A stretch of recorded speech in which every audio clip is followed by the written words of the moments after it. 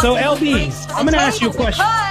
Let's go to economics. I'm still talking, boo. It's not as easy. I am not your boo. It used to be LB. before I let you have your time. I never interrupted your blob for 1 second. You know what? Your LBs, I'm gonna let you eat up the clock. Anyway, it's necessary that Go ahead, eat. You like to eat since you want to say you just ate. Go ahead.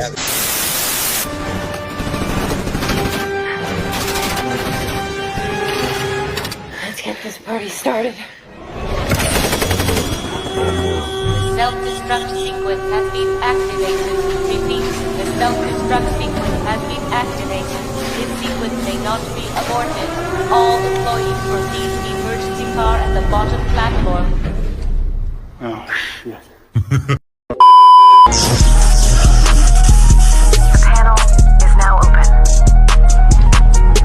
The wait is over. The gates are open. All who seek the panel, enter now. It's time to do.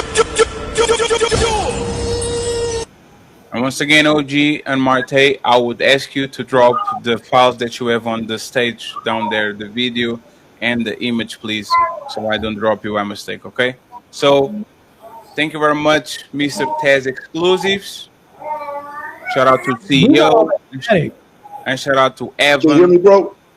Yes, I can hear you. Thank you very much for being here. I appreciate y'all. Let me give Tez Exclusive the first crack on it, then CEO, and then Evan to go. Tez, who do you want to challenge, and what do you want? Martae. Which? Okay, you want to challenge Martae? He made he said a couple things I like to So I'll give you 8 minutes in principle, and then we see how it goes. Okay, probably a little bit more, but let's go ahead and let's go with you. What do you want to challenge him on? Okay, first, it would be the statement that we're talking about an overcorrection of victim mentality. I'd like to talk about how he was using the example of George Floyd. I never said victim mentality. It's an overcorrection of victim mentality. So when I said an overcorrection, I never once said the words victim, an overcorrection of victim mentality, if you were listening to the debate. Yeah, I was listening. If I worded it wrong, so be it. But I know exactly. Hold on, you just contradicted yourself. I was listening, but if I worded it wrong. If I worded it wrong, that's fine. Listening, you wouldn't have worded it wrong. Go ahead, yeah, though. I don't want to do that with you.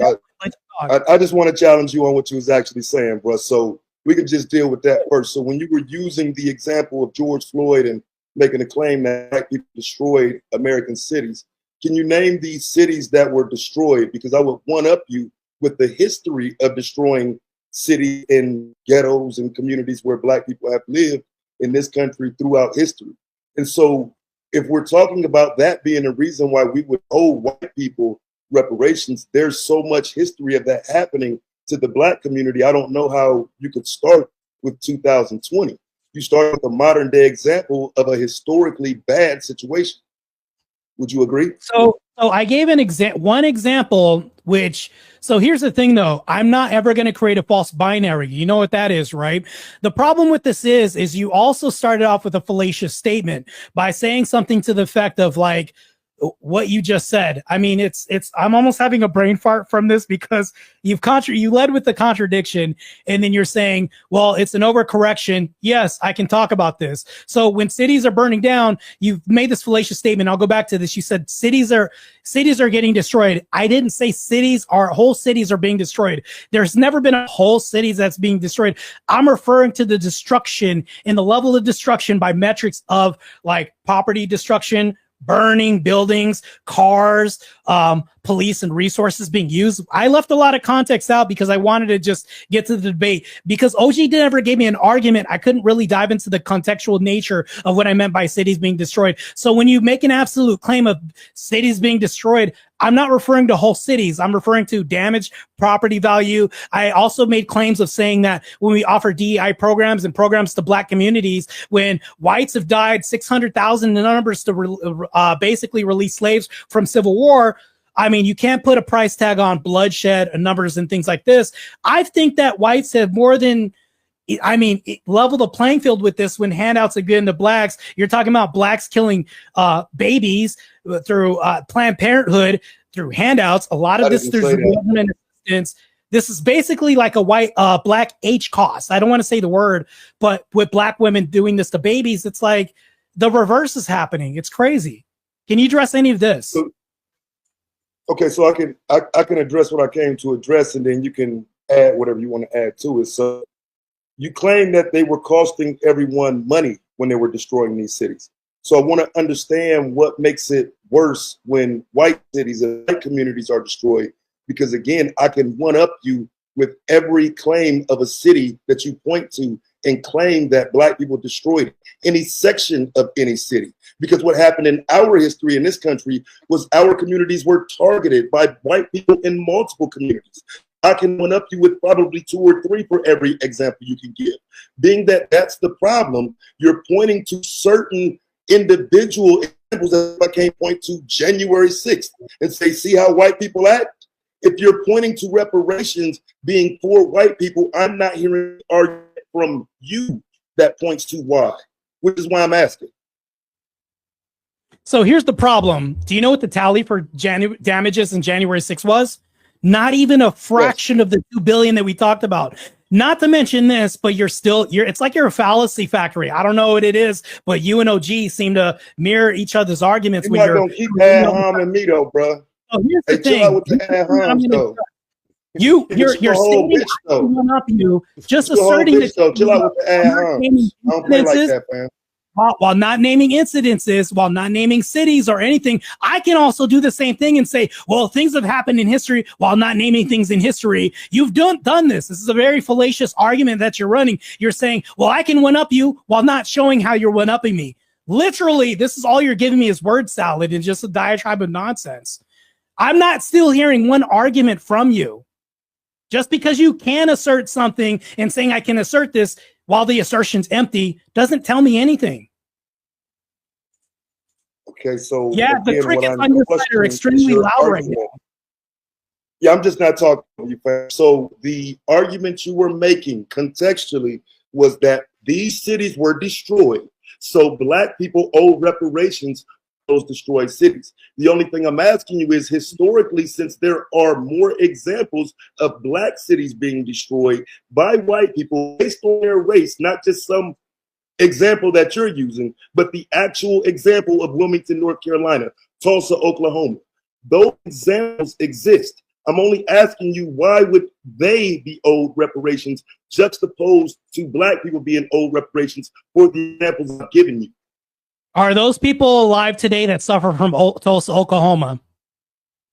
Their families are. Oh, shit. Oh, God. Okay. Are the people alive during George Floyd protests that got burned down? The Chicago riots and everything else? Oh, shit. Yes. These people are affected in real time by what happened. Meanwhile, you're doing the same thing that OG's saying that, oh, these people weren't alive when this happened, but a payout needs to happen. From who? From people who weren't affected by this or could stop this or prevent this during the time. Meanwhile, my examples are relevant. Yours are like, oh, because it happened 2 generations ago. That's not even a good compelling argument against what I'm offering. You started off the debate with, right, you started off the debate with the example of the Japanese receiving reparations, did you not? Yeah, I can do this. And then I moved on to modern present day when he had nothing for that. Right. Yes. So do you realize that the Japanese received reparations for their descendants? Yes. I agree with that. We were able to do this, but that proves my claim why other races should get reparations. Thank you very much. Well, they already got them, so we're not talking about who should get what. That's a moment in history that's a moment in history that's already happened. But let's move on to something else. So are you aware that the past? It proves my whole claim. Other races can get reparations. Oh, but whites can't get reparations? No, so again, give me just 1 second, Tess. And I'm sorry to the other guests. I'm going to give Tess other more minutes because he's actually giving fair pushback. Okay, so I apologize. And now we only have 4 people willing to go. So we have Tess 1, Evan, and CEO. So one more person is going to be able to do one-on-one. After that, open panel. Okay. Go ahead, Tess. Okay, so my other question to Martae would be: are you aware that reparations are already being paid, not just simply for slavery, but for things that happened during Jim Crow? For example, Evanston, Illinois, Spring, California, different places are already paying reparations and task force together to pay them. How do you view those things? Yeah, I mean, that's cool. I can actually concede this. But what I'm talking about is like, do you think that that makes up for the damage citywide of 2 billion from what's happened then? Is this even a fair 1-to-1 ratio that we're talking about? No, it's not. It's not even a good fair point. Like, you're not even causing a dent in my argument if I was to even concede this. Is your argument that the damage was done based on race? Because the argument that I'm giving you is based on these things happening specifically to Black people because of their race. The argument you're making includes white people doing it to other white people. Do you realize that? Right now, I don't know if it's your. Can you hear me? It's like half your conversation. Fatty, you hear this, right? He's roboting a little bit. No, he was robotic on the beginning, but then he went okay. Just repeat the beginning, please, Tess. You good? Yeah, I'm actually trying to help you out here. That's why I'm saying that. So, okay, yeah, no problem. So I'm only asking because again, I'm just trying to get to the bottom of your argument. If states are already paying reparations, what is your claim in regard to them not like they shouldn't pay it if they're already doing it? Because I thought you were saying it shouldn't happen. I thought you was comparing this to what happened in Minnesota, which again, I'm not even downplaying it, but wasn't based on anybody's race. White people were involved in that. White people went to jail for that. And even outside of Minnesota, when you saw those riots, you saw white people involved, different races of people. Targeting the Black community is what I'm talking about. Are you claiming the Black community targeted white community? No, that's not my claim at all. I've never once made that claim. All I'm saying is that when you look at the riots, what I mentioned it by title. When I mentioned it by title, BLM is an acronym. I mean, not even an acronym. It's just 3 letters. What does that mean? Right. And we look at this movement and we look at the destruction during this time after the George Floyd incident that happened. Was this not motivated by a certain race? It's in the name, Black. It doesn't say white lives, but Mexican, Asian, anything else. It says Black Lives Matter. The head of the movement, you can say, was Black orchestrated. Unless you're going to tell me some tinfoil hat conspiracy saying that whites instigated this and also were a part of this, that it doesn't really make any sense. Yes, well, very motivated about Black culture. A police officer put his knee on a man's neck and watched him die. I would argue that Did you read the autopsy report? Did you read the report on why the death happened? It wasn't because of it. Fentanyl was fentanyl was the reason why. We saw the video and we saw how the arrest conducted. Oh, so I saw the autopsy report, which refutes the video. If you agree with that type of policing, so be it. But what I'm trying to make you mean facts data from a coronary service that has nothing to do with law enforcement or anything else? That once again, they can be sued out the wazoo if they basically take documentation and write fallacious reports on this. They can literally be sued by this. They have nothing to gain by this. If you literally document that support, that can go to court and write unsubstantiated information and go to court, you know they can be sued for this, right? Are you saying that they're the morgue is falsifying their claims? People are willing to. I'm saying you're making your own claim. I never talked about her even for the death. I told you he put his knee on his neck and we saw that. Policing procedure wise, it was a bad look. You brought up the cause of death. All your perception preference. Hey fam, you're not gonna keep cutting me off, bitch ass nigga. Like for real, you want to get it? Ad homs. That's all you got is ad homs. No argument. Ad homs. I passed the mic. Man, go ahead, bud. Yo, chill out. Let's have one mic, please. Let's let Tess finish and then Martae because he has like a little bit of a delay on the connection. When you overtalk him, it happens what happened when OG overtalks you. Your mic goes over him. So let him finish and then you go, Martae. Go ahead, Tess. I just don't understand again what we're doing here. It seems like he's just making these strong arguments that don't actually relate to the questions I'm asking. I'm only asking because he laid that argument out, that because did what they did in Minnesota after George Floyd, now white people are owed reparations because of that behavior. I'm only juxtaposing that to the history of white folks acting like that. But again, I pass and I concede because he would rather call names and whatnot. That ain't what I came for, fam. Not once. So here's the thing. I want the audience and comment section to realize that I never used an ad towards him. He called me a bitch ass nigga. And I'm like, okay, he's using names towards me. Not once have I attacked him personally. I've attacked his argument.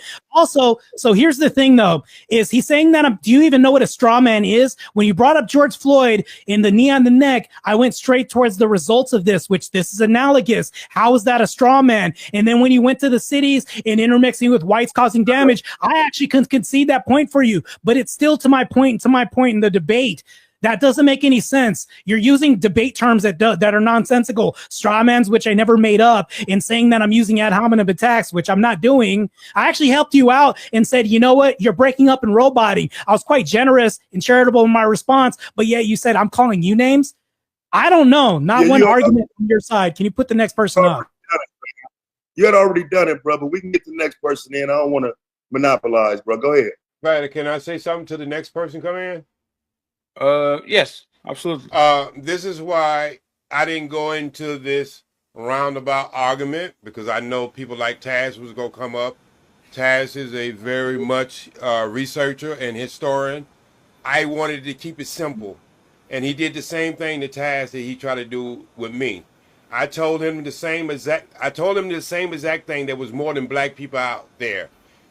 Taz, there's only been twice since bombs been dropped on a community, and it's been done by white people towards black people. Taz did said Wall Street, but there was another occasion in Philadelphia when the move, they dropped bombs on that. It's only been 2 occasions in the history of the United States. Now let's get back to another point that Fatty did. He keep trying to avoid. And the thing about it is, when he was talking about the autopsy report, let's just look at that and let's make it simple. This is why I always know making things simple makes sense. If I was to go out here and drink 2 drinks of alcohol and they find it in my blood, but you sit there and choke me to death, and then you gonna come back and say, well, it was because of alcohol. No, dickhead. It was because you choked me.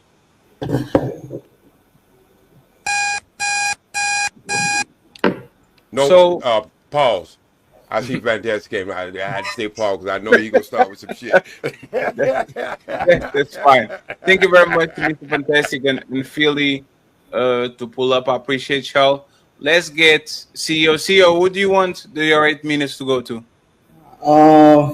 Marte.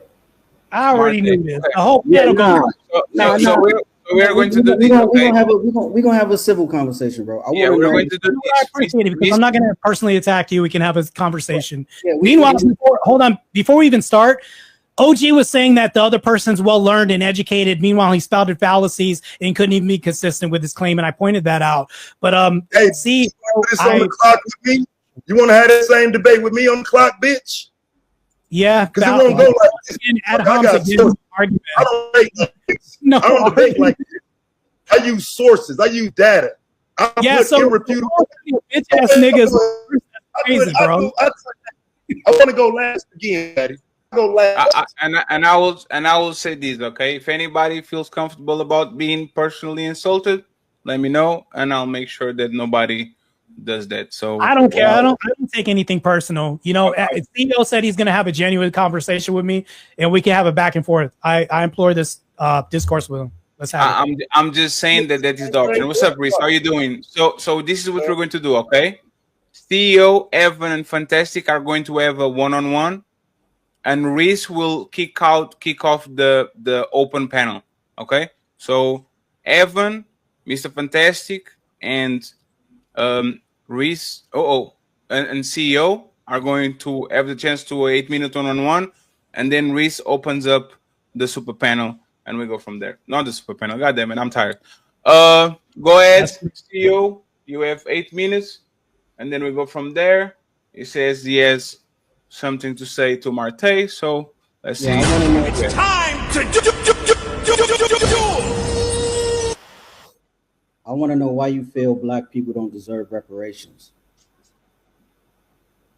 So oh man, my computer is acting up. Hold on real quick. I don't know what the hell this is. Take your time. We can see you and can hear you. Okay, to be honest, if you really want to go to the heart of my argument, what's that? I'm saying that you are slowing down a little bit, but we can hear you and see you. Just have a little bit of delay. Friday, why don't you just tell him to get closer to his neighbor's Wi-Fi? He could probably broadcast that way.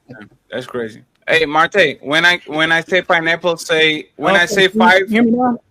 Yeah, when I say 5, say pineapple. Okay, 1, 2, 3, 4, 5. Pineapple. Yeah, you have like a 3-second delay. Just refresh. Just like refresh 10 it. seconds, bro. Yeah, just refresh it. Refresh the browser, and I think it'll be okay. Gotcha. Okay, now we started working immediately. And once again, friends, thank you very much for being here. There's 392 people watching the show in all platforms. Please support the content creators, like the video. All the links for the people that are jumping on the panel are going to be on the description. I think I have everyone link. Evan is anonymous. So, CEO, the same thing with you. Let me know on the back what platform you want to promote. So, Martae, reparations. Why shouldn't black people get reparations? It's time to do. If I'm going to get down to the heart of the argument, so we have arguments that we support. And the grounding of this is like our internal belief system that we have.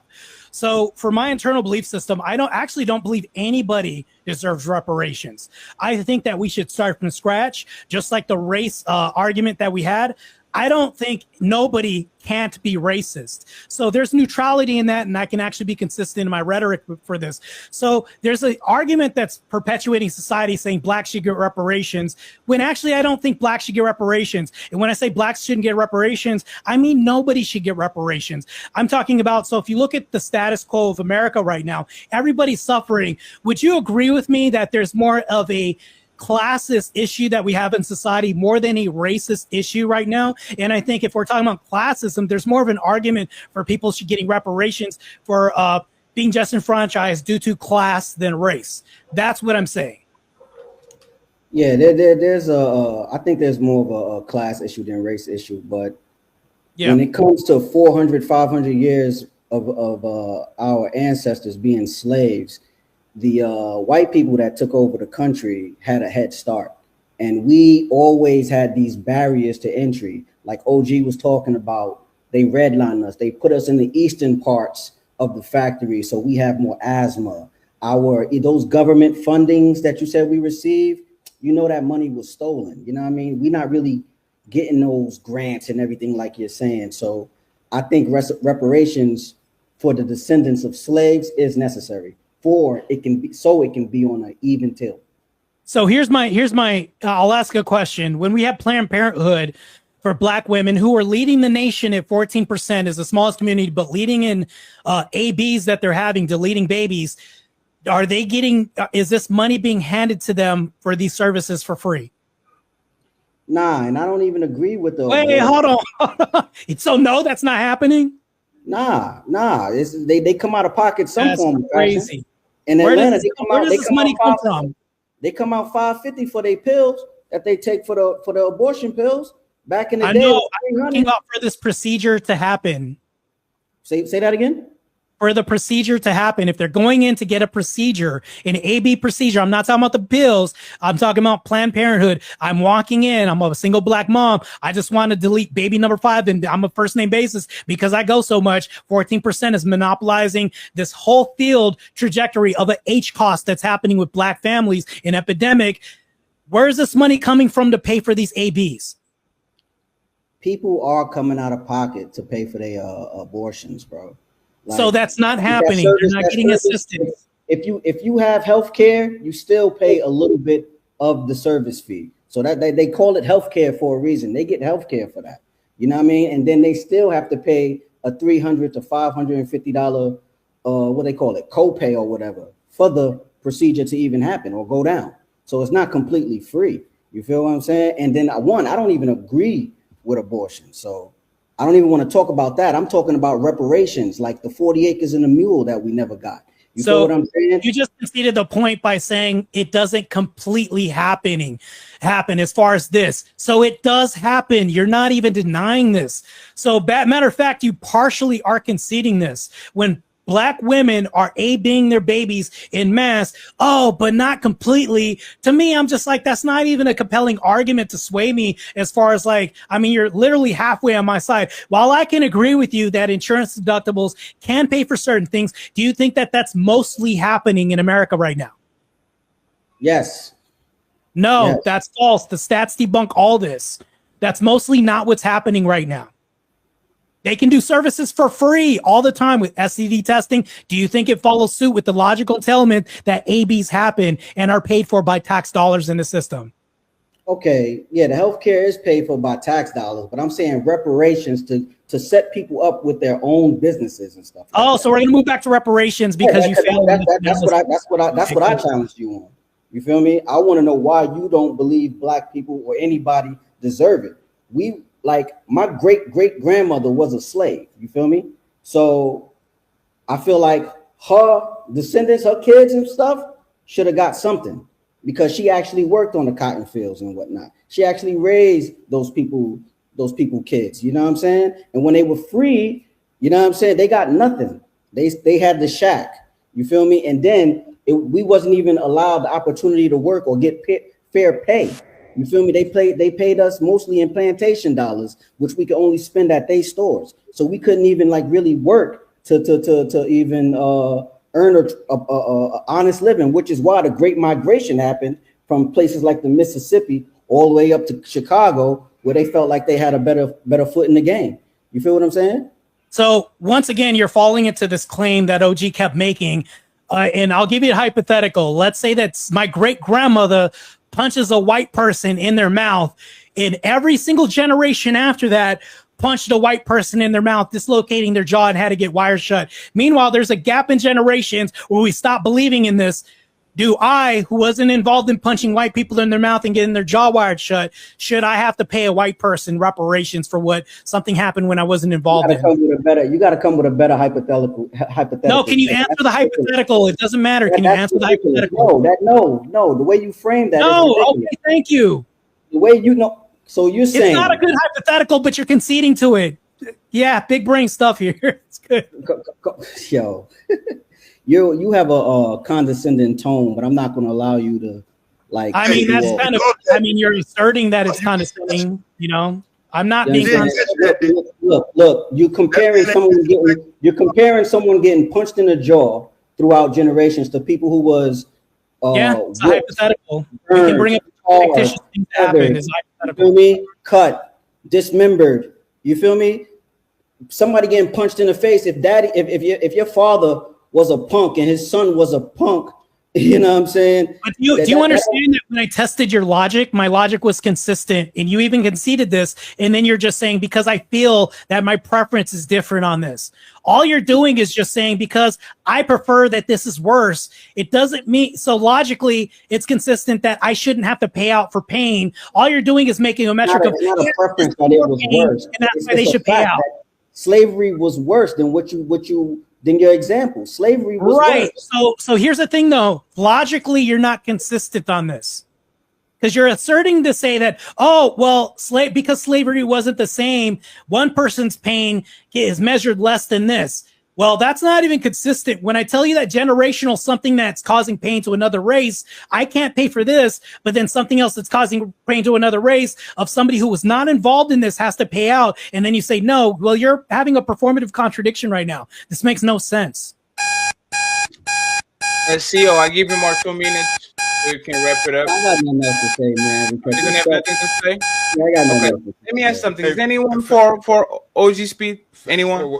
Wait, Fantastic. just before we get started, I'd still like to add a little bit to that. So I like the way this is going. All right. I would like to ask Mr. Smarty, what 3 crimes don't have a statute of limitation? Well, hold on. You're contradicting yourself too. You said I'm asking you a question. Don't worry about what I'm doing. Your question, but I can point out fallacies at the same time too. You say I'm not well read, didn't come with studies, and then you're saying Mr. Smart Person. Yeah, it's still contradiction factory. I actually can concede all that. I can concede all that, whatever the answer is, because I actually can honestly say I don't know. Inform us. What are the 3 crimes that have statute of limitation? By the way, I'll go next for 5 minutes. I have a question for you, Martae. Yeah, go ahead. Okay. Go ahead, G. Murder, kidnap, and stolen property. Okay. I can fit us in all 3 of them. I don't know about that last one, OG. That last What, one. stolen property? Yeah, no. Hey, Mr. Fantastic, I can't even go to friends, I can't even have white friends I can go over their house. Because in every state, in every state in America, there's a law against having stolen property. OG that's not relevant, right? What was the that's crazy, OG. You reaching on that one. Yeah, but what would be the point that you want to drive? Like, you don't get it. That's crazy. Okay, Fatty, none of these niggas caught that. Please get it.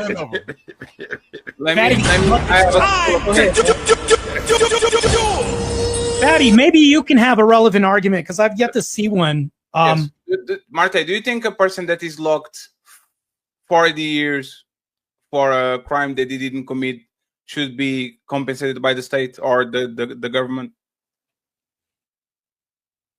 That's actually real. You know what? This is the best pushback I've had all night. I congratulate you, Fatty, on this. I'm going to answer your question. Stop dick riding. So I'll be honest with you and I'll be genuine. Because people accuse me of being bad faith, such as Taz and OJ Speed. I'll actually answer this from my personal feelings perspective. I can give you an is claim. It's not happening, but ought it happen? Yes, it should happen. Perfect. Yeah. I consider my time. Brother. Let's get you can see that and still do well. I don't know. Thank you for actually being fair and honest and not kind of. I'll always be fair and honest, Fatty. Even though I actually appreciate it. Thank you very much for actually. Fatty. So why do you think I asked him the question I asked, the last question I asked? OG, I don't know. I told you to go ahead and. No. I mean, he conceded. I didn't have to listen to your answer because he conceded. OG, you're still in my field. That's crazy. Hey, Fatty, I'm sorry. I stepped on your toes. But that's why I asked him them 3 questions. You asked him one in between of the 3 questions I asked him. OG, I asked you when you started to do I said walk with him, but I needed to understand why you were asking the things that you're asking. He had a pocket. Anyway, in the debate you dismissed. I got Mr. Fantastic. You dismissed. I'll just say that. You dismissed. Mr. Fantastic, before you get started, could you help me out? Because you have helped me out on this before you get ready to try to hit me across the head with a hammer, okay? And knowing you're a military man, all right? But you have helped me out on this. Earlier I said, and in this debate, there was an executive order to provide that black people can serve in the military. Me and you have had this discussion before, and you know of this, what I'm speaking of. And you said, it ain't gonna happen, but that was not my point. My point is any president can come in and destroy that executive order because it was not made by Congress or the Senate or it's considered as constitutional. Could you please tell Mr. Smarty here there is an executive order so you could have served in the military? Well, you first and foremost, OG, I will say that there is an executive order. You're correct about that, but that's actually why I came up here to refute. That executive order became moot, okay, and irrelevant when the Civil Rights Act was passed, OG.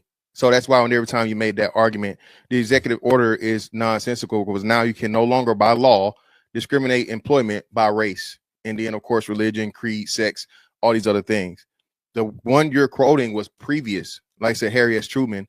We know that Who did the Civil Rights Act? The president, like two after him, right? I'm trying to Lyndon B. Johnson. Yeah, Johnson. Yeah, LBJ was the reason for the Civil Rights Act passing. Okay, it wasn't just voting; it was discrimination in all the other sectors and all these other things. So when you make that argument, I guess Martae just didn't know, right? But the Civil Rights Act covers that as to where that doesn't need to be, and that's why I told you it'll never happen because it doesn't need to be. It's already been covered. But it's still. Can we stop right there? Then let's stay in this square. Then, yes, sir. Isn't at this point in 2025 the Civil Rights Act has been challenged? No. As being unconstitutional. No, not the Civil Rights Act. You're talking about fuck. Y'all need to catch up then. It's not the Civil Rights Act. I'm gonna pull it up for you, but y'all need to catch up. Maybe Taz can pull it up. No, I'm gonna tell you what it is. It's not civil rights. It's not the equal opportunity. It's the equal opportunity thing. They got rid of it in Seattle. I wasn't listening. What y'all talking about? Affirmative action? Affirmative action. There we go. We already know affirmative action. That's already been challenged. I'm talking about this is a new wave.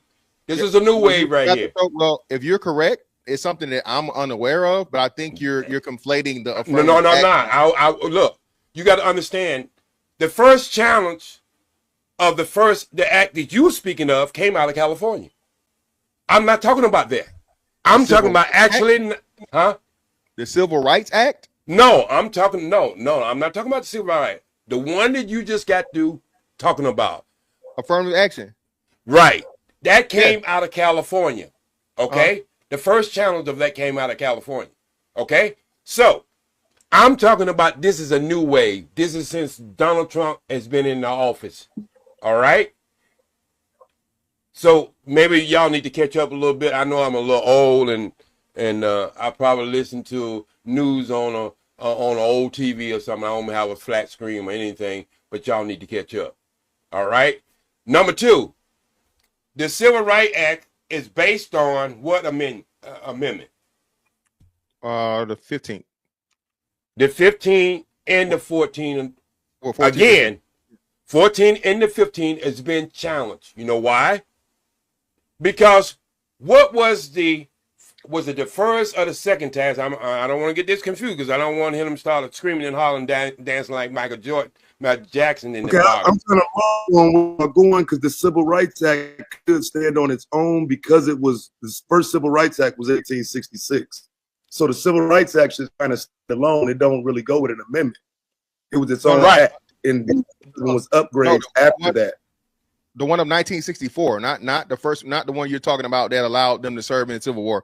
I'm not talking about the Civil War aspect of it. I'm talking about the Civil Rights Act of 1964 is what I'm talking about that covers all those things. So the one you're talking about is the I'm not talking about the first, 1964. But that was just an upgrade. That's really that's not tied to amendments. That's tied to the original civil rights. No. I know what you're saying, but he's saying OG is saying that was in the spirit of so on and so forth. So no, they are separate things. You're correct, but he's saying they coincide with the 14th and 15th Amendment. So he's correct in that. Okay, so the 14 is what? Pretty much 3/5 man to one whole man. Huh?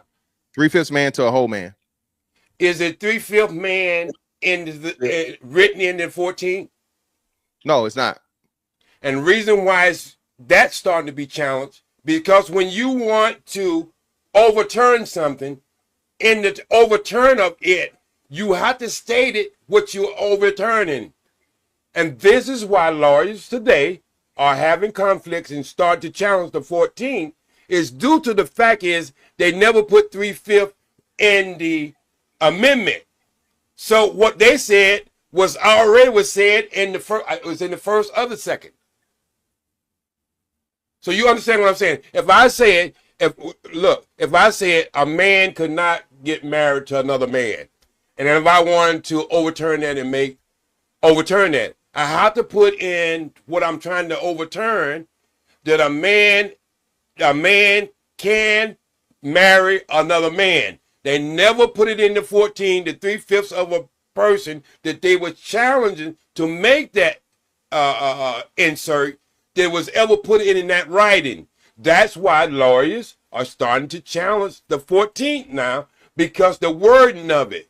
You already had the establishment of who you was talking about at the beginning, but you alluded to take one person and take it out of there, but you described that person as 3/5. But in your amendment, you never put the 3/5 in there to let people know you was challenging that in the first or the second. Yeah, you're conflating a whole bunch of different things because you just worked in, and let me just walk with you, right? So you what was the original text? Let's start off with the original text, and then I think it would make it easy for everybody to understand. Okay, so the original text you're talking about for the 14th Amendment or the 3/5? No, the 3/5. Let's go with the first Constitution. Yeah, so 3/5 is where every slave person will be counted as 3/5 of a person, not a whole person, for the purposes of representatives, Congress, all those different things, so on and so forth, population. Other than the Indian, you got to put that part in there too. So I just want to make so Native Americans were themselves, but yeah. Right. Okay, so let's stop right there. So you already described who you have separated from the whole Constitution, right? We're not talking about the 14. We're talking about the beginning now. You already described the person that you are describing, right? The person you're describing is black people as being what? Which not a whole. Yeah, okay. Right. You got that? They weren't counted as a partial. We know every person. Okay, let's stay in that square then. Now, when you make an amendment to that, you never describe that person in your amendment. So who are you really talking about? Because if you was trying to change something to be amended to something you're trying to correct, you must identify what you're trying to correct. They never put it in 14. Yeah, but that's still that, and that's why they haven't been successful in anybody trying to challenge OG. That's why it's unheard of, because at this point it's accepted within the Constitution, and it's understood the reason for it. You don't have to always be explicitly descript and include any and everything. We understand the spirit of the law. There's also spirit of the law and spirit of the things that are being made. So when you're thinking in that matter of law and constitutionality, people understand it. Nobody's going to overturn or send black people back to slavery, OG. So that's why it's not about understanding. It's the letter of the law. Your intent. Wait. We do understand the intent of the law, but it's not about understanding what they're trying to say. Actually, to make a law, you have to put it in there for it to become a law, not what people might understand. This is why we keep having these cases in the Supreme Court. If it was set and everything was grounded, we wouldn't be having these cases going backwards and forward. And what I'm saying, reason this has been it's challenged now, is because you didn't take the original writing of what you're trying to make a remedy for and put it in the 14 so people would know. Because when you put whole and whole, you already had that in the first. It's completely fallacious and false. So Trump is being challenged as a legit president of under the Section 3, what is it, BC, for the insurrection. This isn't about race or creed or anything like that. That's a fallacious claim. I've been listening to this with my mouth closed the whole time. Like, this is crazy. So you're making something about race that wasn't about race. Go ahead and continue to give me okay, well, let's stop right there then. So the whole argument is crazy. Wait. Let's stop right there, Mr. Smart. OG, 1 second. Can you make a statement instead of a question? Because I have a question for you real quick, and then Evan uninterrupted. Reese is going to lead us to the open panel so everybody can actually check each other. Make a statement instead of a question. If they wasn't talking about black people, who was the 3/5? Damn, that was a question.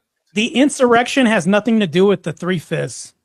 That's crazy. Wait. I made a statement. Really, it was a statement, and Mr. Fantastic stomped you with his boot, and then I followed up and swept up after Mr. Fantastic ain't never even put his boots close to me, much less stomp me. He didn't have to, because there's nothing left after I got the statement is, you said it wasn't about race, and I just proved to you it was about race. OJ, I'm gonna give the man his roses. No, OJ is the do show up in the room. OJ is the one who was in that white Bronco. I'm OG. This is crazy. Go ahead, Martae. You got it.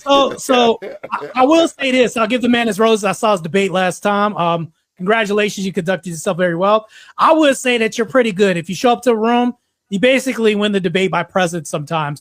And I'm not just saying this just to say it, but I'm going to move on to this. Fatty, you actually offered more pushback than I've gotten all evening with that question.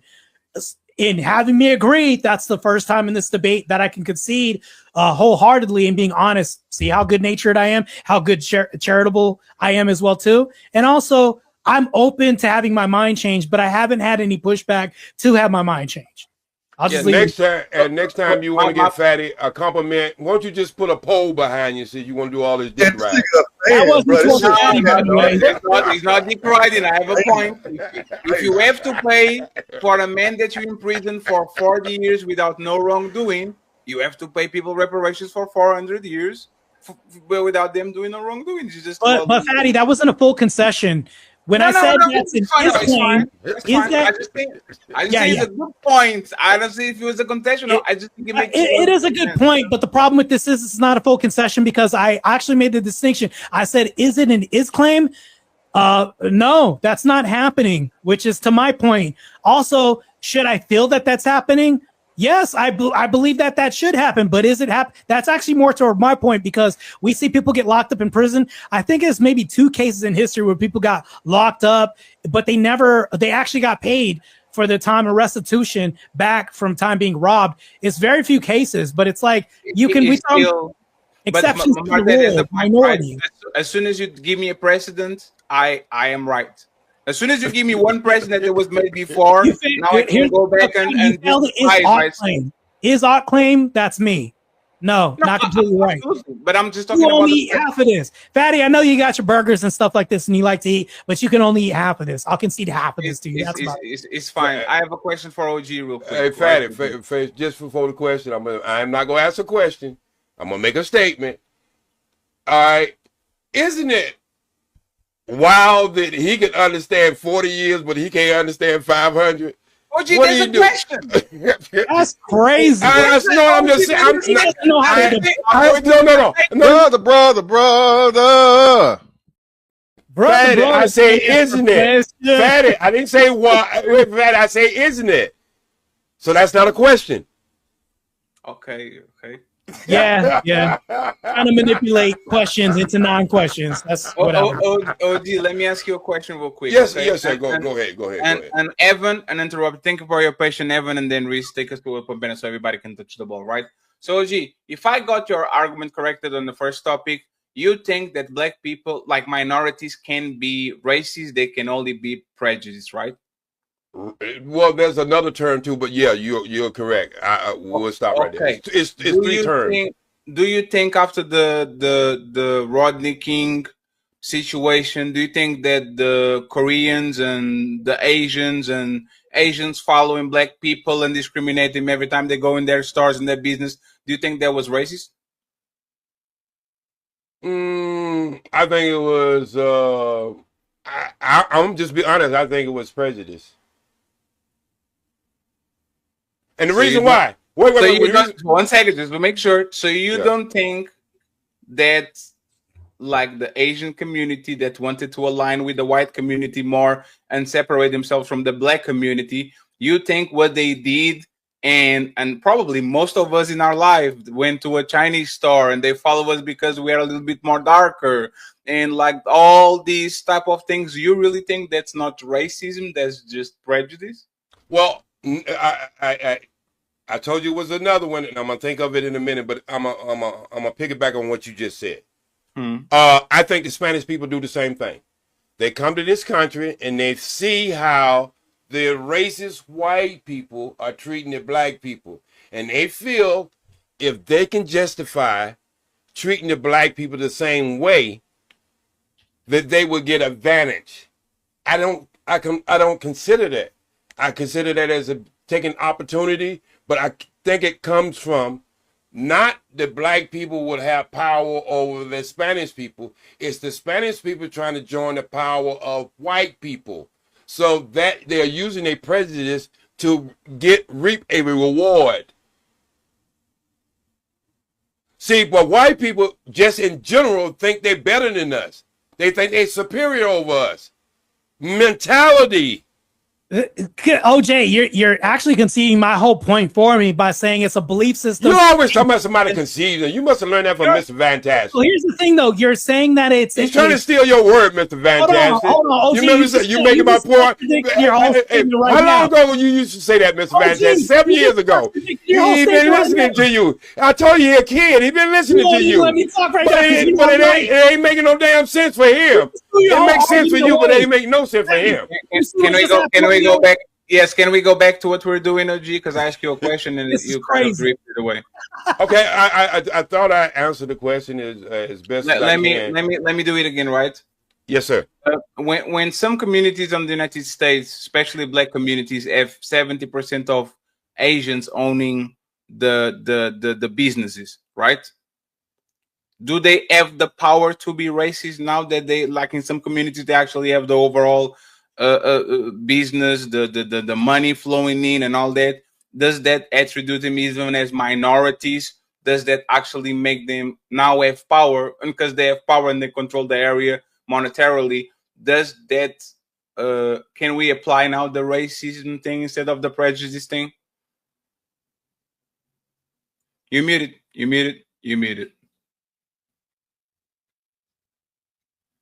No, you muted on StreamYard. Just unmute yourself.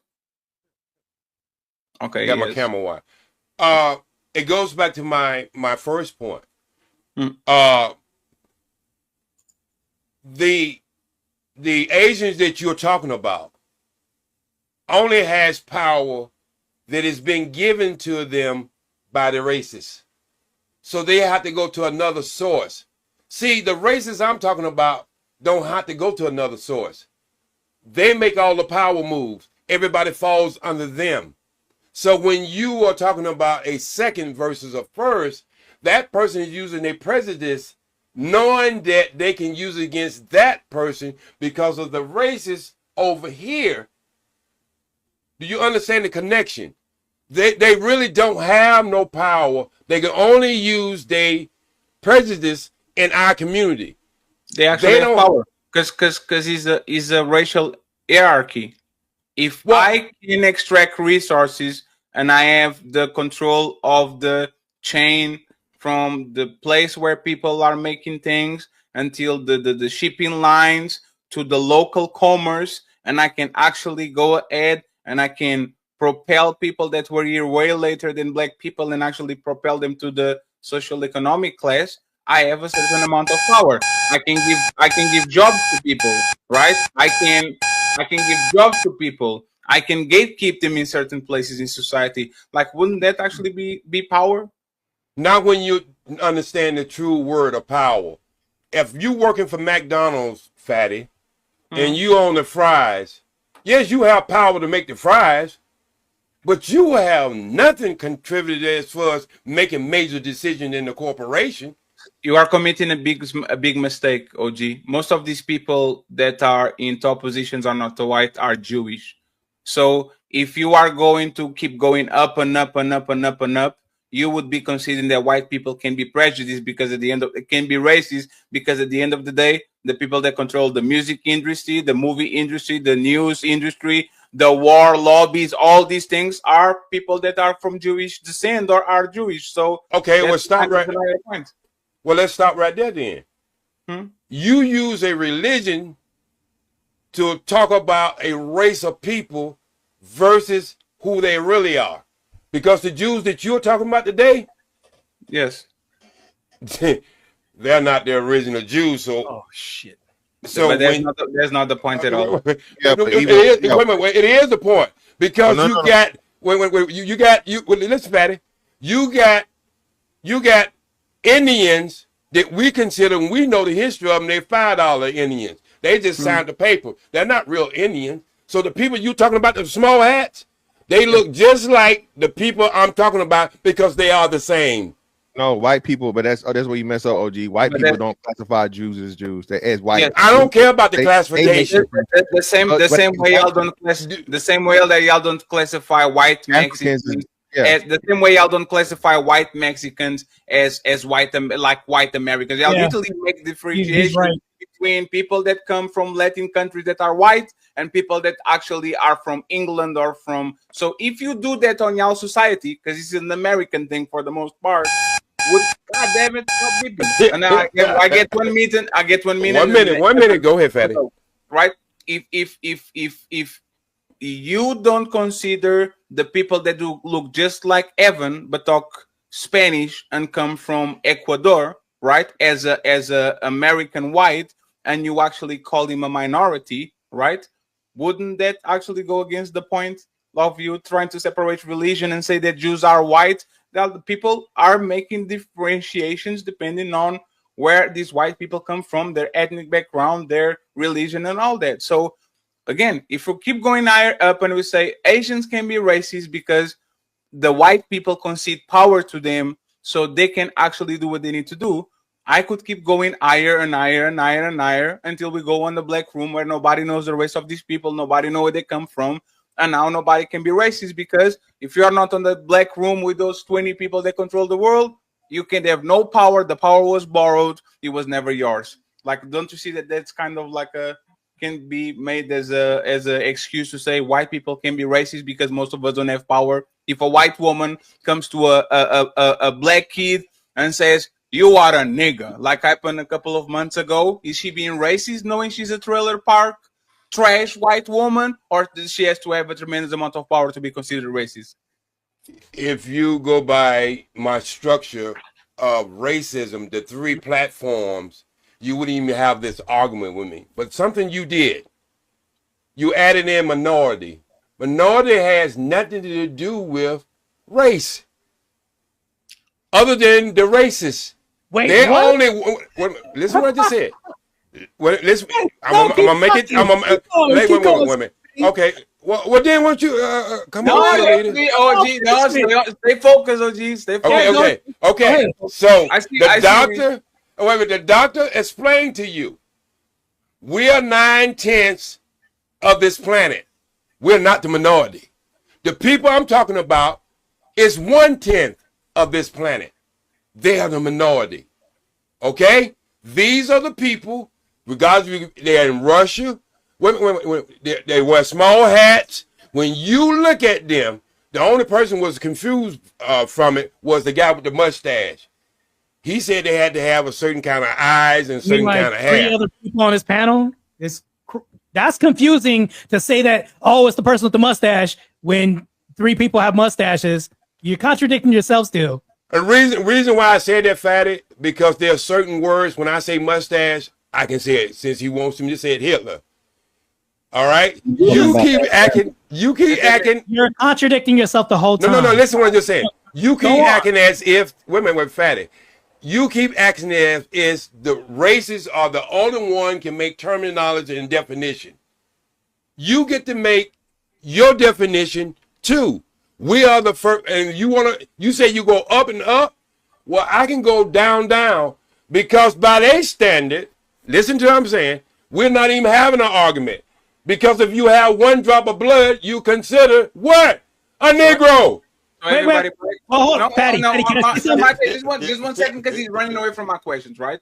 I didn't run away. No, he just contradicted himself. He just did. No, I didn't. This is crazy. Wait, hold on. You just contradicted yourself. You literally, matter of fact, now brain fart. Go ahead. Oh, God, this is crazy. First of all, if that was the case, white people are minority too and black people too, because there's more Asians in the planet than everybody else. They're all kind of like weird kind of way to say it's not about minorities. When we say minorities, people that are less represented, they have less power. Like women are not protected classes because they are less. They're protected class because throughout history, they didn't have the full rights, right? But women, for the most part, now is kind of 50-50, but that didn't happen. And the second thing that you didn't answer is this. When a white trailer park trash woman goes to a black kid and calls him the N-word, is she be racist or is she being prejudiced because she has no power? Her power level is the same power as any black person walking around. Like, is she being racist or prejudiced? I'm telling you, that person is being prejudiced, not race. That person. Wait a minute. Slow down. I got you, Martae. The white woman that you are describing is being racist. Brother. And the reason why that white woman is being racist, fatty, that y'all can't get for some reason. I say racism and racist has to have a power structure. Regardless of, look, why? Okay, let me finish. No, it's just why, because the definition, LG, you know how you actually, there's something I got you. Finish? Can I finish? I'll pass you the microphone. God, you gonna make me lose my thought. You know I'm old. No. I got next. It's 3 seconds. I got next. When you pull the definition of racist and you read it, I don't know, Martae was on the phone and he didn't notice. The first part of the description actually talk about power. The second part of the description talk about personal. You can be interpersonally racist, meaning I see Martae and I start to make a bunch of comments about how is he light skinned, how Evan is pale as fuck. There's the interpersonal part of racism. And then there's the structural racism where black people, because they don't have power, they can influence loans, they can decide who gets money. But for the most part, when you actually pull the picture, and if you pull it again, you are going to see that on the last part that I actually skip and didn't read because I didn't read the subcategories, he actually was saying there that you can be racist when it comes to interpersonal type of situation. So I just want to point this out and I'll be quiet. Martae then can answer after you. And then Evan, you can finish. You can finish your point. Okay, so again, I keep saying, and I don't know why nobody is getting it. If you take the eggs out of a pound cake, it's not a pound cake. I said you have to have 3 ingredients to have, and within that 3 ingredients, you have the word race. It's a construct that was made by these people. That's number one. All right? OG. Put your hands down, bro. Oh. Okay, thank you. No, it's fine. Just make a note, Martae. Let just make a note. Please make a note. But if you read that last paragraph, Fatty, it says one came before the other, but you have to have them 3 ingredients. Yes. Those points is like a or. It's like a or. It's not a. It has to be 1, 2, 3. Is this or that, right? It's like me saying, what is down? And then I say down is this or is that or is that. It's not that it has to have encompass these 3 things to be considered down. On your description, what you had there is either A or is either B or is either C. It was not. It has to be all these 3 things to actually be considered one. So, and by the way, just to make sure, you are kind of opening the Pandora's box for people to say that LeBron James can be racist, Tyler Perry can be racist, Barack Obama can be racist, because as soon as you get in a position of power and you actually can mandate and do the same things that white people did to black people because they're on the position of power, meaning discriminate towards race because I don't want you on my movies, discriminate you towards a certain agency or a position, you are opening the Pandora's box to actually consider like that these people that are in position of power as black people can actually be racist and not just prejudiced. And I don't know if that's kind of Fatty. That's one. Wait. Can I just talk to him for a second? You can get yours in. Slow down, little red light skin. Fatty. Look, what is he doing right now? That's prejudice. It's prejudice, not racist. Crazy, bro. Hey, Fatty. See, y'all don't make me forget my boy. But what I would like for you to do when you come to America to go to a Laker game, I want you to pull out some currency and see, do you see any black man on your currency? See, y'all forgetting about the power. That's not an analogy. Stop right, Fatty. Let me finish. Right. I'm not impressed. Wait. I'm not impressed with Michael Jordan. I'm impressed with the man who paid Michael Jordan. Somebody paid him too. Somebody lying. Somebody lying. Fatty, somebody lying. I'm impressed with the man who played him. Well, OJ, are you done? Okay, because you had I keep telling you, OJ is in the Broncos.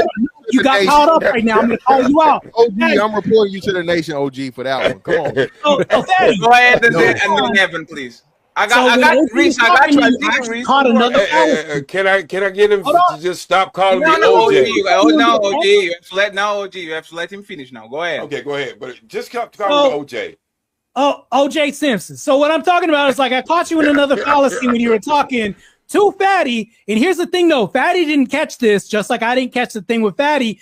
Was when you said you could pick out the definition that you want, but then you want him to adhere to your 3 tenets of a definition. Like you're a performative contradiction. You've been doing this all night. You know what? You can have whatever different. So you're displaying racial tenets right now, saying blacks can do one thing, but then when there's somebody that's only a quarter of something else that's not black in them, oh, I can't do this, but then Fatty can do this because he's not a tether. Like, how is this not mirroring the things that you say they aren't? So you're saying that blacks can do certain things and whites can't.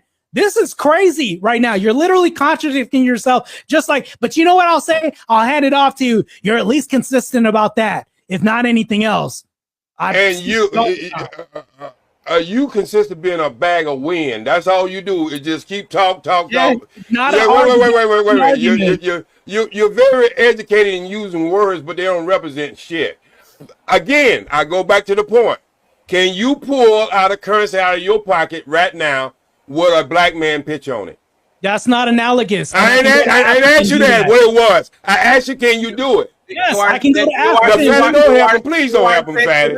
I'm going to say, OG, you are setting a precedent. Because if Tez exclusive become the president in 20 years and he decides to replace George Washington with Rosa Parks and Martin Luther King, you are defeating your own point. Didn't they change one second, please. Didn't they change the penny or the 5 cents or something like that? The Harriet Tubman $20 bills are still in the process of being made. Yeah. So wait. Is that OG, 1 second. You let him say something, Fatty. OG, just hold the L. Hold on, OG. What's this? Hold that, please. Hold all of that. No homo. That look like something you and your boyfriend might be doing. I don't know what the hell. You say no Diddy, but you all Diddy in this whole panel. Come on, stop. It has nothing to do with this argument we have. Samuel Jackson. Let Fatty finish, because I'm staying with this. What I'm saying is just as once again, you are telling things, and people are going to remember that, and then the next time you are going to say this is not racism, this is discrimination. Mr. Fantastic can say, oh, but last year they put Martin Luther King on the $50 bill. So now we can be racist now because, like you said, if the qualification is pull a bill of your pocket that has a black person on it, you switch in a white person for the black person, or switch in a black statue, a white statue, a Confederate statue for a black revolutionary statue, like that will kind of defeat the point. So I don't know why we're doing that. I don't know why we're using that. Okay, please, so OG, 1 minute. Please land the plane. I want to know if Reese is going to say something quick. If it's not something quick, Reese, you wait until the open panel because there's one more person, and then you got it from now on. Okay. I'll wait. Okay. So OG speed. Evan has 8 minutes, and then Reese opens the open panel so everybody can talk with each other. And friends, we need 7 members. And we need, I think, $60 or something for the hamburger fund. So please go ahead and support the show. Baby, if you're feeling a fatty, hit that like, smash subscribe, and bless the Cash App at $Team Fatty 8.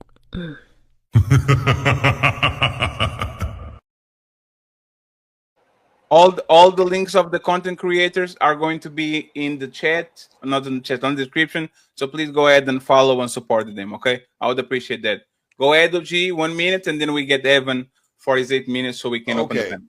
Okay, so you did exactly what Mr. Fantastic did earlier when he came in, when we was talking about the executive order. It could happen. Once it could happen. So we already don't defeat that by, if you go by his logic, it could happen. But let's look at this. It already did. Okay, no. He said this is in progress, and he said it was already And done. even could is not an argument. Could isn't an argument. Wait, let me finish. Why y'all? Let me finish. Y'all can come back. Y'all can come back. I ain't going nowhere. My Geritol was working. I ain't going nowhere. So no, it ain't. So again, this is your basis of something, and I can give you true examples of this, how this power structure is. The same people you talking about with the small hats, well, they love money, and you talking about they got power and this and that. They love money more than anybody.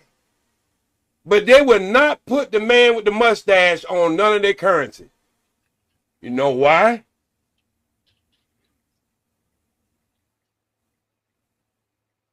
You know why? Tell us. No, y'all just keep shaking your head. Hell, you know why? Why? No, wait. Joe Biden is going to wear. Why? Well, this shows you even the power of why. He has power to make that decision. And there'll never be any money ever printed with the mustache. And that bill you talking about with the woman on it, you know how far back that's been talked about? If you think that's going to happen, I guarantee we'll get... Wait. Hey. They'll do it just like they do Christianity. They only gave us a black Jesus when they wanted us to leave the church. Because once we found out it was a Negro, we left the church. So what I'm saying is, if they ever put the black woman on a currency in the United States, you best believe next week they're paying us reparation because they know the damn currency ain't going to be worth a damn thing. Point blank. Okay. Evan, go ahead. 8 minutes interrupted. And then Reese opens the open panel for us. All right.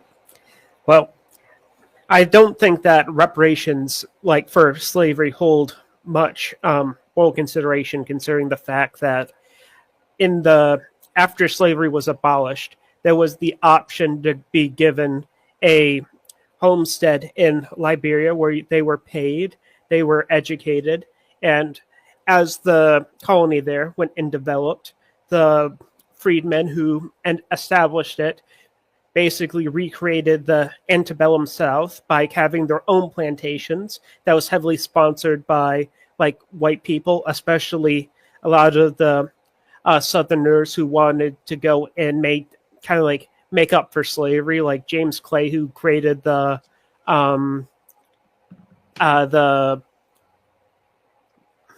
longitude line of where slavery is throughout the United States, just trying to go and hold the Union together, along with several others.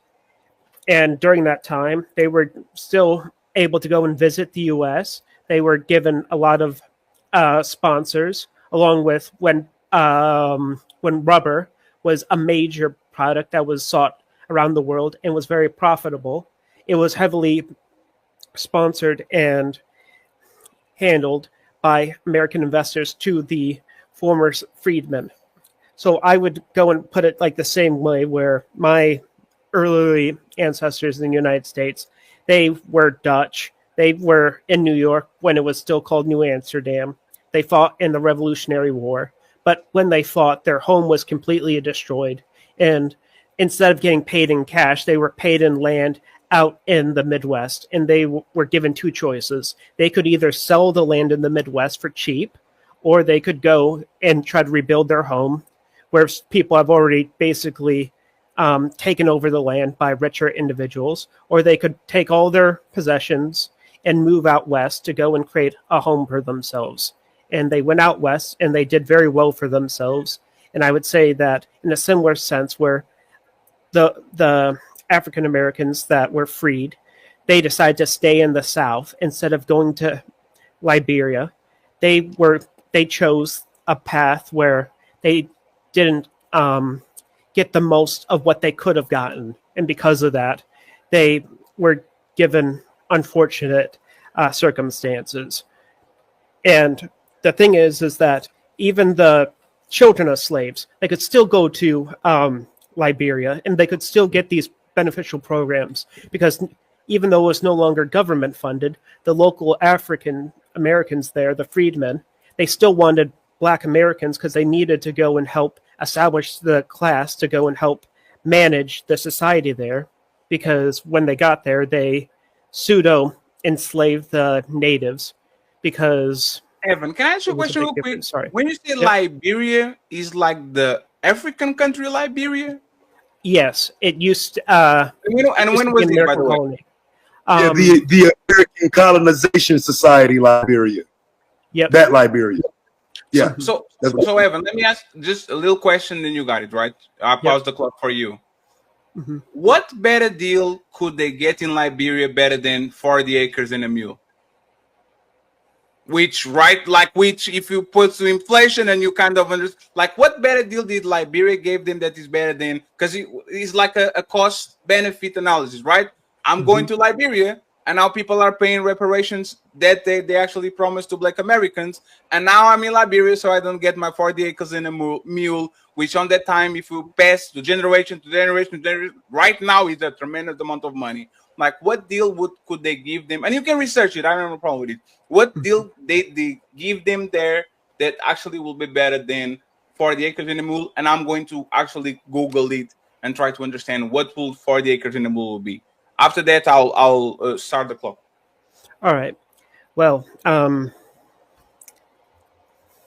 know that the society helped sponsor them. I haven't done that much of a deep dive, but from what I do know,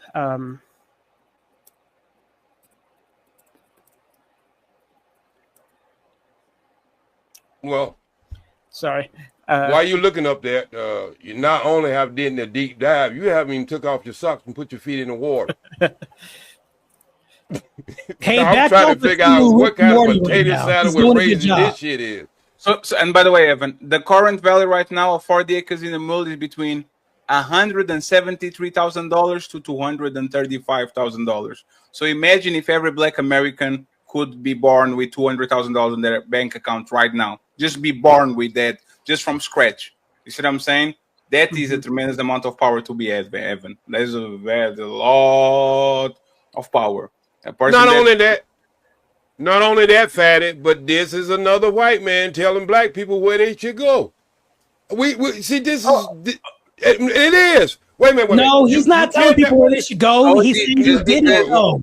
He never did that. Let me got this, Martae. One second, Martae. Y'all don't understand this. No, Martae. Just because I'm explaining something doesn't mean that I agree with it. Just because I'm explaining police brutality doesn't mean that I want people to get beat upside the head. I think Evan is just explaining something. He's not telling go to Liberia and, like I'm saying, go back to Africa. I don't think it's the type of. Didn't choose to do this by their own. I wasn't talking about you, Fatty. I agree along with you, Fatty. I wasn't talking about you. I was talking about his whole sentiment to bring up what he brought up was who made this decision? Who came up with this suggestion? That I was speaking on to him, Fatty, not you. I agree along with you. I know. No, that's because he premised that with my ancestors got everything destroyed and they moved from A to Z. So in my opinion, the same way that my ancestors took the better deal and went over there, I think Black Americans could take the better deal and go to Liberia because there was a better deal this. And now I'm questioning, was the better deal in Liberia better than the 40 acres in a mule, which is now on 2025 numbers is between $175,000 and $220,000. If that deal is worse, then I can make a case that was not a better deal, because if I move to Liberia, I'm going to lose what was promised to me, which was the 40 acres in the mule. That's the point that we're doing. I don't think he's on an OG. I can really, like, at this point, we can detect the people that are go back to Africa, right? No, I wouldn't say that bad faith. No. I think intention matters, and I don't think that's what Evan is saying. No. Here's the problem, though. So there's a historical context to what he's saying. If he doesn't know the historical context, he is just simply saying go back to Africa. When Martin Delaney tried to put together in 1877, most Black Americans denied it. They declined to go to Liberia. So why? No, would he you're make filling another- context that's not even there. He didn't even imply that. He's just making statements of what happened, not what should happen. He's making an is claim, not a not claim. You got to understand these fundamental principles of debate or even the logical entailment of what Evan's saying. He just cited history, not a prescription of what to do. This is crazy, or what should have done. That never came out of his mouth. You're just making assertions. Let me. That's exactly what he did. Again, there's No, that's not what he did. You're putting in context that wasn't even there. Yes, I heard let me. Hey, friends. Just my statement right quick. So again, that's why I said colonization society, which you agree with. Is it not the American colonization society you're referring to, Evan? Yes, in the beginning, and then I'll run later. the clock again, Evan. Go ahead. And then Reese and Little Podcast, Mr. Beans can open the open panel and we can go at each other. Okay. Thank you very much for being here, Mr. Podcast. Go ahead, Evan. I would say, like, just looking back at it, when it goes into the specifics, details, a lot of it is fuzzy because a lot of it was in specialized with the different companies in terms of like loans and payments and investments. The same way where there was a lot of European people who were migrated over to America, but they had to pay off their work. A lot of these contracts didn't really survive the records after their initial use. But, and I guess getting to my point, it was like the option they had then to where I would say like there was a substantial attempt of repayment that was there, and they were given a position in the American order to go and be the arm of like the American influence in the African continent. And I would say that has like a certain level of prestige that not even the British Empire gave to the people of the home islands.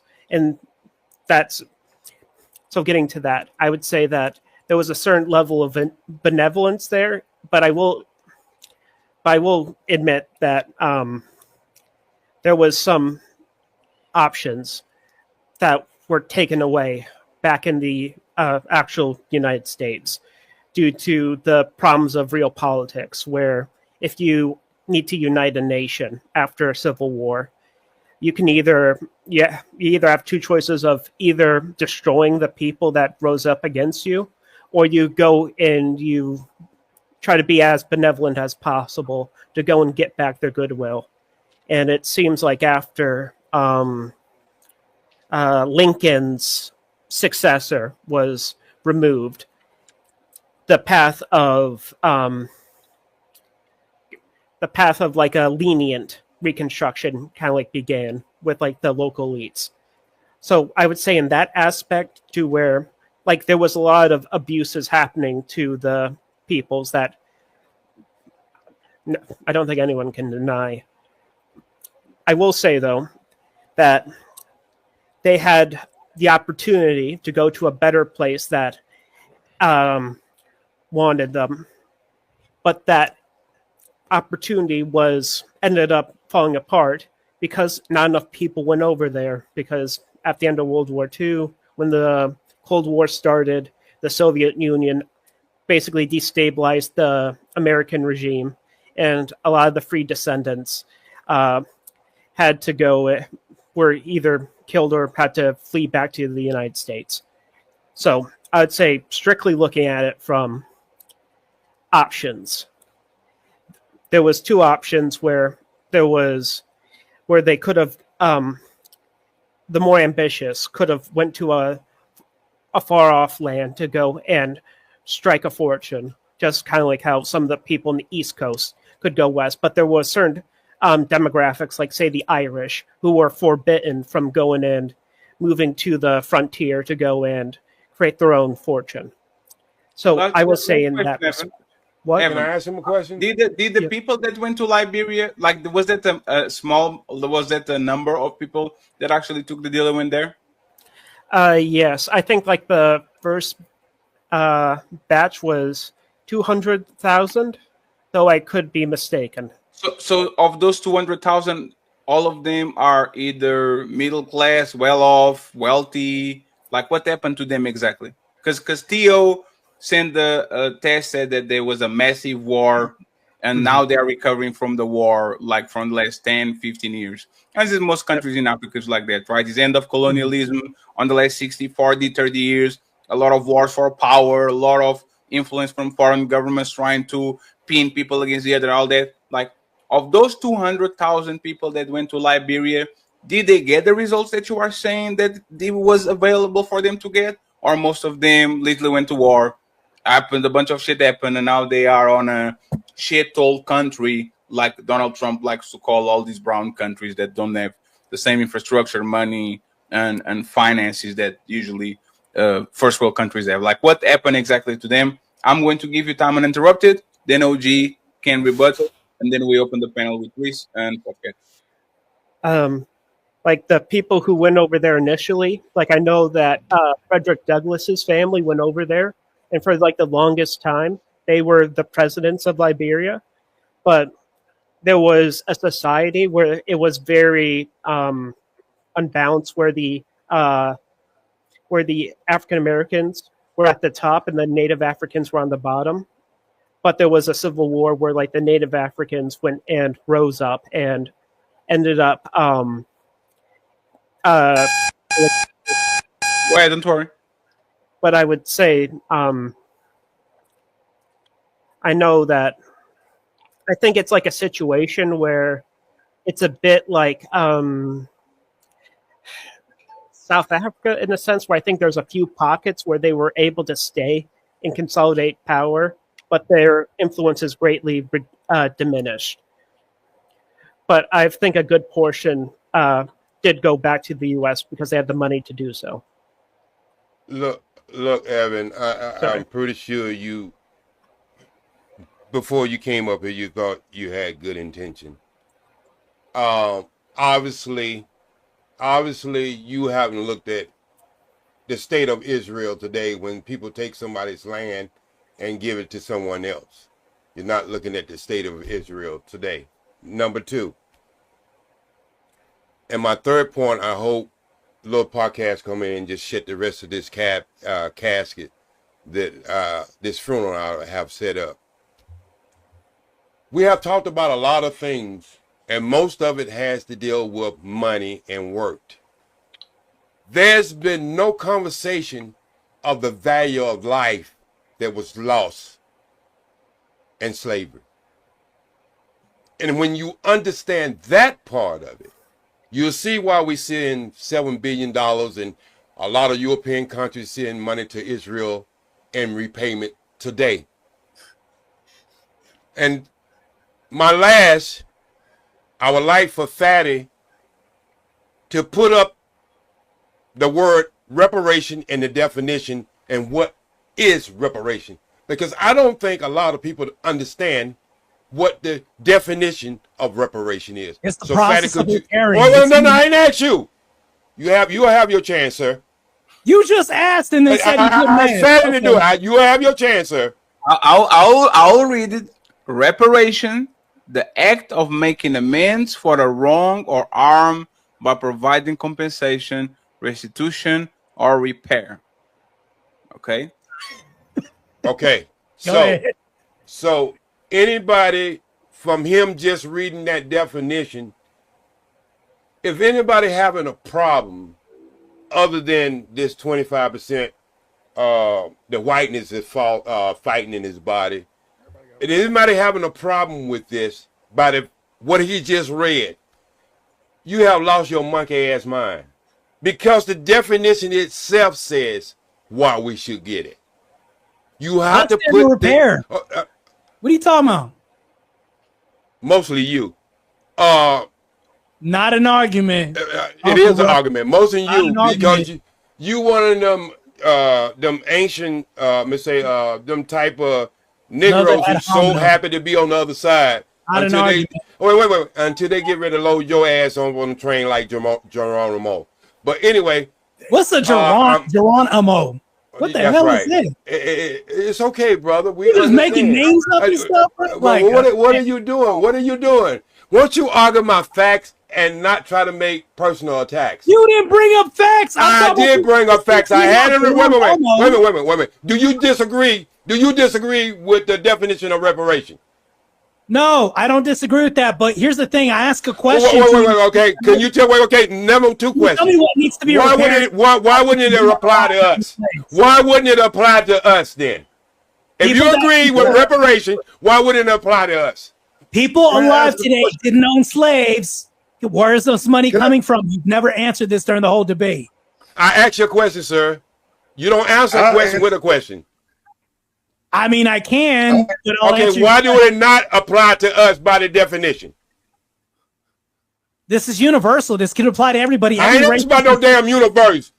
I asked you why do it not this did not go directly to reparation for black people for the trauma for 500 something years. Why do that definition not to apply to us? I answered your question. You didn't like it. I said nobody alive owns slaves today. Why should they be paying people who never had anything to do with this? And you can talk about systemic, regulations and suffering and all this other stuff. Nobody alive today owns slaves. That's why. Does that answer your question? This is crazy.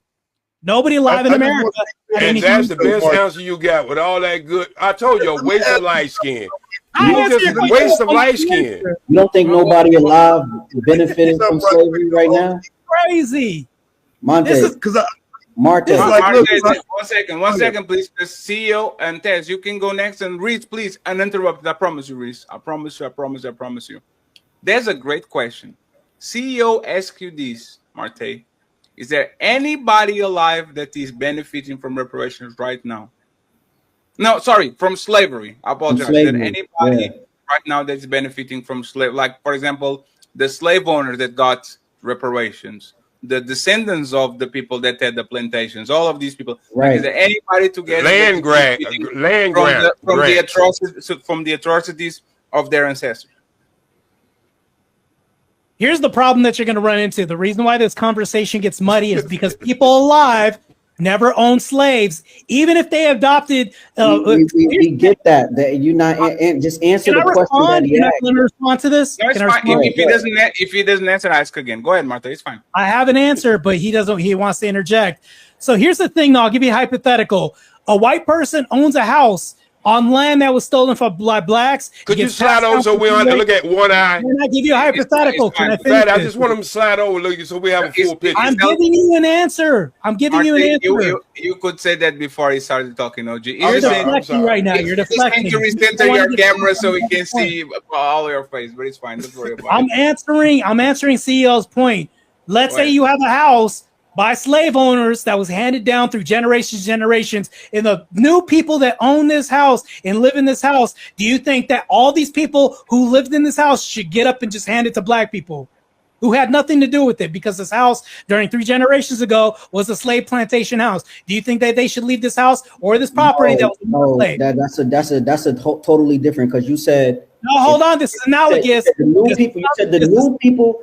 Where's this coming from? Listen, if the people that live in that house right now was benefited from slavery, they still live in that house right now. Yes, they should give it up. Not if they done sold it to some new people and all that other stuff. People that had nothing to do with this should just automatically leave, including grounds, meaning like property, houses, and everything else. They should just give it up. And how do you determine this? Because matter of fact, part of my family was owned by slave masters. Do you think that a quarter should we also? But do you see how muddy this goes? Like how much property goes? Like that's why this will never be answered. Because when you're talking about this, all you're doing is just cutting people up by racist. Well, you're only 3/4 of this. Should I give up 3/4 of a house? As a white person, Martae, I have to be fair. He answered, but I have to be fair. He answered your hypothetical straight up. Yes. No, meaning no. He said. Let's assume this, Martae, right? You assume, like he said, for example, if you own a house that was owned by plantation owners, and you are the grandson of the said plantation owner, hey, bro, you just give it up that shit, you're good to go. Now, can you answer this question? Like, is there people today, like right now, that benefited tremendously about like their ancestors actually being slave owners and all that. Like right now, 2025. Tag me in, Well, bro. the reason why that's muddy is because you're creating new victims that were never associated with something. Like just because I was handed down something through pain of No, something. but that was not the question. Martae, that is the answer. Martae, 1 second. No, Martae. my answer is no. So the answer is no. Okay. The answer is the answer is no. Mr. 1 second, please. 1 second. 1 second, please, friends. The answer is a clear no. No over pursuing. Let's get Mr. Fantastic real quick, and then we open the panel. Reese and Mr. Podcast. Mr. Fantastic, go ahead. Nobody rebuttal to what you're going to say, okay? Yeah, so you false there, Reese. That's what I said on. That's why I said tag me in. So no, there are definitely people that survive, and there be ancestry of people that own slavery. The argument you should have went with though is that would include black people also. The first person to take owning slaves to court was a black man, right? To try and keep slaves with black men. Just as we know, some white people would do reparations, being that they have black slave lineage, right, somewhere down the line. So yes, even though, and then we get into the percentages. I think they said maybe it was less than 20% of white people actually own slaves or something like that. So for you to say that with that small of a percentage of lineage that's going to be responsible for giving up all of their their assets and their money and their value, that would be impossible, because they wouldn't be able, if you did it that way. Now your reparation goes from the hundreds of millions and billions of dollars that everybody wants to literally pennies on a dollar, because you only have a very, very small percentage of people. And who knows who's to assume that the person that's a descendant of slavery does live in a trailer park, right? Who I promise you, most of these slave owners or whatever aren't Fortune 500 company CEOs. So yes, the answer is yes, definitely there are white people that are descendants of slave owners, but there are also black people that are descendants of slave owners, because black people own slaves. That would include Native Americans also, right? So yeah, so that would be the answer to that. So that right there on my screen is Anthony Johnson, who owned white slaves. I can go through the list of other people who also were slave owners. I mean, that's why I'm saying that the reason why I talk about fractionalization of race is because, hold on, Ted, I know you like to interrupt and be inappropriate during things, but we have to use support here. So this is a professional debate. It's fine. Just say what year it was and then continue, please. Yeah, just okay.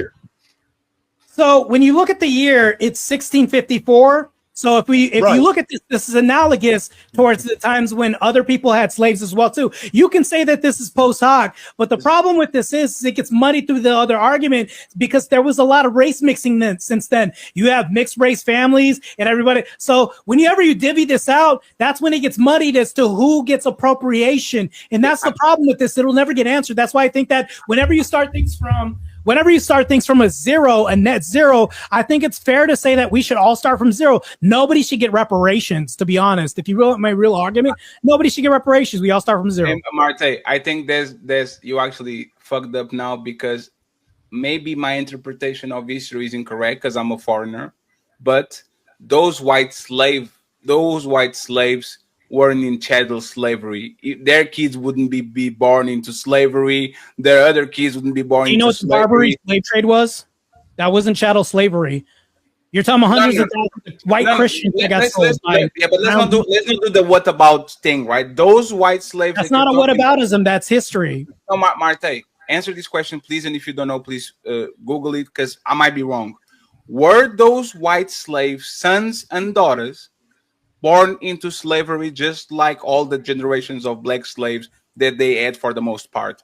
Were they born into slavery? Yes, like if they were sons and daughters of slaves? If you look into the Barbary slave trade, there were people that were born into slavery, because these people had progenerates, like you're talking about cultures that birthed cultures into slavery. That's a section of history that did happen. In the United States? No, not in the United States. We're talking about the United States. Let's focus on the United States. Nobody elaborated. If we're talking about, here's the thing. We talked about other cultures. One second, Martae. If you're only convenient when you bring it up. When I bring it up, it's not convenient. We can Google this.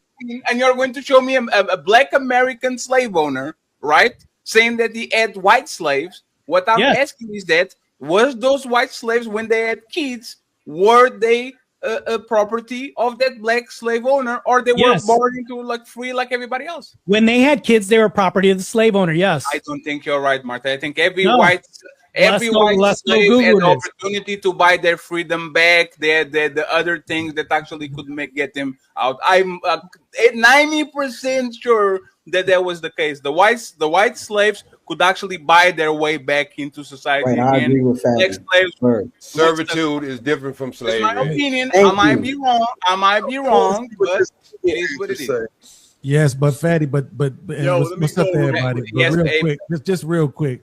Come on, man, hold on to it. It's not right, bro. Right? It's a horrible. I'm sorry, Reese, but this is important. It's a horrible argument.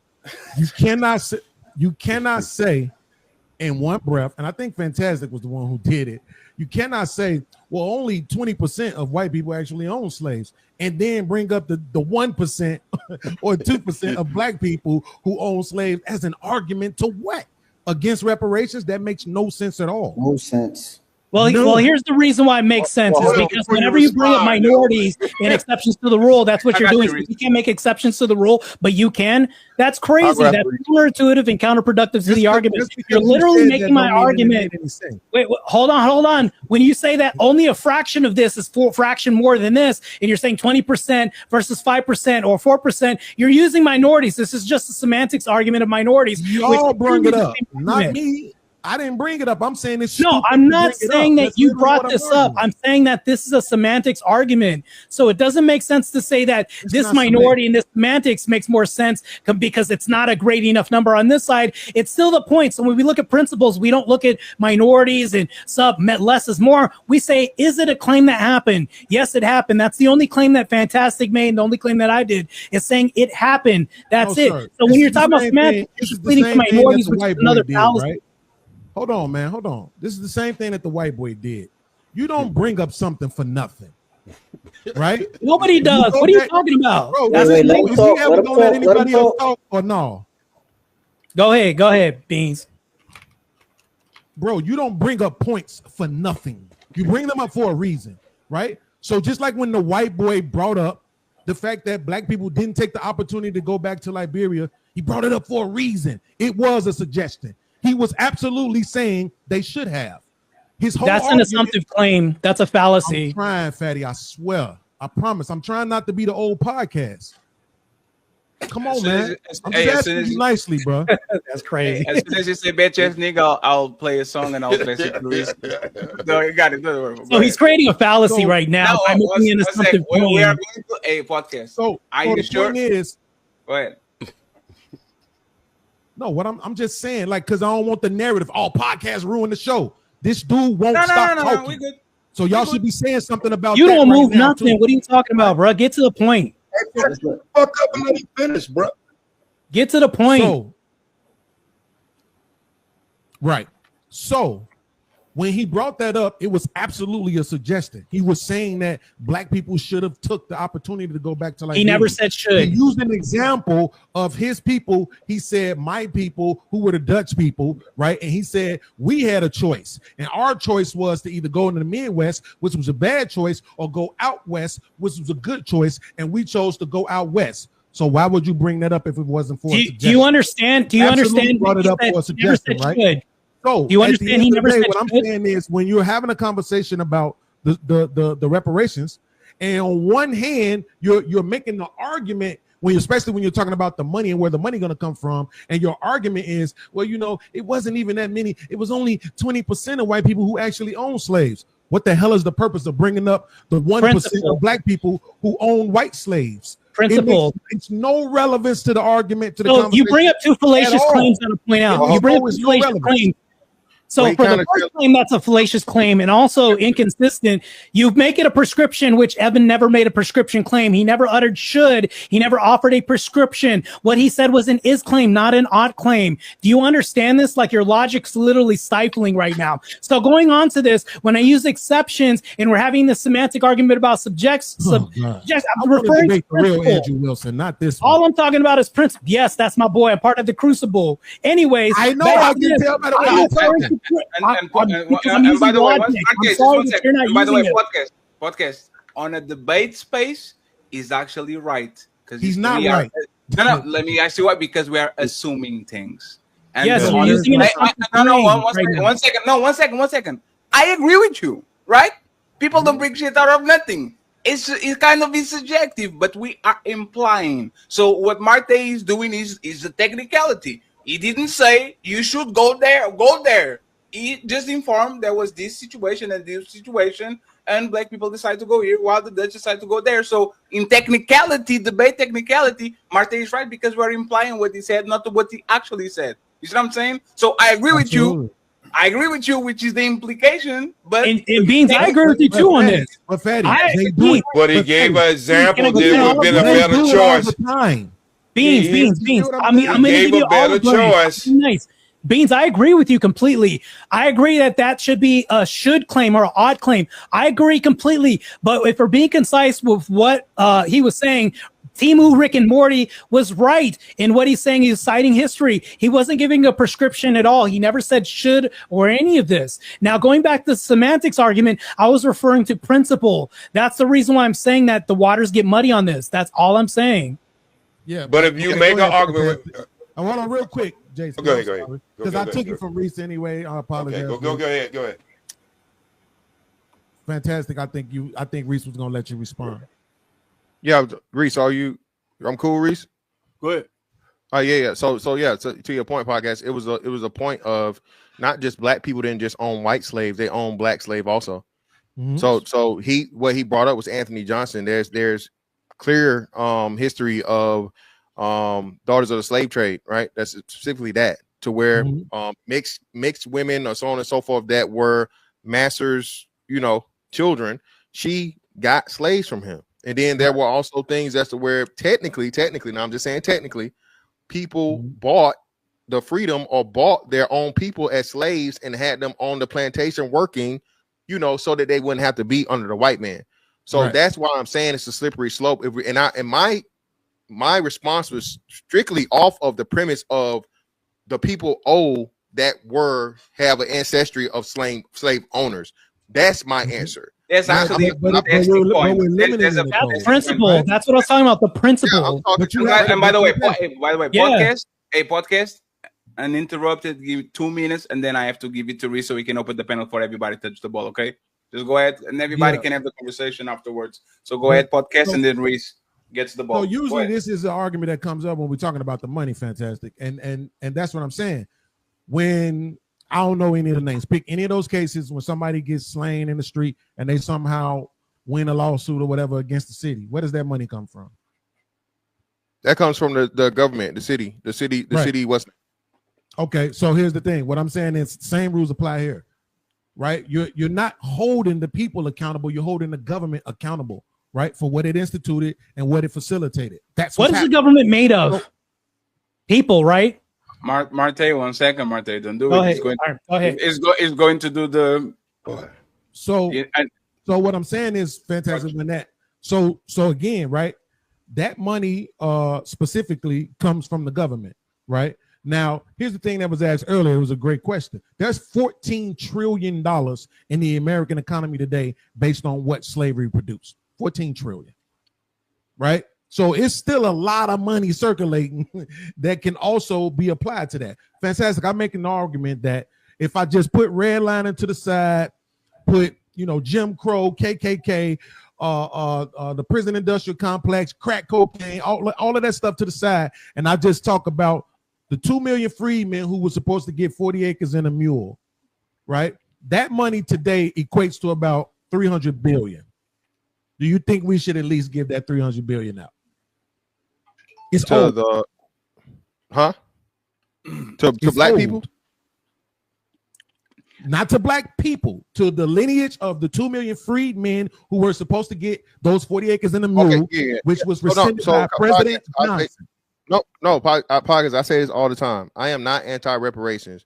If you can prove that your lineage is actually descendants of slaves and all these different things and so on and so forth, by all means, yes, get it, right? My thing is the problem in what it's going to take for people to find out, hey, you actually weren't a slave, but you were a slave owner. So now you don't get the money. Or what are you saying, truthfully, or are you saying they're going to lie about it? No, I'm saying truthfully, this is gonna. I promise you this: if the government cuts a check or makes any type of assessment of, hey, these people are owed money, you're gonna have to prove that you're owed that money. They're not just gonna give out blanket checks to everybody that's black. It's not gonna happen. And that's what we get into. Can that be? We're only talking about. What we're talking about? 100 and what? About 160 years? Yeah, Mr. Beans. We're not really talking about a really, really long time. Beans. My father was born in 1912. My grandmother was a sharecropper. And They her weren't mother was a slaves. slave. They weren't slaves. That's what I just said. Reese, we'll cover that in just a minute. This is let me brother.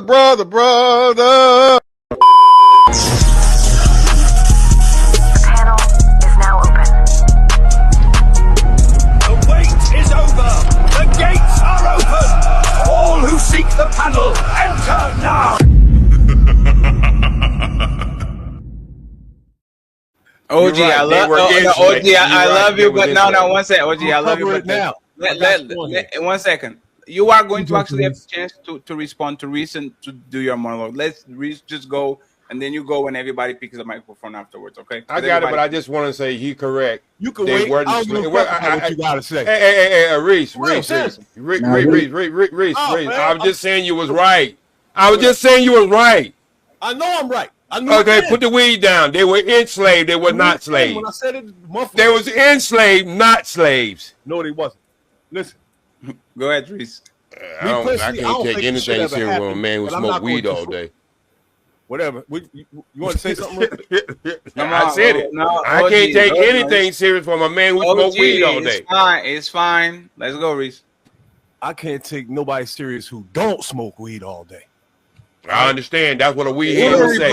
Let's go. That's what a weed head would say. Uno reverse. Okay, we fix it now. Yeah, a crackhead would say the same thing. Let's go back to the conversation now that he's even. Okay, I personally don't believe that the shit ever happened, but I'm not going to derail the show, and we're going to talk as if it did. So let's say this reparation shit goes down, right? And they agree to give it out. I want to know how this is going to go down, right?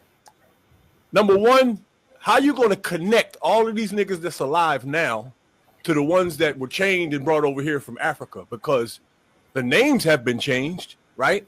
They didn't have no DNA tests right there, so I'd love to hear how that's going to happen, right? And people who use, I've heard several people up and down these panels say that their grandmothers were slave great. No, the fuck they weren't. You a liar. Can nobody alive go back 7 grandmothers in history? No one.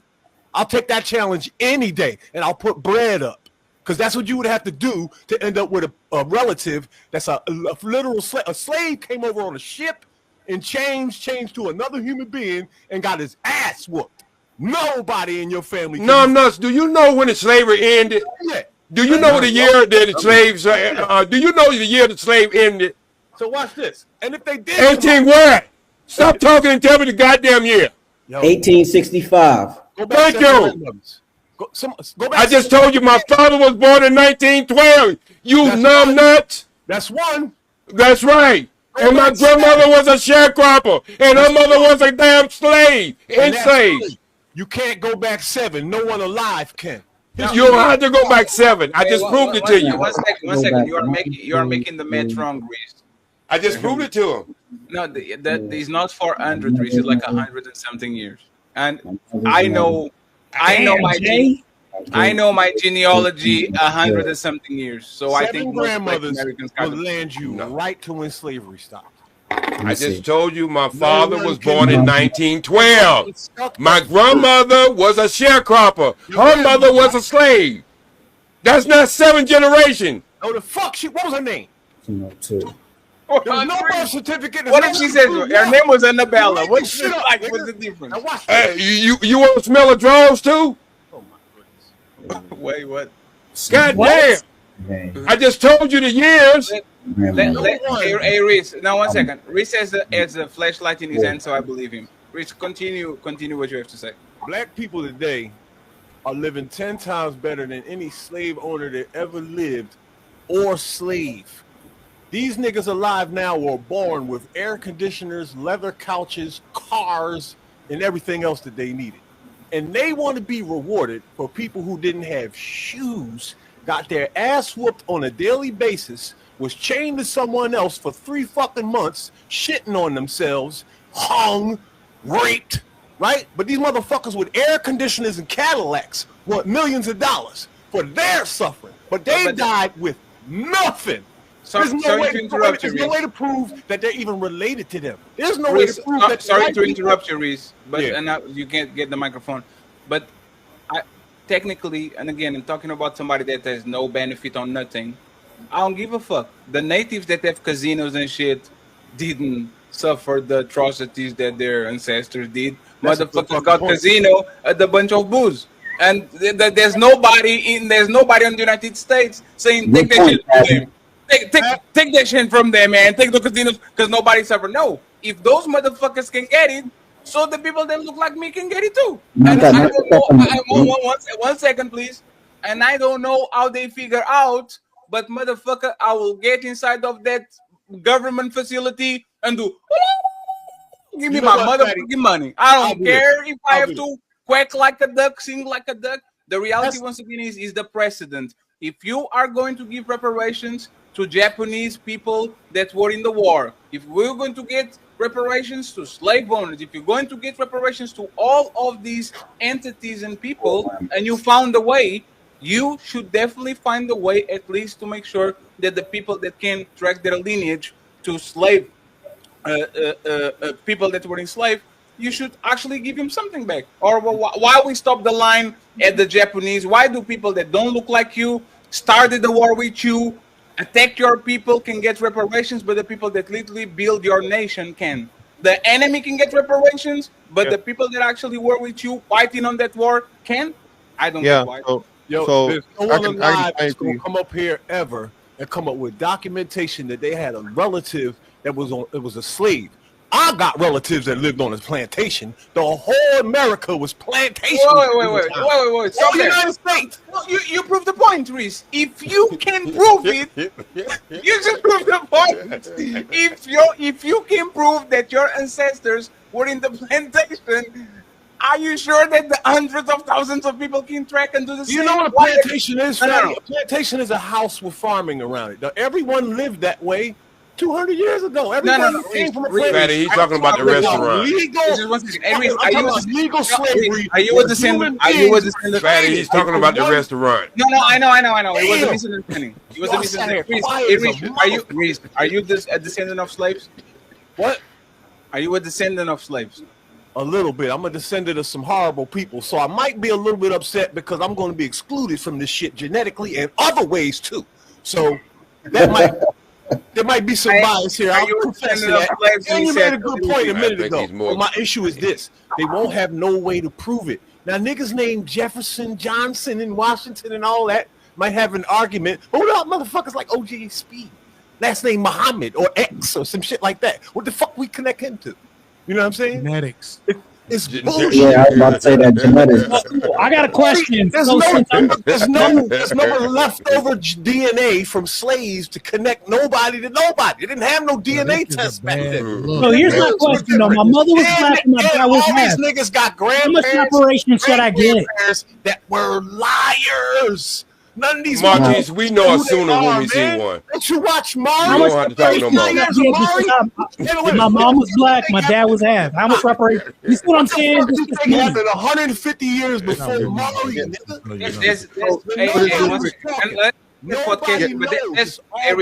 Reese, one second. There's a different argument. I don't like what y'all doing here, right? There's two arguments. Are you in favor of reparations, and who is going to get it? Who is going to get it has nothing to do with the principle that we're going to pay reparations to the people that deserve it. And y'all, the second one of the first one, y'all say, because we don't know how we're going to pay it, we don't want to do it. That's not the argument. The argument is, do these people deserve it? And if they deserve it, then you figure out, I don't care, the CIA, FBA, whatever the fuck the shit. Fatty, I have a question. Can I ask a question? So, Fatty, this is directly to you. So, I was just thinking about this the whole time. So, if reparations were conceded, let's say that 50,000 were descendants, right? From slavery, from welfare, EBT, Medicaid, government housing, would you deduct any of this from that? No, absolutely not, because there's not there's not race specific. Yeah, it's not just black people. Everybody got it. Actually, okay. One second, please. Actually, the biggest BLM burned down cities. Would you deduct any of this from that because that's race related? No, 1 second. This is another thing that you did wrong, Martae. Most people that were voting. 1 second, please. Man, Martae, please, man. Oh my God. Bro, here we go with the burn down cities. No, my bad. You can't say that a majority were black and say it's not race related. That's crazy. Martae is the last one. Did you know that most people that were on the streets and looting and all that shit? White people. I know there's white people involved in that. So it was white people. How is that my fault? What does BLM mean?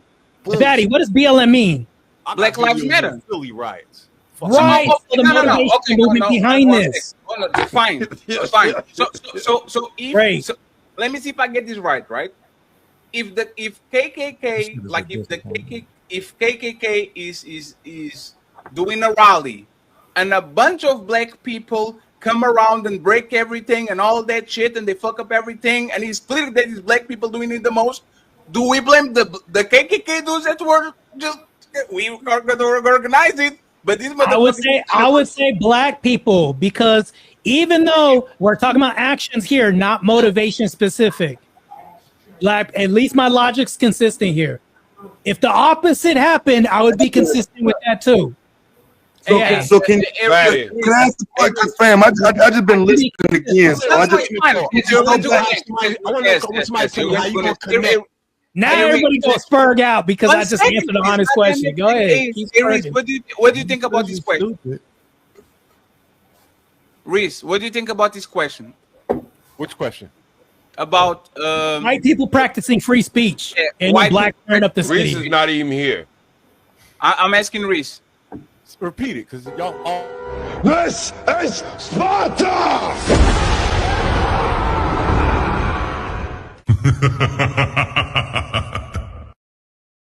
You kind of deserved it. Go ahead, Tez, and interrupt it. Can I say one thing? Oh, go ahead, fam. Go ahead, fam. Tez, go, and then we go. So I just, if we could just go back to the very beginning, my first question, Martae, what is it that you're claiming that white people would be paid reparations for? So in my original statement, which I'll say, and I'm still consistent, I would say the same thing that Reese and Mr. Fantastic say. I'm consistent across the board. I don't think reparations should be paid to anybody right now. As of 2025, you're asking for taxpayer dollars to come out of people that never owned a slave, never had association with slaves, or any of this stuff. Never happened. I point to one white person to own a slave. I'm consistent. So I don't think that these white people should leave their house because great-grandparents did something. That's crazy. Right, so I'm consistent as well. What I didn't make. No, you're not. But hey, bitch, stop cutting me off. I did not make. Ad homs don't really work for me, bro. Be quiet. So what I didn't make was an argument based on slavery. I actually told you examples of people getting reparations checks cut today and told you why. And why it happened was going during Jim Crow that led to those checks being cut today. So if you hinge your entire argument on slavery, sure, you sound like you could be correct at some point.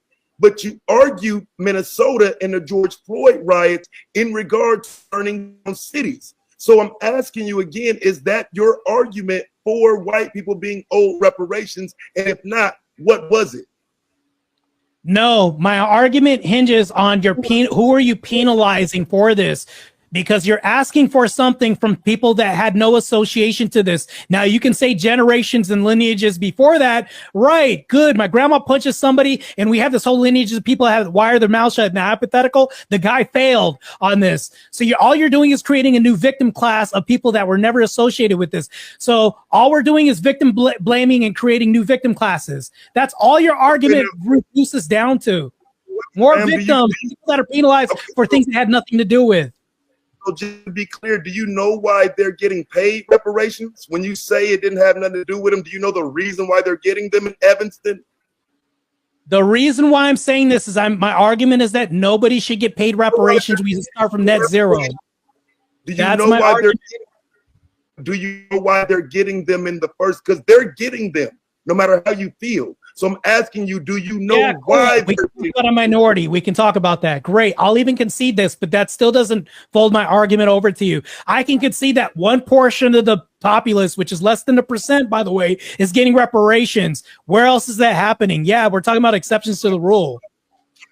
I can actually still have an argument. Checkmate. Palm Springs, California. It's not a checkmate. Yeah. There's more. No, shut up. I can keep it's not a checkmate.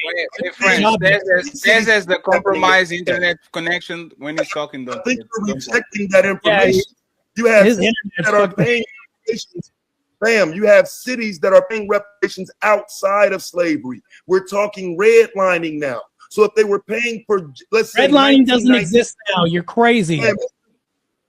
1919 to 1969. I'm talking about now. You're bouncing all over the place. No, it's the same payment. It's the same city. You dumb.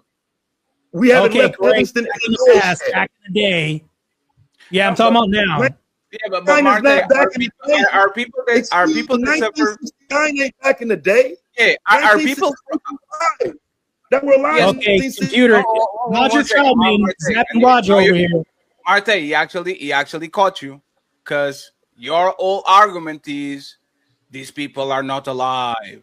These people are like they shouldn't pay for the descendants. These people that actually went through redlining, a lot of them are alive. They are my parents' age. You know what? Right? That would be the. So I conceded that when I talked to Beanie Siegel over here. I was saying that he's talking about exceptions. Those exceptions, I can concede those, but it doesn't fold my whole argument or hand my whole argument over. I stand by my premise in saying that. So here's the thing, though. Fantastic pointed out excellent points by saying that when we talk about racist people blending and race mixing, it gets muddy. Now, my mom was black, my dad was half. How much of this should I get? You see the problem with semantics we get into? That's why I didn't want to get into semantics. That's not a problem. Whichever percentage of black you are, if they was a descendant of slave, then you should get that portion. That's it. That's not a problem. Right. No, that's a big problem because it goes down to black. Everything else, like I pointed previously. You know what's crazy about this, CEO? It's an argument that I run into every time I have this debate. You probably lose every time because it's the argument you use. You also be respectful. Money, it doesn't make a difference who it goes to. That's irrelevant. The relevance is how much money do you owe? Okay, not pay it. That's it. That's as far as you need to have that argument. You run into another wall. Are you creating new victims from people who never owned slaves? Where are you getting this money from? Great. Big brain logic. Bro, you just sent a whole bunch of money to Ukraine. You sent a whole bunch of money to the Jews. That has nothing to do with race. I don't see you crying about that shit. That has nothing to do with race. One second, please. You know what a non sequitur is? One second. Do you know what a non sequitur is? Martae, respectfully, literally, Martae, there was $1 trillion that disappeared before the 9/11 attacks. And there was another $1 trillion that was spent on Iraq on false weapons of mass destruction. These people, when they want to get money to do some bullshit, they will definitely find the bank. Right. So I agree with that, but that doesn't destroy my argument because during the stabby jabby, we had funds. I don't know. Everybody suffered. In between these, you are being the center of attention. Probably you're going to get the microphone every time somebody says something, so you get it again, right? But there's the thing. If there was money to go to Iraq while literally a bunch of people were homeless in Skid Row, in every major city, people being homeless. Remember, after that, it was a financial crisis, another one. People found money to actually bail out all these motherfucking companies and insurance and banks. There was never money for things that America wants to do. So, Patty, you know, you just lost that whole argument right now, and I'll poke holes in this. By the way, there's a glaring misconception, which you just did. What you're talking about is a blanket thing that affects everybody. Everybody suffers when $1 trillion goes missing out of everywhere. So what we're talking about is race-specific reparations toward a certain race. Do you think the worst war was race-specific or hurt a single race? No, it hurt all of us. Economically, that's universally hurt. That's universal pain. No. Yes, that's universal. Fatty. That's universal. No. Because for example, the Iraq War, there was families and institutions that benefited tremendously for going to Iraq. They don't go there. You're talking about a corporatocracy that's different. Hold on. So let me can I just hop in real quick? The biggest issue and the problem is that we're comparing things as false equivalency and is not the same the legal premise. Okay. So the reason why all those other people got some is because you had people that were from another country, be it Japan, be it China, be it Iraq, be it whatever, so on and so forth, that their people were mistreated. And then their country, their home country, was able to go towards say, hey, you fucked our people over. You got to pay for that shit. Okay. America, when slavery was going, no matter whether you like it, disagree, or whatever, it was law. Okay. So now you're trying to sue the government for something that was law, not something that was like, so redlining or whatever was proven to be unfair practice or whatever from legal standards where the laws had changed to where it said you should be able to do this, and this. Black people were prevented from doing it. You go to fucking government and you say, hey, we were cheated. The law was broken. You have to pay us for us being discriminated against during the law when the law said we were doing it. That will not hold because but you know why it doesn't hold fantastic? Hold on. You know, one second. You know why this doesn't hold? Because I can say the Nazis passed laws to fuck up the Jews. Why they get reparations? It was legal. Right. It was legal to grab Jews and put it on the gas chamber. So I activated my trap card. So again, so hold on. What were the Jews? The Jews weren't German. So what the Jews were able to do? Yes, they were of German nationality. Yes, Germany is a nation. It's a country. Yes, I understand the German Jews were German. Yeah, but no, the Jews. That's why the Jews had their own place, and they had transferred earlier from where was it before they was in before they went to Germany, they were in Russia. And before they went to Russia, they had their own land and so on and so forth. It's so like hold on. All right, so walk with me. Let me finish. Go ahead. So it was a group of people that weren't the natural people of there. They were being oppressed, and they went and said, "Hey, we were fucking oppressed, and we were obliterated, and we were targeted by another group of people for us being another group of people." They took it to the World's Council, and then they set the shit up for them to be able to get their own land finally, and so on and so forth. So my first initial point that I set up with the premise of telling you the reason why the Japanese, the Chinese, and so on and so forth applies to the Jews just the same. Yeah, but there's the thing. I think the Jews are like the gypsies. They don't have they kind of don't have a motherland per se, but they still they still are nationals of the country where they're being brought up. So those Jews were German Jews. They weren't just Jews. They were like Germans. Yes, they were. And then they were in the process of what? They were gypsies. Why? Because they were fighting Palestine for rights to the land. And who owned the land and who did not. That's why they were gypsies. Yeah, no, but you're talking about the law of, like, you're saying that they are for I'm a black Portuguese. Just because I don't look like the local people doesn't mean that I'm not still Portuguese protected by the same laws that other Portuguese people. Hey, fantastic. Give me just a second. Creator, I think you are in the show. Like, do I know you? Like, am I missing something? Like, because you have a weird angle. I don't know if you're going to corn bomb the show. Can you give me a peace sign? No, I'm not gonna bomb nothing. Mask. We got on like a mask. If so, I no. That's good. We all good. Can you tell me where you done the show from? Did I talk to you before? Yeah, we spoke before. Can you elaborate on that? I mean, I don't, you know what I mean? We great conversate, brother. I'm not gonna. So we spoke before. Where did we spoke before? We spoke on another one of your guys' platform about some things. But okay. Right now, let's have a conversation. Hey, brother, I have to trust you. Give me clear instructions so I can actually bring you up, man. Where did we talk, or when was this? I don't know specifically, brother. You know what I'm saying?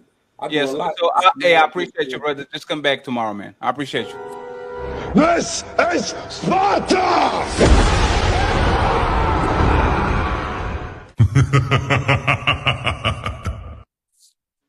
Fatty, I gotta go. I gotta go.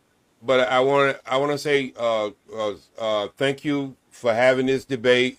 I know that the follow up when it came together, the simple layout formula I did was go generate this right here, and I want to say this: when white colleges, Ivy League colleges, win football games, and the white people tear up the city, are you gonna fault the football game for that? Number two, let's don't forget about one thing, my brother. There was black people in Germany too. They didn't get reparation.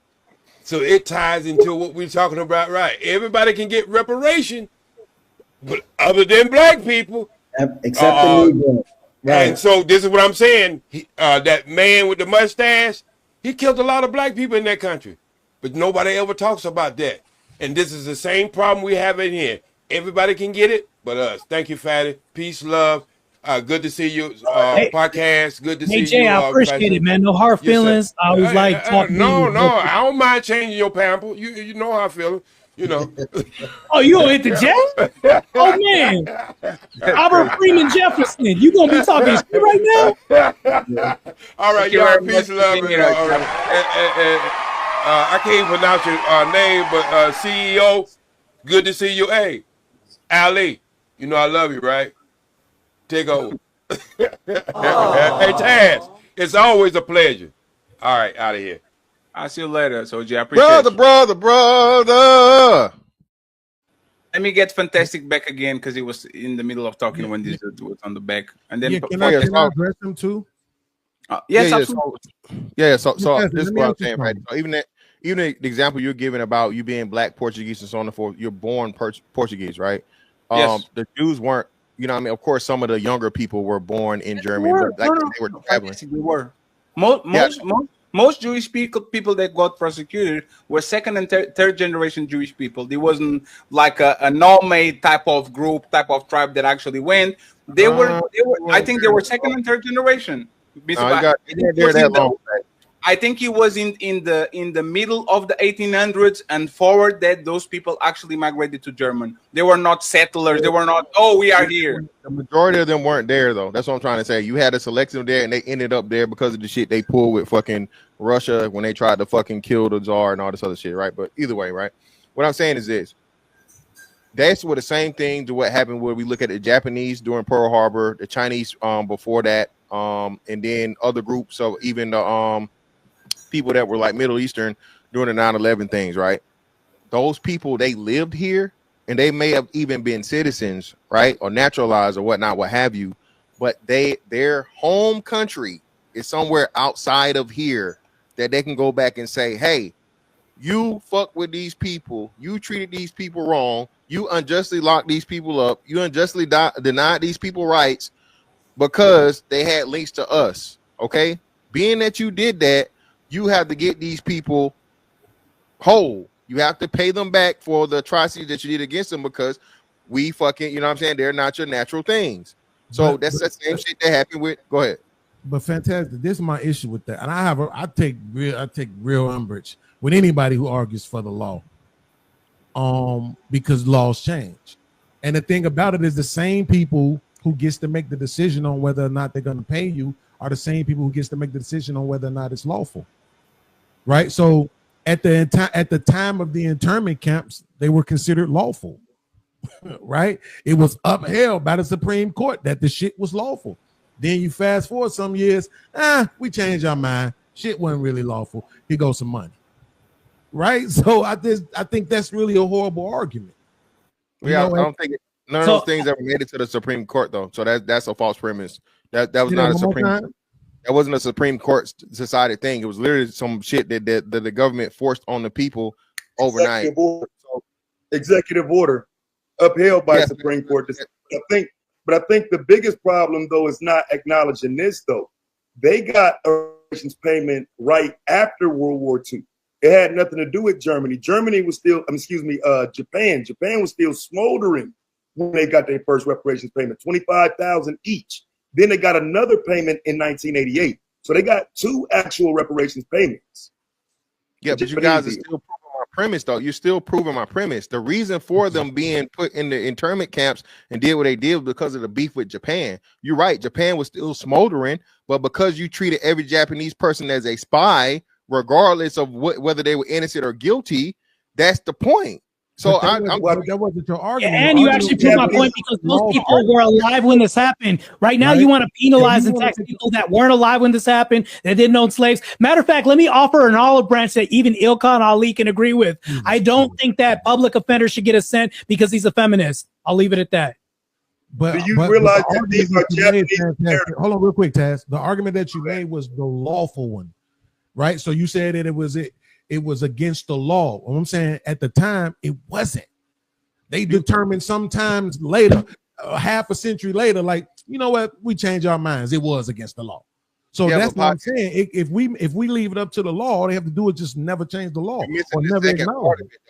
I'm not just talking. So we're dealing with international law and intergovernments versus just America itself. That's y'all got to follow the whole premise. You can't chop it up. You can't take part of it. The Japanese people got paid because they were Japanese people living in America that were oppressed. Yes, Japanese Americans. They were Japanese Americans removed from their home. They don't have anything to do with it. No, because you keep taking this back to Japan, and this is not attached to Japan. No, I see nothing that supports that. I'm with Taz on this one. I see nothing that supports that. Well, hold on, y'all. Maybe y'all not understanding me, because I'm pretty sure I'm being clear. I'm obviously talking about the Japanese people here, because I'm not talking over in Japan, like you said. This shit was fucking in smoke and dust. Okay, I'm talking about the Japanese people, and that's why I said treated as spies. I'm talking about the Japanese people living in America that were put in fucking internment camps and say, hey, your ass can't do this, you got to do this, so on and so forth. Japan, the country, was able to come and say, hey, man, what the hell are we doing? You can't do that to our people, smoldering or not. They still lobby the shit, and you take this shit to the World Council to say this is fucked up. You got to get our people right. Okay, but I think this is where the disconnect is at. Even if you make the argument that there was international pressure, right? The government itself made the decision. Then it wasn't like they said, hey, if you don't make the decision, we're going to bomb you. No, they just said, you know what? This shit ain't right. Here go well, not bombing. Well, it's not just bombing. It could be sanctions. It could be tariffs. It could be a whole bunch of different things. It could be refused to trade. So that's what happened. Same thing that happened with the Jews getting Israel for the shit that happened in Germany. So that's what it was a morality decision. It was not. It was a morality. They didn't have to. They did like it was moral. So if it was, let's concede to it though. Let's say that it was based on international pressure, right? Then the argument can be made that that's the reason why black people can't get their just due in this country. Is because we have nobody. Exactly.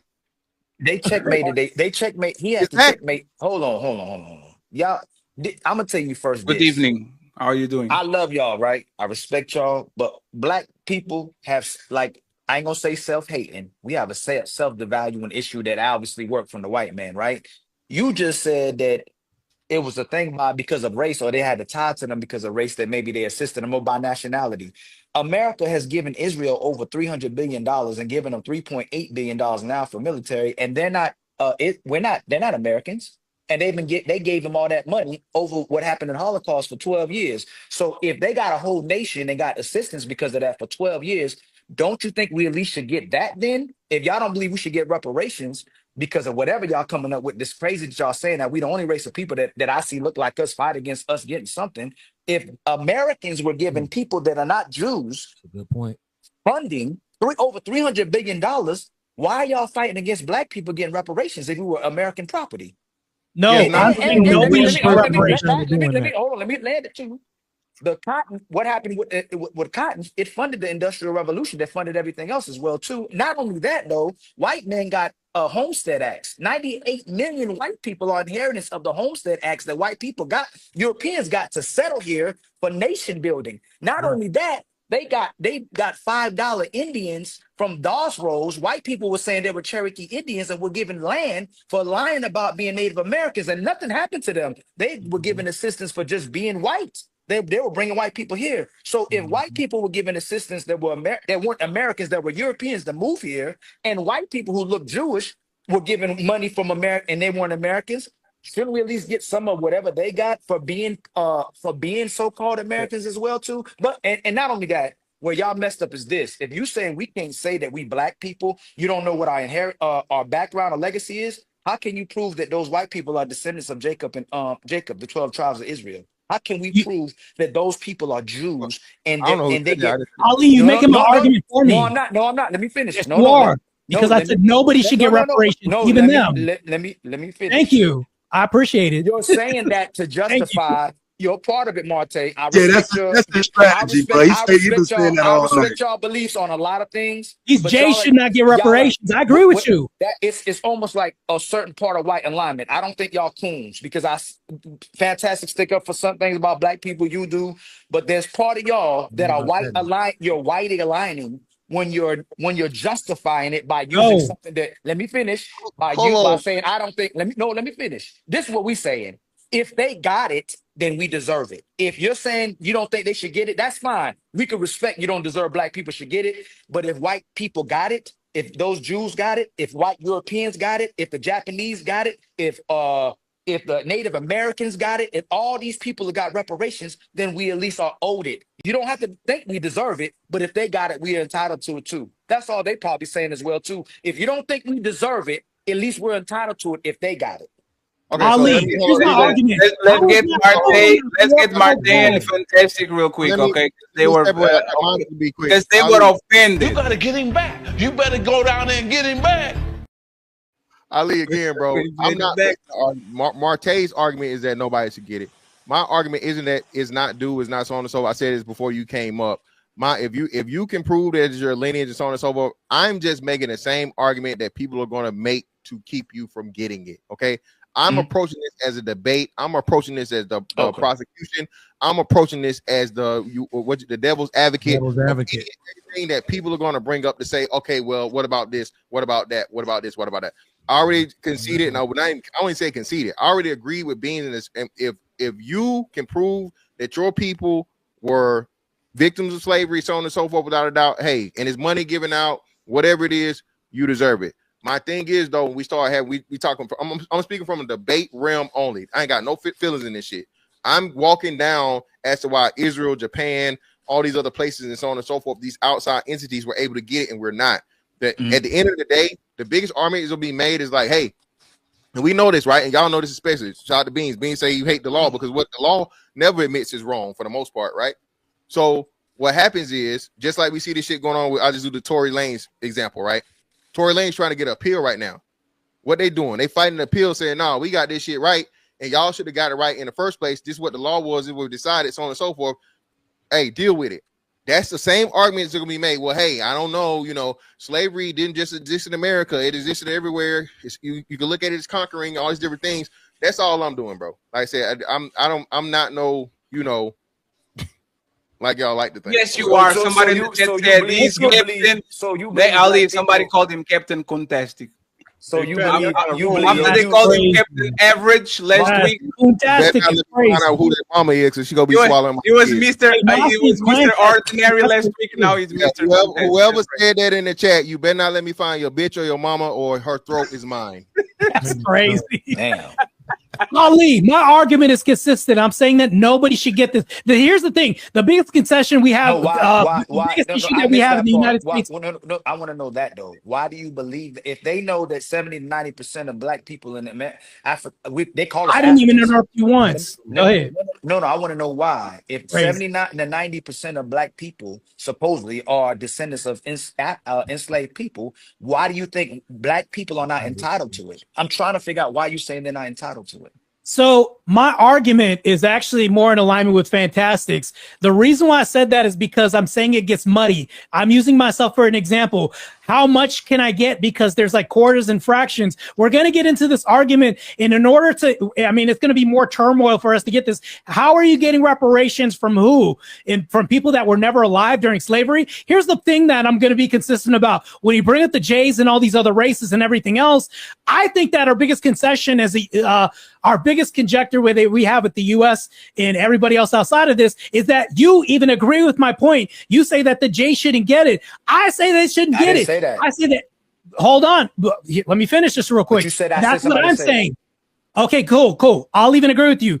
Maybe I mischaracterized your argument, but I'm saying that they shouldn't get this. I'm saying that Afghanistan or anybody else, Ukraine shouldn't get this. I'm saying that we should just start from net zero. That's my argument. You're being. I believe you're being disingenuous. For instance, when we were in kindergarten, when we were in, let's go elementary school, apples worth $3. Orange is worth $2. So if you could see a white person with white complexion got a whole nation and $300 billion for their complexion for 12 years, shouldn't you at least go, hey, if that's a human being, take the race about it. They value that human being to that capacity.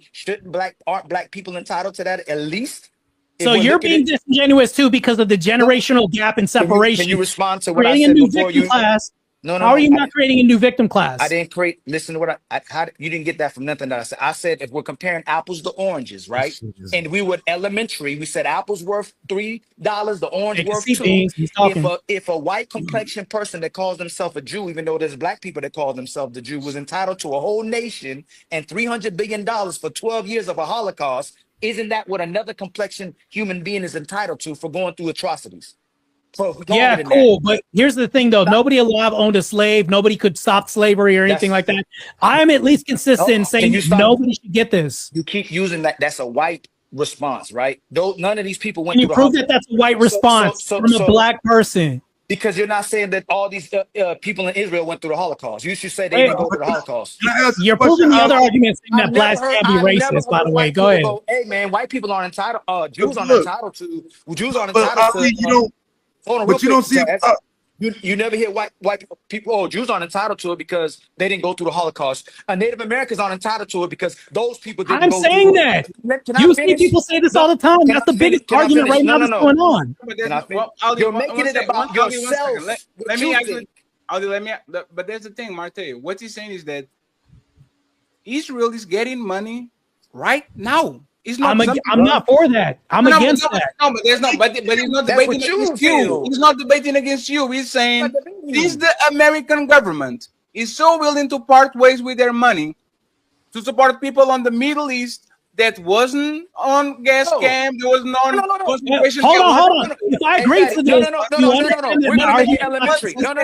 We're gonna make it. One second. We're gonna make it elementary. No, it's not because of. It's not all because this black on black crime happening right now. Go ahead. I need one of you guys to speak at once.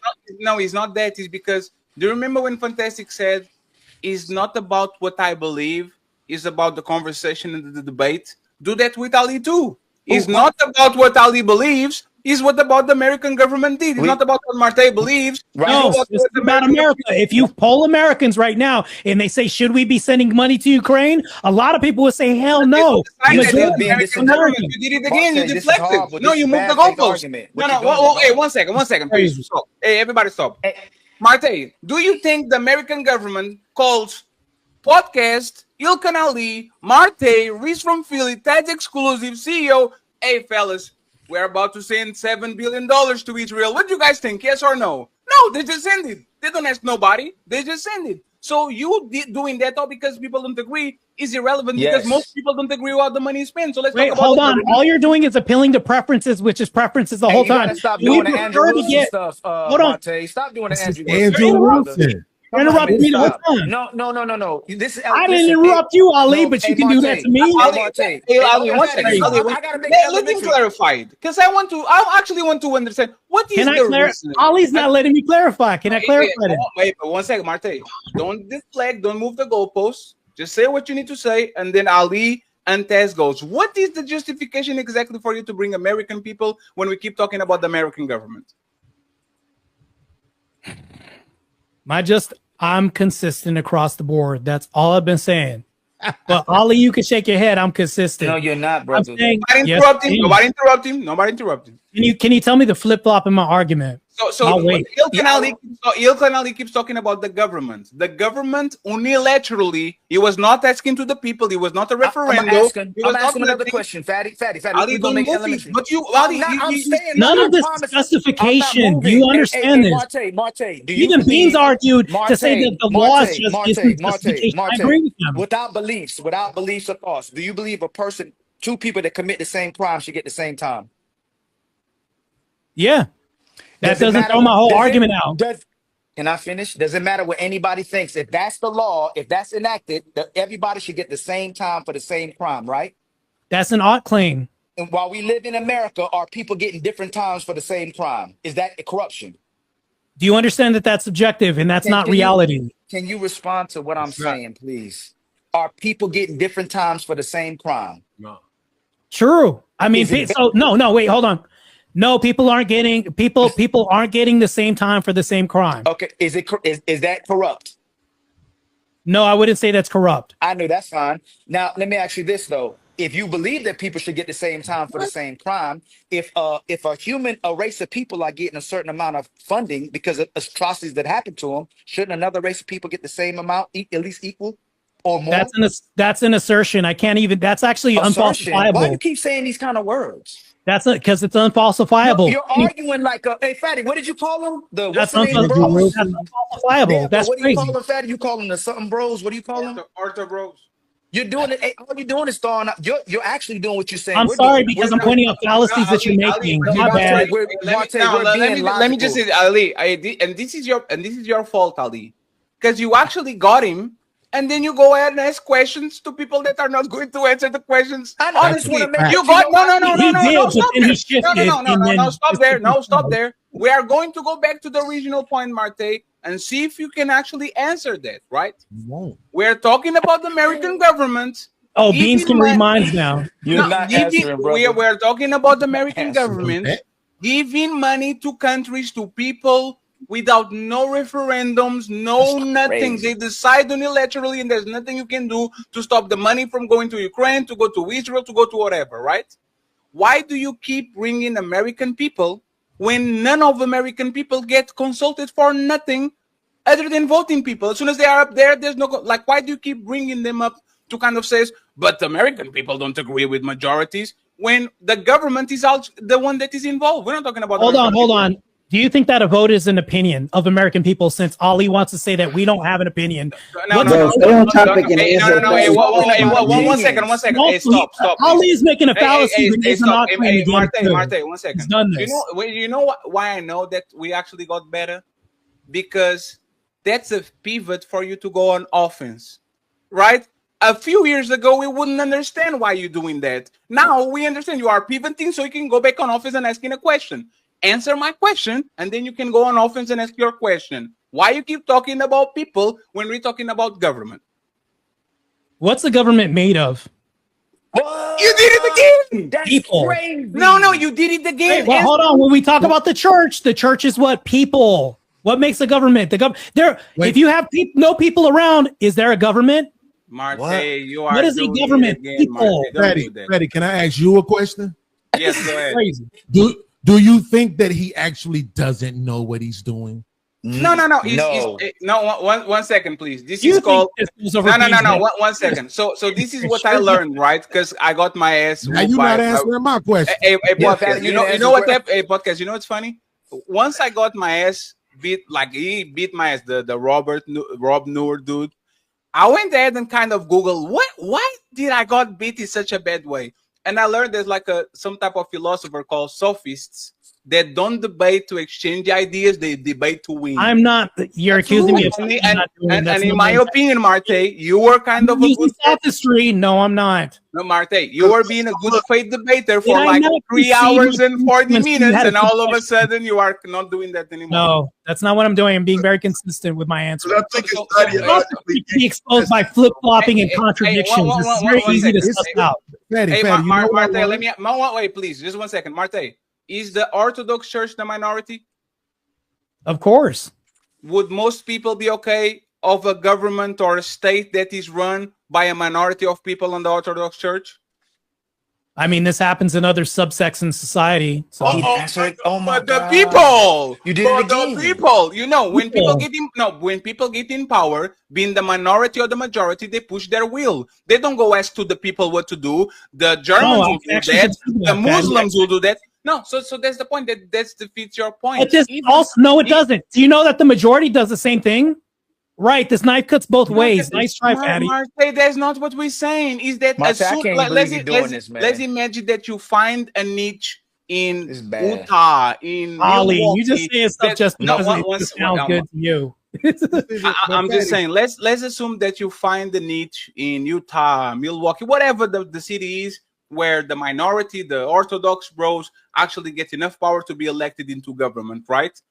I'm not going to say the people of Minnesota decided to send money and to build 70,000 churches. I'm going to say the small minority of Ortho bros that got elected decided to grab the money from the people and do a bunch of churches because that's what they wanted. They're not going to go to the people and ask, do you want the church? Do you want to? No, they're going to impose their will. So picturing that and actually putting on a macro statement is very disingenuous for you to saying that the government is composed of people when the minority of people actually are pushing shit that is not conducted to the majority. This is exclusive to minorities, Fatty? What, can you repeat that again? You think this is mutually exclusive to minorities? No, what I'm saying is that what I'm saying is that people in power do what people in power do, regardless of being majorities or minorities. And you keep pushing that point when this it actually happens doesn't have across nothing to the do. board. It's a big and minority. This happens all across the board. It's just human nature. What are you talking about, Fatty? But Fatty, this is what I don't get. Okay, you know this is intentional, right? So then you go away from it, right? And then you focus on what is the truth, or you undermine what he's trying to do. He's never going to answer the question, because if he actually answers the questions more specifically, no, because he's then it kills his argument. So he can't do it. This is Andrew Wilson 101. I'm never going to answer a question truthfully that I know will upend my argument, right? Instead of because he's using broad terms right to now. make a better argument, right? He's using broad examples that apply to everybody. You're using the knife that cuts both ways. It's disingenuous. If you're saying that, a certain amount of people, you can go off team, Taz. Come on, Taz. If he says can go off team. There's a number of people from this other demographic that got a certain amount of money, right? And the question is, if there's another demographic of people who suffered similar or maybe even worse atrocities, don't they deserve the same amount of money? Yes. Assuming that the money has already been issued, everybody knows the fucking answer is yes. There's nothing hard about this, right? But if he says that, he's conceding to the argument that he believes people should get reparations. So you're making an odd claim. There's no reason. You're making an odd claim, right? Prove him wrong. He's not going to do it. Prove him wrong. Is that what's happening? Yes, is that what's happening? What he's saying is exactly. Ali, answer the question. You interrupt. Ali will tell you, don't interrupt me, but then do the same thing. You just asked Answer the question. This will bring I it want home a you little to bit. answer the question, but I also don't want you to answer the question. Let me say this. That's exactly what you're doing. Hey, check me. Can I answer the question? That's exactly what you're doing. That's exactly what you're doing. I'm just trying to answer the question. You want me to do it. Give me just a second. Let us go, and then we go back to the. When are you gonna let me not talk? Am I allowed to talk? Yeah, no. One second, Martae. Let us go, and then you can reply to everybody that is actually trying to pin you. Yeah, you gotta roll, yo. I appreciate you. Thank you very much. It's not playing out like that, right? But what he's saying is all these other people who already got their reparations, all of the other arguments that were already acknowledged, he's against them. As if that makes a difference. All of that was paid out. I'm against Ukraine. I'm against the natives. I'm against the Jews. All of them already been paid. So it's easy to say I'm against it, but they've already gotten it. So you're the only ones that ain't got it. Everybody else that you saying you against, they've received it. So when you say you're already starting a fallacy, you're saying received. No, they are continually receiving that now. You're saying that like it's past tense. So already right now you're being disingenuous by saying it's past tense. No, they're still receiving this. Do I believe that they should still be doing this? I could say, well, I can disagree with this and say no, because I think I could be consistent with this. So here's the thing though, is that Ilkan Ali will espouse and say, well, only this person gets this. And Beans will say, only this person's getting this. Well, here's the problem with this. There's fallacies across the board because what they're doing is saying, well, this is an odd claim, but is it happening? It's happening to a certain subsection community, happened in the past, but is this happening across the board? No, it's inconsistent. Reality is inconsistent right now. Ought it happen? Yes, I even agree that it should happen, but is it happening? No, it's not consistent. It's not happening equally across the board. So here's the thing, though. The waters are muddy already. So if you can't offer something that's a consistent, unmoving standard, I think it should be zeroed out across the board. That's just my opinion. At least I don't flip-flop like he's accusing me of sophistry. It's not sophistry because I'm consistent and fair and firm with my argument. Cool. And I'm not even disagreeing with you that you're not being consistent. I think no, I'm saying I'm being consistent with my argument. I'm 3 seconds into talking. I'm saying I agree with you that you're being consistent. That doesn't make it. Hold on. Are you making a claim? Oh no, me. I didn't know. I didn't know if he was making a claim or just responding to what he just said. No, Are you going? I'm saying, I agree that you're being consistent. Consistency is not a prerequisite for intelligence. Just because you're being consistent don't mean what you're saying out of your mouth makes sense. Right? It doesn't matter at all. I can just say a whole bunch of numbers that add shit together that ain't true and just keep getting it wrong, and that don't make it right, or correct rather, because I don't want to be right. I prefer to be correct. What I'm saying is we don't even care about the arguments that you have against reparations. They're actually irrelevant. He ain't even asking you if you are for reparations or not. He's asking you if we give it to one, shouldn't we give it to the other? And podcast. That's the simple fact. And the fact that you won't answer it. He actually considered all. He actually considered all debates. He said, Ali, 1 second. He said, "I am being consistent, but the American government is not, and that's the point." Right. The American government is not being. You understand? You know, 1 second, but you are telling that you are debating in good faith and you are not being a sophist because you are being consistent. And what Ali and Beans and CEO and Taz are saying is that the American government is not being consistent when the way that they actually give reparations to people. It's not about Martae. It's about the American government being consistent and paying reparations to everybody they fuck up. And then when it comes to black people, not because of da. Is that fair to say that the American government is not being consistent with the way that they actually allocating these funds when they do atrocities? Is that fair? I've already agreed to that. Okay. You understand that, right? So, Ali, can I respond to him? I want to respond real quick and then I'll continue. Let's have a civil discussion, right? I respect you. I really honestly do. You know, I respect you too. Can you say to me, you know, I love you, right? Can you say that, you know, I love you, right? I want to get on your number. I want to get on your number point. I want to get on your number. I already got your number point. We agreed to. Cool. Can I respond to his point? Yes, you can. Go ahead, Martha. Let's see what you got, and then Ali can go next. My response is that is the government inconsistent? Yes, they're inconsistent. Ought they be consistent? Yes, I agree with that. So, Ali, we actually agree. The government should be consistent. But here's the problem with this. In order for this consistency to happen, we should zero everything out, start from scratch. No, Ali,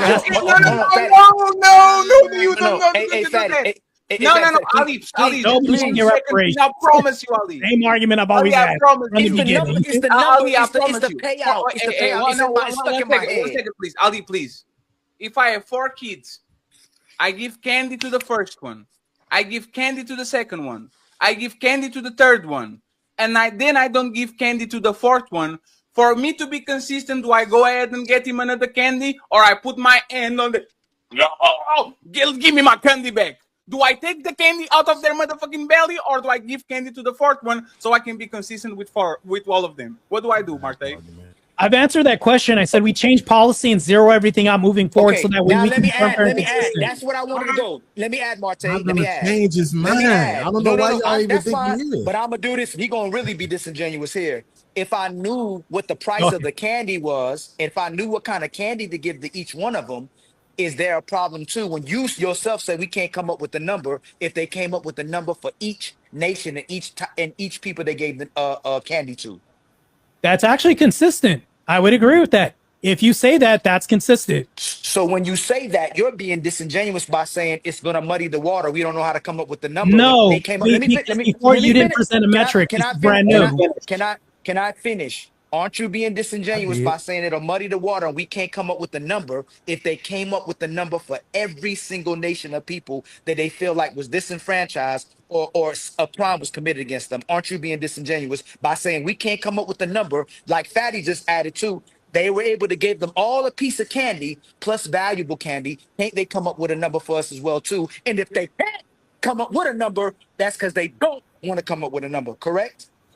You know, two things can be true, right? You know, I can agree with you. And can I answer the question, please? I can explain this. I can flesh this out. Two things can be true. I can say that they can't come up with a number right now because the metric hasn't been presented or the solution. But I can also agree with you to say that once they come up with the number, and if the metric is presented and that's consistent, I can agree to that. See how that works? Wait. A metric for what though? A metric for what though? So what he presented was remember how he said if they can come up with this with a dollar amount, that's consistent. So if you can consistently across the board come up with a metric for, you would say, well, I'm a quarter black or full black, whatever that is, right? If we can come up with this and the waters aren't muddy, I would actually agree with that. That would be fair, firm, and consistent. But the problem that I'm running into is that because I don't see this, that's why I'm using a can't. I'm not making an absolute saying that it's never going to happen. I'm saying right now I don't see this. But and I think you never will. Well, let me say this real quick, Ali. I think you never will. I think you've created an eternal, infinite argument when you say muddy the water. No, because you can use Ali actually saw that. You can use anything to describe that, right? So I'll give you an example. The same thing I did on a panel full of white people to prove that they were bigoted crackers. I said, how about this metric? How about don't worry about none of that other stuff? Redlining, KKK, Tulsa, Oklahoma, none of that other stuff. Just the money that is absolutely old. The 40 acres and a mule, that money, that's old. And they still try, no, because this, no, because that. And you did the same thing earlier. No, because, well, how you going to track it? And no, because, well, you don't know. You're going to muddy the waters no matter what. No That's because semantics are important. An infinite way. Fatty just debunked your whole argument. Yeah, we should give this money away. Fatty just debunked your whole argument. When he labeled specifics and talked about semantics, you're saying to throw the semantics out. Now you're basically opposing Fatty's argument of saying this many kids and this many this. You're basically saying, nah, you know, when white people bring up this many, throw it out. It's like you're a contradiction factory with Fatty. That's crazy. Hey, Martae, what you're doing is being... Fatty said specifics matter. What would you do if it's incongruent? Now you're saying throw it out. That's crazy.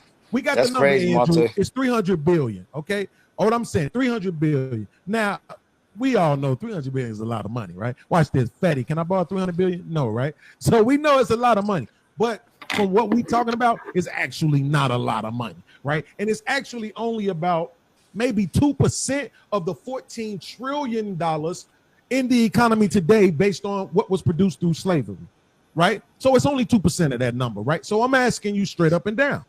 300 billion. They've already given out money to everybody else. We know that you think that they shouldn't, but they are. They are giving out money to everybody else. Should that 300 billion be given to the people who are entitled to it? So there's a caveat. I'm going to say yes, but there's a caveat. Great. I have a black mother, but then my dad is half.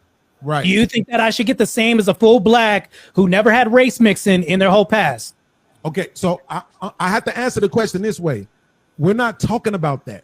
We're talking about a debt that's old. What I'm talking about. That's the answer to your question. But it isn't. But wait, but no, it isn't. That's what he's using is he's saying, no, I don't want semantics. I only like semantics when you went. He's asking about black. Let me explain, Andrew. What I'm saying is this. There's a number. It's allotted. Here's the thing. What I'm talking about is about $150,000 per person of the 2 million family, men, right? Here's my problem. Just let me finish, please, sir. What I'm talking about is about $150,000 per person, per two of the 2 million free men who were supposed to get their 40 acres and a mule. That comes to about 300 million. So you're talking about 150K for the individual. Ain't no whether you light skin, dark skin, 10%, 9%, none of that don't matter. All I'm saying is your great granddad was owed 150K. We're gonna give it to your the oldest living member in your family. Y'all decide how y'all gonna split that 150K up. Who cares? but now the debt is paid. And here's the thing, Martae, do you realize if the debt is paid, nobody could ever bring it up again?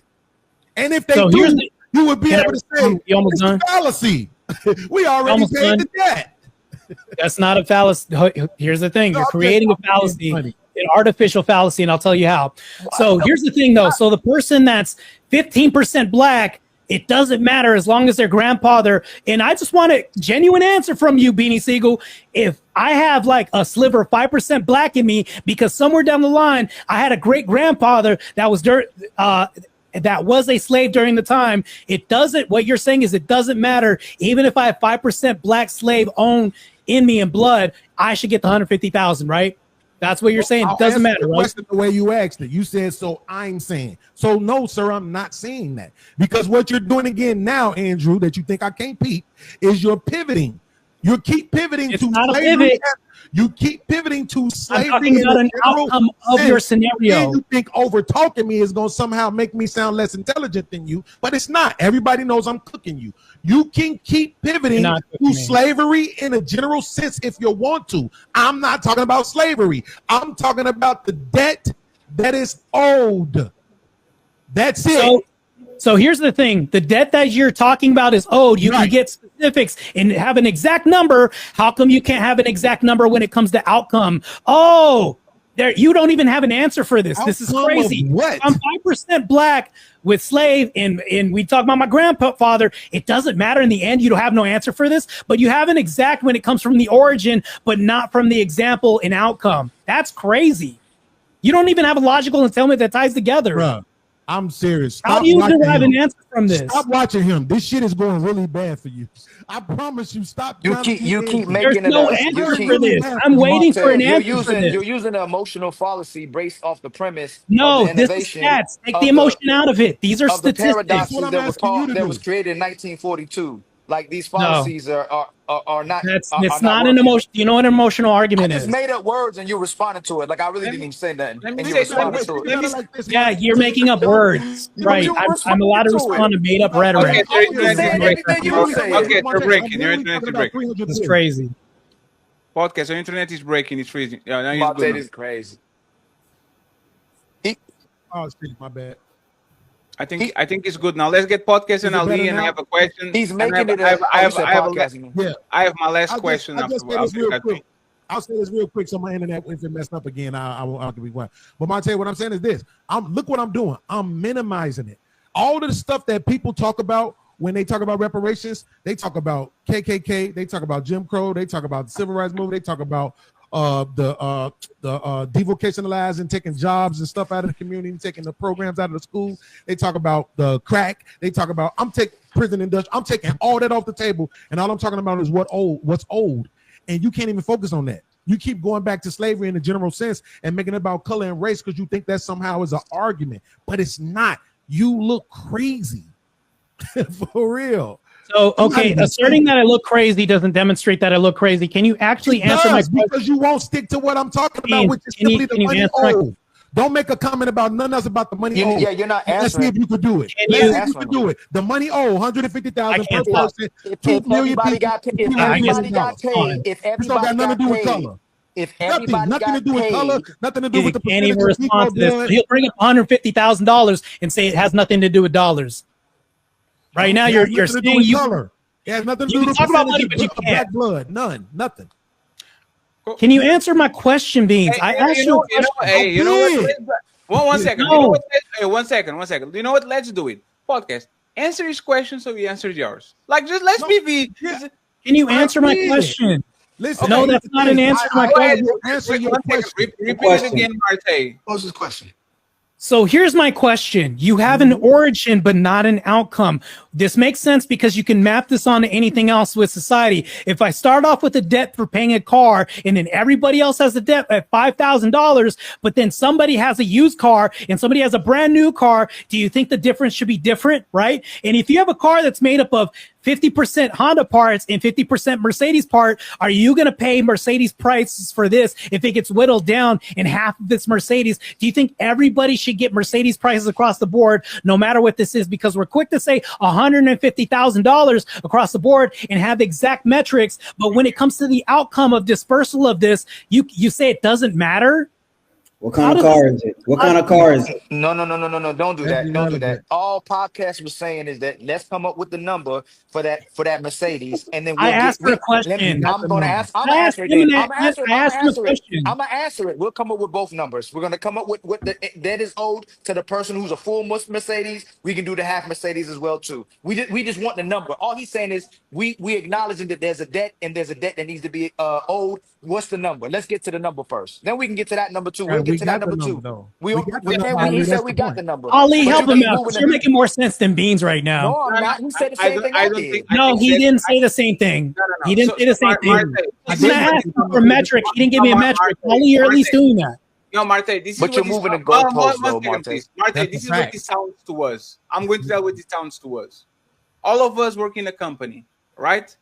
Podcast put his hand on the machine and he lost 4 fingers. I put my hand on the machine and I lost 1 finger.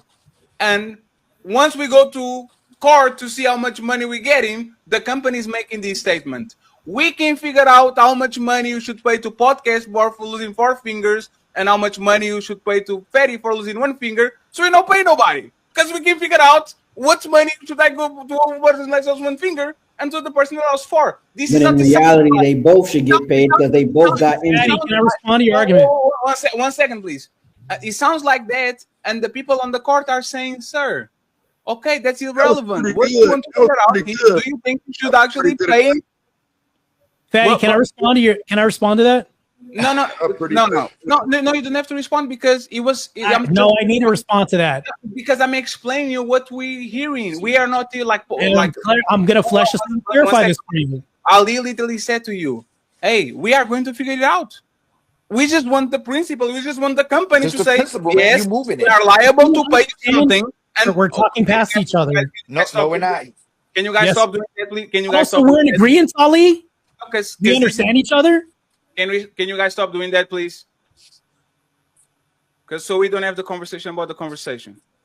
The only thing that Ali is saying is, let's agree in principle that you owe us something, and then later we bring your people, my people, their people, your lawyer, my lawyer, and afterwards we discuss if it's $1 per finger or $100 per finger or $1,000 per finger or $1 million per finger. So let's stop the discussion about if the company should pay $100 or $1,000. Let's have the conversation about if the company should pay restitutions to these people or not. And this is where we're losing the conversation because we keep going back to Fatty, I agree with you. The reason why I want to respond is because I'm in agreement with you.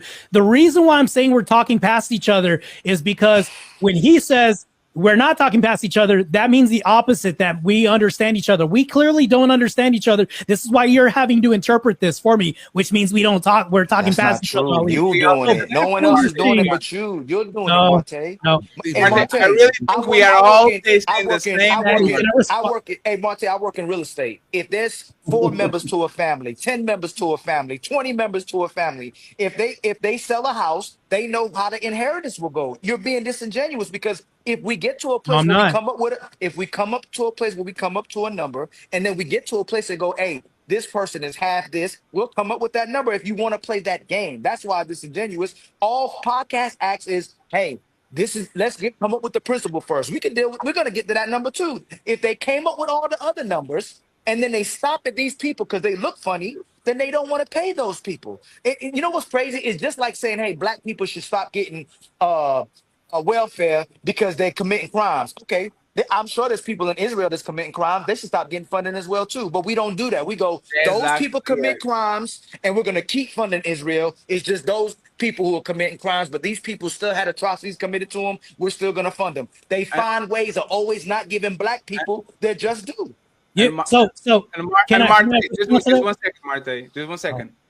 Can you concede? Martae, can you concede that Israel is committing war crimes right now, and they're still getting money? they are committing war crimes with American money. So let me see if I get this right. Israel get money to go ahead and kill kids and people online to go to the wiping hospital. people But off the earth. but the black kid that is No, I stealing agree. a car and going on a joyride doesn't need help from the government. Is that consistent from the government to penalize a group of people for doing not atrocities, because black people are not committing atrocities. Without saying they both shouldn't get paid because my feelings. Yeah. Can I respond real quick to that? Yes. My argument, once again, is saying that the government is inconsistent. You guys agree with me that the government's inconsistent. What I'm saying is that unless we have a metric, which agrees with Ali, I agree with him, we should come up with a metric, but I don't think that we should base it off of principle, just giving money out, unless we have a system or a solution for a metric. If we have a solution, Ali, can I finish real quick? Because I let you finish. I didn't say nothing, brother. I'm just going through the. I'm just triggered. Cool. I don't know why you triggered, because you about to agree with me right now. Because you're not making sense, man. Here's my argument. If the government is inconsistent, I don't think anybody should get reparations until we find a metric, like what Fatty was saying with the government. If we lose 4 fingers or 3 fingers, if we can figure out, because we have a system in play for this, if we can make this across the board and map it to where it's consistent, I think that, yes, I can agree with that, and I would be on board with what you're saying. But because nobody can agree with this, and I think the government's being unfair with this, I think it should be full stop, even with the government. Israel should stop getting funding. Everybody should stop getting funding until we come up with a metric that's firm, fair, consistent for black folk too. Allow me to ask this follow-up question. Do you think that, like, the IRS on the United States is more people? Take a breath, bro. The American government, the IRS, has more agents and more power than most police forces in the planet. Just the IRS. They will find $1 that you sent to podcast and you didn't declare that shit. They will fuck your cash app up. They will fuck your bank account up. Do you believe that the American government has enough IRS agents to sit on the table for a year and to decide exactly what figures they should pay to people, since they have so much power and they can go to motherfucking Wesley Snipes' bank account and say, sir, you need to go to jail for 4 years because you didn't pay us $33.44. Do you think they have the power to do it? Of course. So I can agree to that. So why they are not doing it? So that's beside the point. If they're inconsistent with this, regardless of why or not, I think that we should have full stop. Like I said, I'm still consistent. Full stop until we figure this out in a metric. What you're offering is a solution, but until we see this happening, I think it should be full stop. So I'm gonna be respectful. Hold on, government has resources. I'll agree with you. You're moving. They're not I'm not gonna move it. I'm not gonna move it. We all agree with each other on this. No, he's done. You know why he's done? Because he literally admitted they have the power to do so. They just don't want to, which comes to rules are code. They know how to get the number. They know what they need to do. Funding until we have something that's equal across the board. Hey, Fatty, he's conflating inconsistency without not being able to come up with the number. They know how much to pay AT&T customers when they violate them. Let me finish. They know how much to pay a whole neighborhood when they violate them. They know how much to pay this lady that got burnt by McDonald's hot coffee, how much to pay her. When they pollute the water, when they put asbestos on buildings, when they know how much to pay somebody when they've been in prison for 20 years and they let them out. And usually when they black, they ain't get no money. But white people, for some reason, they leave them with millions of dollars. He knows they know how to come up with money, but he's conflating their inconsistency with not giving black people money or whoever they choose to not giving money. They know the metric. They know how to come up with the number to give people. They just don't want to. And he keeps conflating with them being inconsistent by not giving it to people they don't value or people they don't want to give it to, with not being able to come up with the number or the metric. They already know the number, like Podcast said. They just not trying to pay. And he's being inconsistent and conflating. Ali. And he knows, let me finish. And you know they know the number. Soon as atrocity happens, soon as they owe some country, soon as they're paying Palestine and Israel, but I don't think they ain't paying Israel and Palestine anymore, right? Trump cut that off. Did he cut that off, or he giving them money now? Because they knew how to cut off their money, and they knew how much money to give them annually as well too. They know how much to give money to anybody that's supposed to, who has their just due and who they owe. They just don't want to pay it, brother. That's it. Stop saying that. I do believe they're inconsistent. Ali, you just contradicted yourself. You contradicted yourself because you said, do you think that they pay blacks the same amount of time for prison for the same crime? Do you think that they pay these people the same amount for suing and stuff like that? You also agree with me and said, no, they don't know because it's subjective. And then on the other side of your mouth, you say, no, they know the number. Either they do or they don't. You're literally contradicting yourself. Hey, Martae, I didn't say. Hey, Martae, I didn't interrupt you the whole time you were talking, no, but I Martae, can't talk. but speak for me correctly. I didn't say that. I said, Oh, do you this is believe that the crazy. person that You paid can the, talk, but I do you can't. believe? I said, do you believe that the person that does the same crime deserves the same time? And when they differentiate and don't give someone the same time for the same crime, that is corrupt and they doing it on purpose. They know how And to give you out. agreed with me. No, Thank I don't. you. No, you're But saying now you're no, saying no. Let me you're saying, finish. do they know? No, let Which me is a finish. fallacy. No, That's let also a me fallacy. finish. You're horribly They debating. don't know the number. Let me finish. They know the number Oh they're my going to God, give is to he the. creating prison time to They to know money, the number to they're going to give. reparation? They know that they're going the number they're going to give to the person that they want to do the most time or the least time or whatever the heck time they want to do. They already know the number. They have the number, so it's not the same thing. Hey, this They guy don't that we know. don't. That's a This fallacy. when we want to discriminate, when we want to give someone the wrong, a time that we feel like they are based on bias, our bias, we're going to give them this time. We're going to reduce this person's sentence. They already know the time. You're being inconsistent. They know the time. That contradicts yourself. No, You it say doesn't. they Know don't, the but time. then you said I they're going say to they figure it know. out. No, I didn't say they don't know the time. You're being disingenuous. No, you literally said you know the amount that they're going to give you. You know what the amount that they pay for spilled coffee. You don't. You literally said this. That's crazy. Ali, just let me just ask this last question to see if we get somewhere, and then Taz and CEO, because they've been quiet, wrap it up. I just want to make one statement on the question, right? If we have a male pedophile and a female pedophile, should they get the same time? Yes. Yes. They usually don't, right? Usually the man gets 20 years, it's the woman inconsistent. gets 2 years, right? Is that like inconsistent. Is it come up with the disparity? time? One second, Ali. That's what I've been saying. Is a disparity in years, right? One is 20, the woman goes for 2 and all that shit. Should we up the sentence to 20 years for the woman, or should we reduce the sentence to 2 years so we can mesh with the woman? What I think was we should have a metric across the board that applies to everybody. Martae, you are not going to do that. So that's zeroing everything out, like I said in the beginning. You are zero it out. Fatty, you just Hey, he said he should be the same. Zeroing it out. That actually agrees with my point. If I'm this too is not good at this. Martae, if this is That not literally coincides with my point. let me please. So, Martae, if this is not sufism, I don't know what it is, right?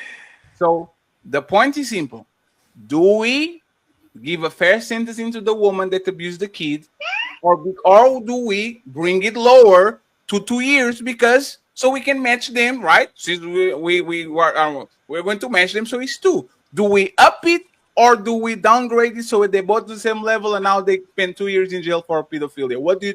If it was Marty the King, what should we do?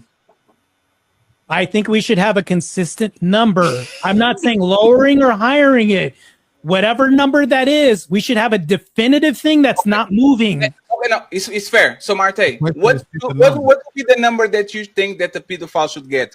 Right. Plankton. A pedophile got caught. He was in a white van with some candies on the console. Like, right? What is the number, if you were king, that you will give to a pedophile catching blatantly like, he did it. There's CCTV camera, there's fingerprints. He did it. One kid. What should be the number? So we don't have a ruling king in America. What we have is a basically almost a banana republic where people really come together this? and they decide. It's not one person that You does really it. doing this right now, Martae? Yes, and I'm happy he's doing it. I hope y'all suffering. You know how you're disingenuous because you say I don't feel Martae, like Martae, He's making me a king. Hey, Fatty. Martae, you know what? Am I a king? One second. I don't like when podcasts keep saying Andrew Wilson, but this is exactly what Andrew Wilson does.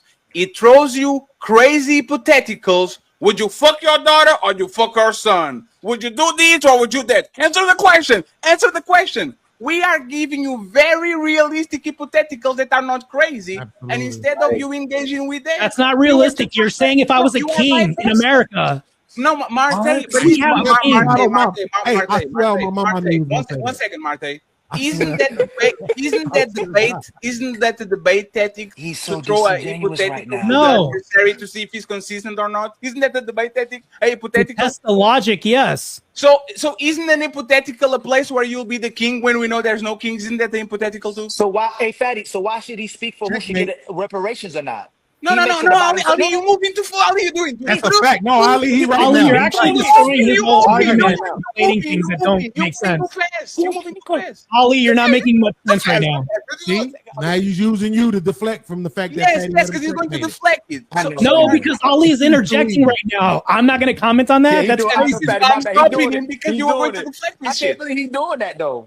But Martae, I never Martae, seen you that's like my- that. You're literally talking right now, Ali. What are You're you still talking doing it. about? Instead of You're not going. Hey, Mart. Hey, Ali. Oh, he you got are kicked off? down That's for wild. 10 seconds, That's Ali, because crazy. you're helping him now. You are actually helping him. Martae, is it fair to throw hypotheticals and you left or right to see if you're logically consistent from the end to the beginning to the end of the conversation? Is that fair? Is it fair for me to ask you questions about your hypothetical? Oh my God. Yo, this is great. This is Andrew Wilson, man. You are doing Inception on us.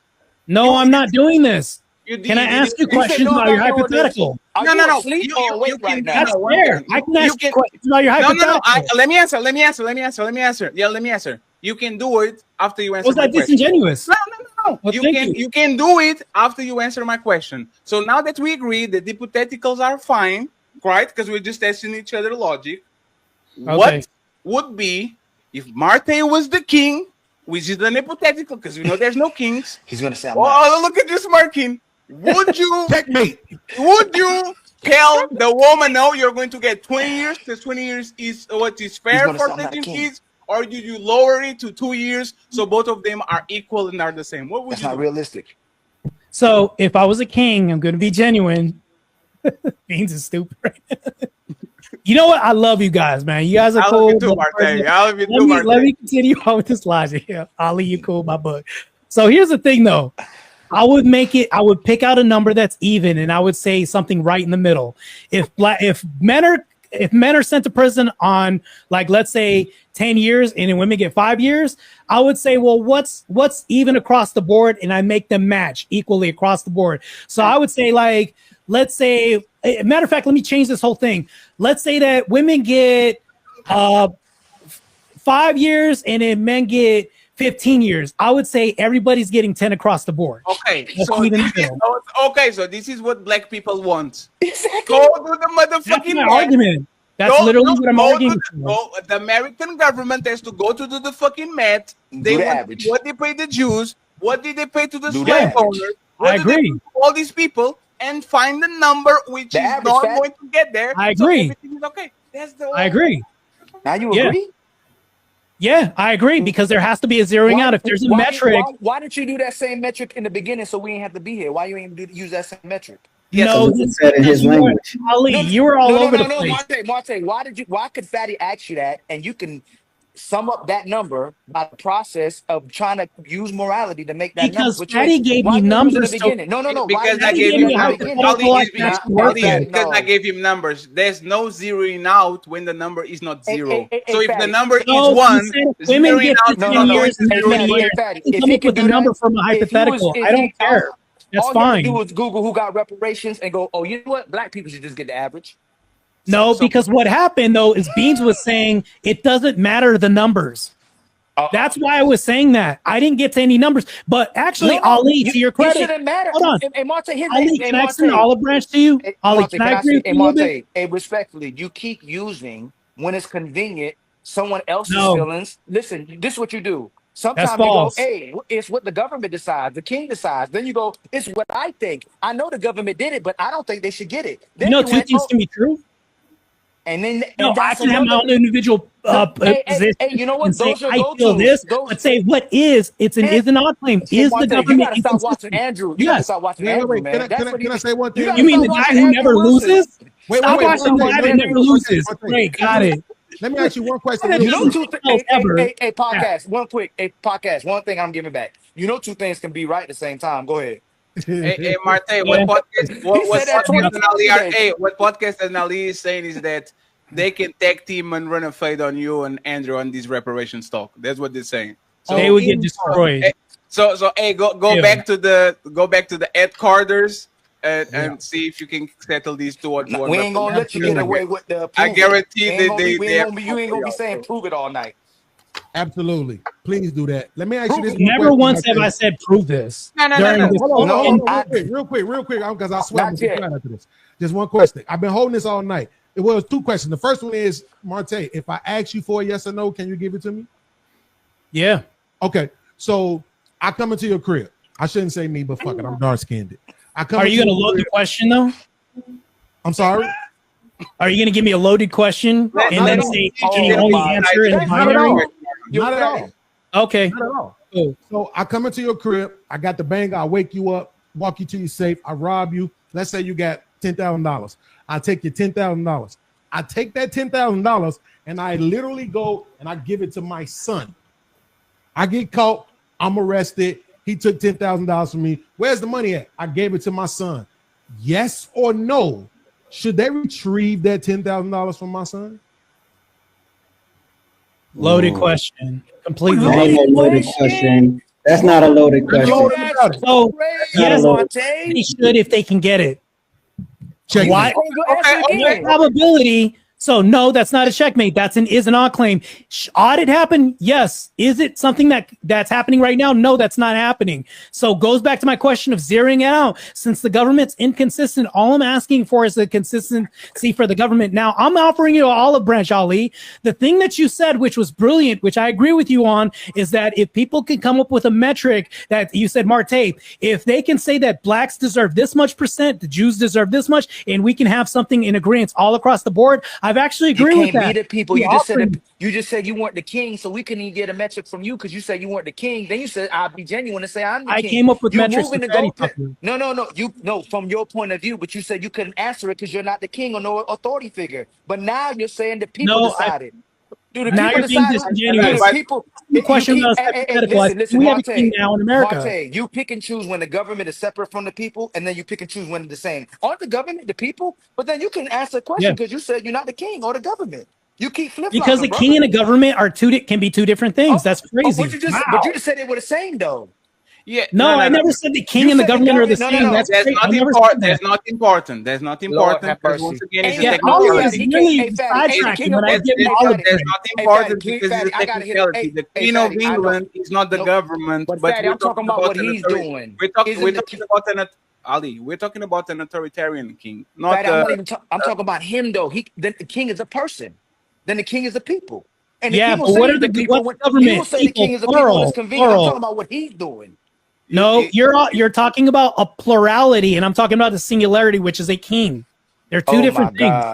What I was talking about is a king, like a king that actually is authoritarian. Like most of kings, most of these kings on the planet right now are not the authoritarian. They are just figureheads. They are just part of the tradition of the country. They don't have power. So this is what I'm saying. When I refer to as king, I'm talking about Kingling. I'm him. I don't answer to nobody. I'm King Joffrey. I'm not talking about like the king that has a government and there's the constitution and there's a bunch of rules to actually apply. He is the law. Like I said. Let me just say these and then we wrap it up, right? And by the way, thank you for defending yourself against 6 professionals. I appreciate it. That's why I'm telling you, if you want to debate a version of this, not this per se, but a version of this, and bring like somebody that you can actually win the spar with, because there's a lot of people try to jump you. I would actually appreciate it. No, I actually like that sparring against, because I do too. You know me, we started off doing 2v1. It gets better. You can't keep saying this is a fallacy. It gets sharper. But my question, you got to answer questions, bro. You got to answer fallacy. Let's not have the conversation about the conversation. That's crazy. Fine. So my this is me looking for the outside, right? People have a problem with Black Americans because Black Americans disproportionately do a certain amount of crime. In my opinion, the amount of crime that Black Americans do is not because they're Black, it's because they are disproportionately poor. Wouldn't reparations fix the problem that most white people complain about Black people? We're going to get this money. We're going to give this money to the community, to the young single mamas, to the guy that is not taking care of the kids, to the YNs, to the community, so they can fund their school districts and leave there's a better living and all that. And by We the end would of the agree on day, this. and by the end of the day, you are going to literally bring down criminality because LeBron Jameson is not committing crime. So I believe that the people that commit crimes, if they have more money, they wouldn't commit crimes either. Wouldn't that actually solve a lot of problems that we talk about in the black community? I'll agree with you and say yes, but I'll also ask, can I ask you a question real quick? If Israel is getting money, but black people aren't, do you think this is unfair for the government to do this? For reparations? Repeat it again, please. So if Israel's getting money because of crimes against humanity, what crimes against humanity were done towards blacks, and we're not getting reparations, do you think that that's unfair for the government to ignore? I think it's not unfair because American government, American people didn't discriminate against Jewish people. They didn't prosecute them. They didn't prosecute him. They didn't put him in chambers. To be honest, they are actually their saviors. So if I compare the attitude to American government people, to black people, and to Jewish people, I would say it's not unfair because the American government actually was very benevolent and supporter of the Israel and the Jews, but he was very punitive to black people and to the atrocities they commit to them. So I think it's apples and oranges. They're not the same. Which leads me to my next question. So if we bring in Native Americans to the picture, homes franchise, you're talking about the Trail of Tears, things like this. If they give Native Americans casinos and federal land and all this, but they're not giving blacks anything for just due for being killed, slave, rape, all this other stuff, do you think that that's unfair and not consistent across the board? I think that's not consistent. Yes, there's two people that were right. Yes. But hold on, let me walk you through this logic real quick. Wait, 1 second. No. Hold on, I'm not done. Hey, Martae, don't worry, Martae, I'll walk with you, I promise. Don't worry. Go ahead, Tess. I'm just saying. I'll walk with you. Martae, I'll walk with you. Go ahead, Tess.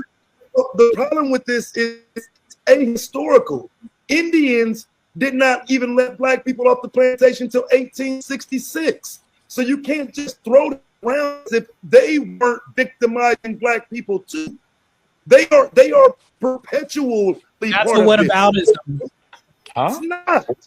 No, it's not. They are involved in slavery just like the American government was, and they had to create We've a demonstrated treaty. that there are blacks involved with slavery too. I mean, even if we can talk about semantics. Excuse me, I'm telling you that Indian territory was not even United States territory. Yo, Fatty, thanks for having me, man. I gotta go. Yeah, I appreciate you, man. Yo, Martae, great. Yo, Taz, great talking with you. Beans, what up? Answer the questions though, man. Appreciate you, man. I see you later. Fatty actually agreed with me. So are you against Fatty's answer? No, he not. He walking it down with you.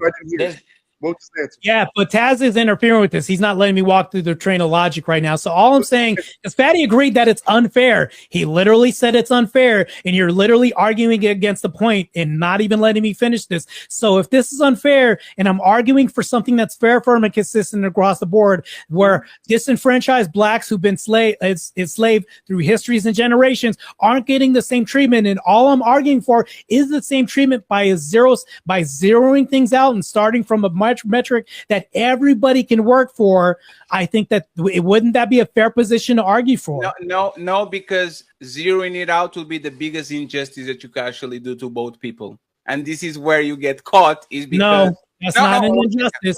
You know that giving everybody 5 across the board is zeroing it out. Giving everybody 10 across the board is zeroing it out to some degree. All I'm asking for is a leveling of this. You can zero it out. Actually, I have a better deal for you. We are going to get to every person in the United States.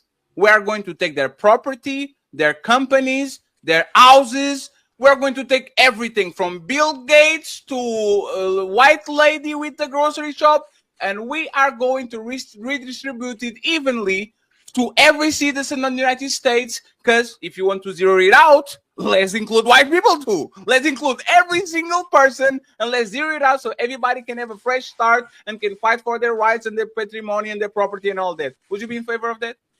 No. Thank you. That's not what I'm talking about. No, thank you. It's thank you. There's 5 different ways you can frame zeroing out, right? Martae, 5 different ways you can frame that. For you to mischaracterizing my argument, Fatty. So let me walk with you. Oh, if you zeroed it out, and like you are saying, instead of giving black people the things that we give to the Indians, to the natives, so they be par to par, let's take the things that we gave to the natives, so everybody, the Indians and the Indians and the blacks start from scratch, right? No, So that's not what I'm saying. So what will be zeroed out for the natives? Explain that to me. So this is what I'm referring to when I'm talking about zeroing everything out. If you look at Native Americans with how much they get from federal government funding, but then you give blacks the very same thing that's the zeroing it out. What I'm talking about when I say zero, maybe I'm using a bad language. So forgive me on that part. I'm saying leveling this out. Casinos, reservations, everything, right? Paying taxes now, we take everything from them, right? Leveling everything out. Perfect. Right? From a reasonable standpoint of saying, you know what, even though they have casinos, but we need to think about what we can level out, meaning payment from the government. We can't give blacks casinos and all this other stuff because that would definitely create havoc. But what I'm talking about is like, so if Native Americans get a check from the government, I think that blacks should get the same check if it's equal, firm, fair, and across the board. No. What about the casinos and land they already have? They already have shit. They have a bunch of land. They have casinos. I think the taxes, I didn't think either they don't pay taxes. I'm not talking about casinos. I already said that. Or land. I am. No, Martae, but I am. If you're going to do a level playing field, right, and you don't want to upgrade black people, you have to downgrade Indians. You have to take shit from them. No, you don't have to do this. You don't have to do this. The reason why I'm giving you a solution is if we give blacks a check that they've never given while not taking away anything from Native Americans and say, blacks, because you don't have this land already or casinos, we're going to give you this check. Great.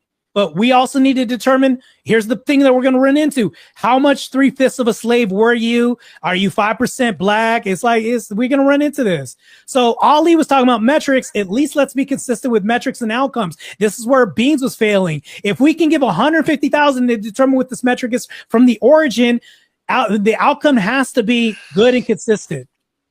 Yeah, but yes, this is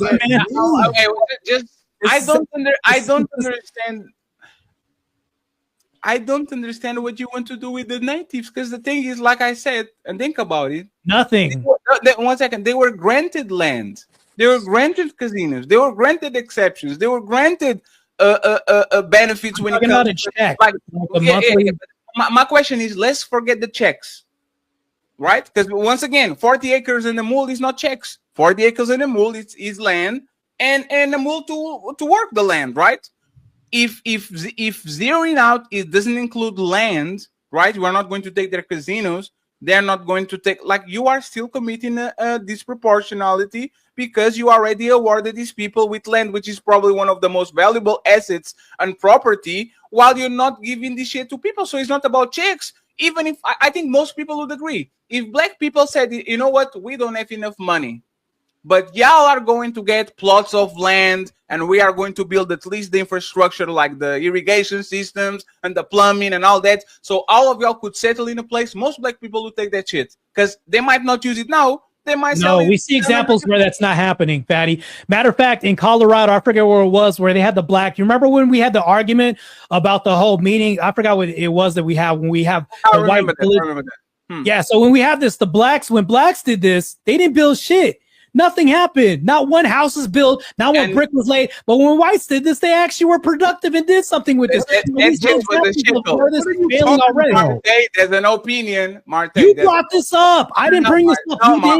Martae. If blacks had land, they'd actually do something with this. Martae, you know what's funny? They're not. What's funny? This is the justification for, like, Anton does this and Angry Man does this, and I don't like it. Why give niggas reparations when they're going to buy Jordans and da-da-da-da-da? I didn't even say that. I don't give a fuck if they don't build nothing. Give that shit to them, and then they'll figure out whatever the fuck they're going to do with that. Like, you see what I'm saying? I don't have to. Yeah, but why he lying, though? How am I?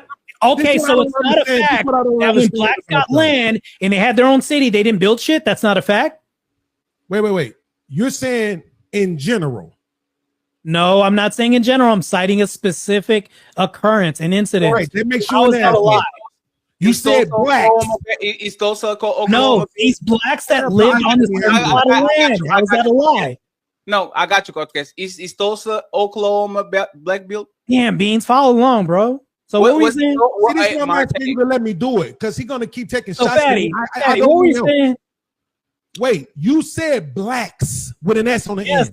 When I say the blacks that owned this land when they created their own city, that's specifically who I'm talking about. These blacks. Right. Yes, you might want to listen. That's fundamental. Who is that? What? Fatty, is he saying there was black people Please, with I'm money? begging you. Please, y'all, I'm begging y'all, bro. I don't get through as many things. He's right. Fatty, he's right. Repeat that again. Podcast. Repeat that again. Rub Because two we brain cells together and get with this conversation, bro. Yeah, just repeat it again. You Because we can't didn't name get the it. person that you're talking about. Are you talking about Colorado, bro? No. Why would you offer him some information? Taz, don't give him nothing. Taz, don't give him nothing. No. Don't offer him nothing. Don't Yeah, give him look, nothing. wait, stop. He Googling right now. I'm trying to Google it right now. Look at, see, this is what I'm saying. He just talking. He's from the school of Andrew Wilson. All he do is talk and No, make up this and is lie. something I brought up. Nope. It don't matter. You still lie. I don't even have to Google this. So when I was referring to the black, so when I was referring to the blacks who own this black city that was only for blacks, and they wanted to do the same thing that the white people did, who was I talking about when I said blacks? Why the fuck are you asking me the question I just asked you? Can you answer that? Why are you asking me the question I just asked you? We could do this shit all night. What question did you ask me? Who the fuck were you talking about? I just answered this. The blacks that own that all black city that they wanted to create. Absolutely. So who is that? The blacks in the okay, this is circular right now. You're not absolutely because you don't know what the fuck you're talking about. I am. There was a city. If you say who are the whites that created this all white city? Well, who are they? The whites that created the all white city. Do you want me to name them by names and shit? Do you want me to go down their lineage? This is Here's stupid. what I do know. Here's what I do know. You're making an argument right now. You're just creating this circular logic right now. Every single fucking time blacks got some land, they built that shit the fuck up, and your crack ass lineage. No, they didn't build anything in this land. So not one hut, not one house was built when they did this. So fatty. So hold on, y'all. Hold on. He's not. No, look at it. You and the rest of your crack ass. No, this is a fact. Martae, can you stop? Martae, can you stop? Martae, can you stop? Martae, you're deliberately lying. If you look after the Reconstruction era, there were over 2,000 black. That's not what I'm talking about. Can you Google? Yes, let me finish. You're talking about all black towns. You said we built huts or whatever you're talking about. I'm talking about one city specifically. Let me finish. You haven't still told us the city specifically that you're talking about. But all those cities were destroyed by white people. Most of the all black cities were destroyed by black people, white people with laws and infrastructures that they built over those infrastructures. So if you Google while you're Googling, move out Mississippi. Let me finish. So if you're Googling, and now you're being even more disingenuous by using the city, if you Google Freedmen towns, those are all black towns. Because I'm honest. Let me finish. So if you're being honest, most of the black cities and towns were destroyed by white people.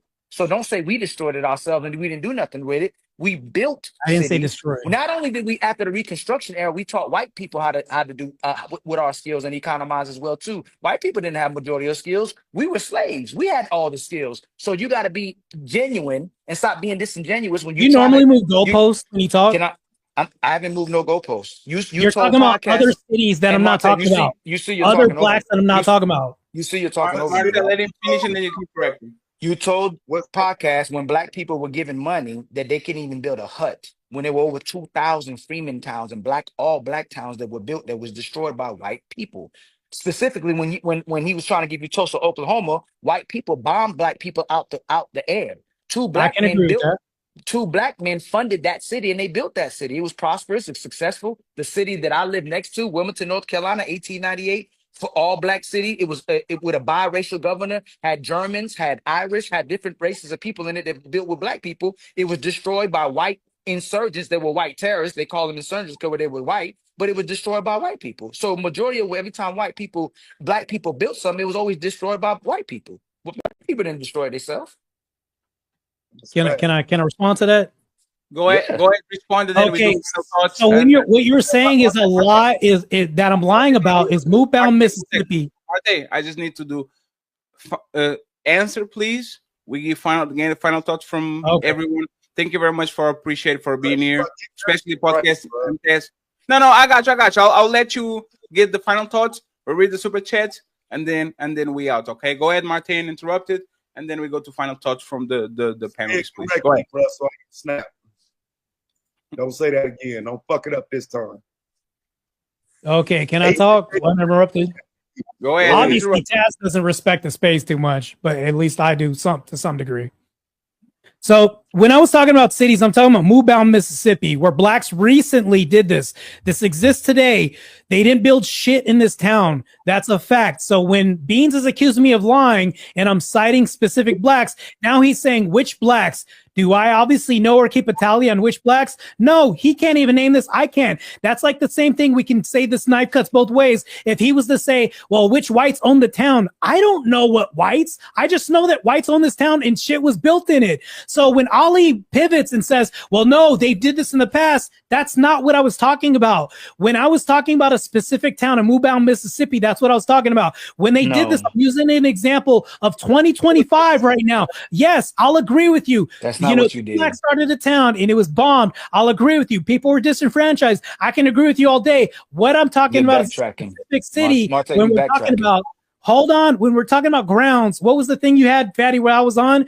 When we talked about this, I literally brought this up. When blacks brought this space up in this town, nothing got built. I literally said this, which is a fact. Anybody can Google this and look this up. But bro, I can't understand what you're saying. Can you spell it for me? You sound like you said Mubao. What city is that? Mubao, Mississippi. Can you spell it for me? Mubao, Mississippi. Okay, Mound, M-O-U-N-D. Mound Bayou, you 1887. I knew your stupid ass, man. No. You know what's funny? It's it's like saying Donald Trump. Well, show's over. Hope y'all enjoyed it. But nah, don't dip yet. We still got them final thoughts coming. Y'all really tore it up tonight, huh? But don't dip just yet. Let's hear them final words. Hey, that's it. Show's done. Now shut the fuck up and let the panelists speak. It's time for final thoughts. Hold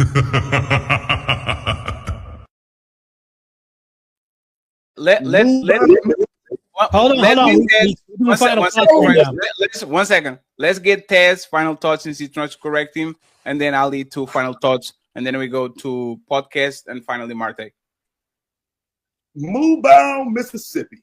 Okay, so here's the thing, bro. Mound Bayou, for you to say Mound Bayou when it was founded in 1887, and then made into a corporated city in 1913, I would venture to say it was built considering the upgrade is when they were able to get incorporated.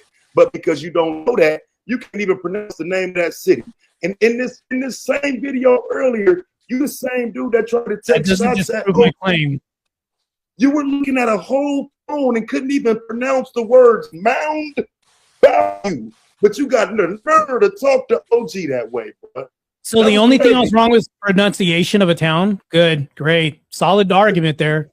Great. The fact that you have no idea, and also the fact that you started in Colorado. I thought your dumb was talking about Deerfield. Since you don't know anything about I can admit a pronunciation, but it can still be factual that I was right about the city. Thank you, Fatty. Appreciate you, bro. Thanks, hey, thank you very much, Sas, for pulling up. I appreciate you. Thank you very much for having the conversation. And once again, let's make big problems, small problems, and small problems, no problems.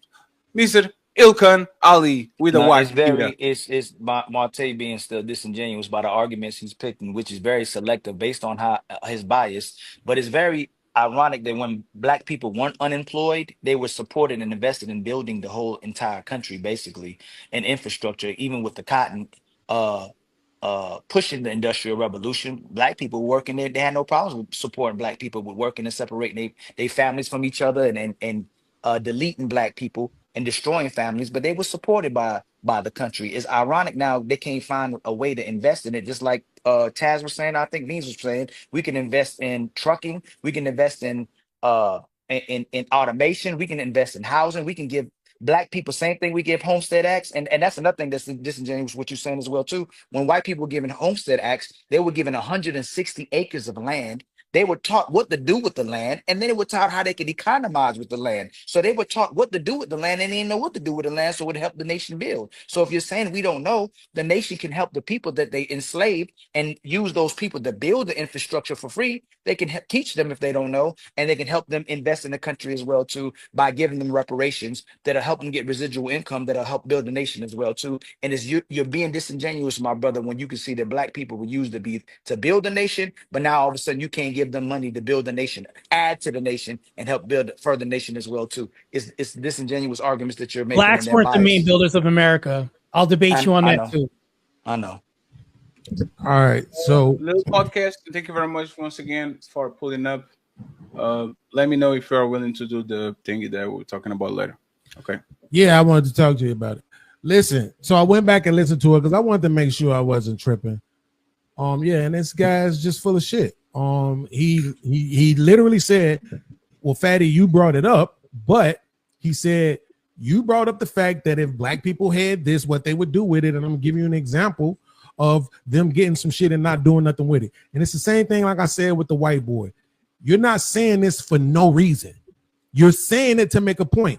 And just because you don't say the point don't mean we don't get the point when we can look at the example that you use. If the example that you use is look at this town where black people were given something and they didn't do anything with it, then the point that you're trying to make is that even if we give black people some shit, they ain't gonna do nothing with it.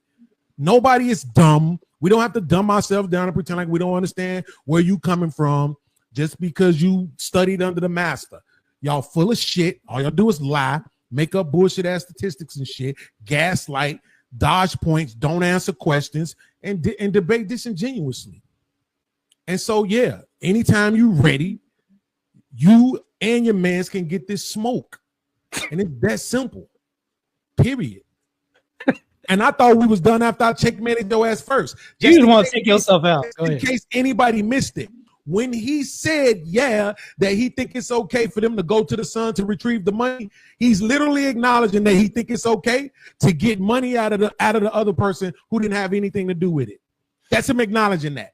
So if my son took that $10,000 and now it's his money, he got it now, it's his now. It ain't mine no more, it ain't yours no more, it's his. And you think it's okay for them to go get it. What you gonna argue? Well, after a year it's not okay. After 5 years, not okay. After 10 years, it's not okay. You probably would because you're a disingenuous person. But the fact of the matter is, you damn right.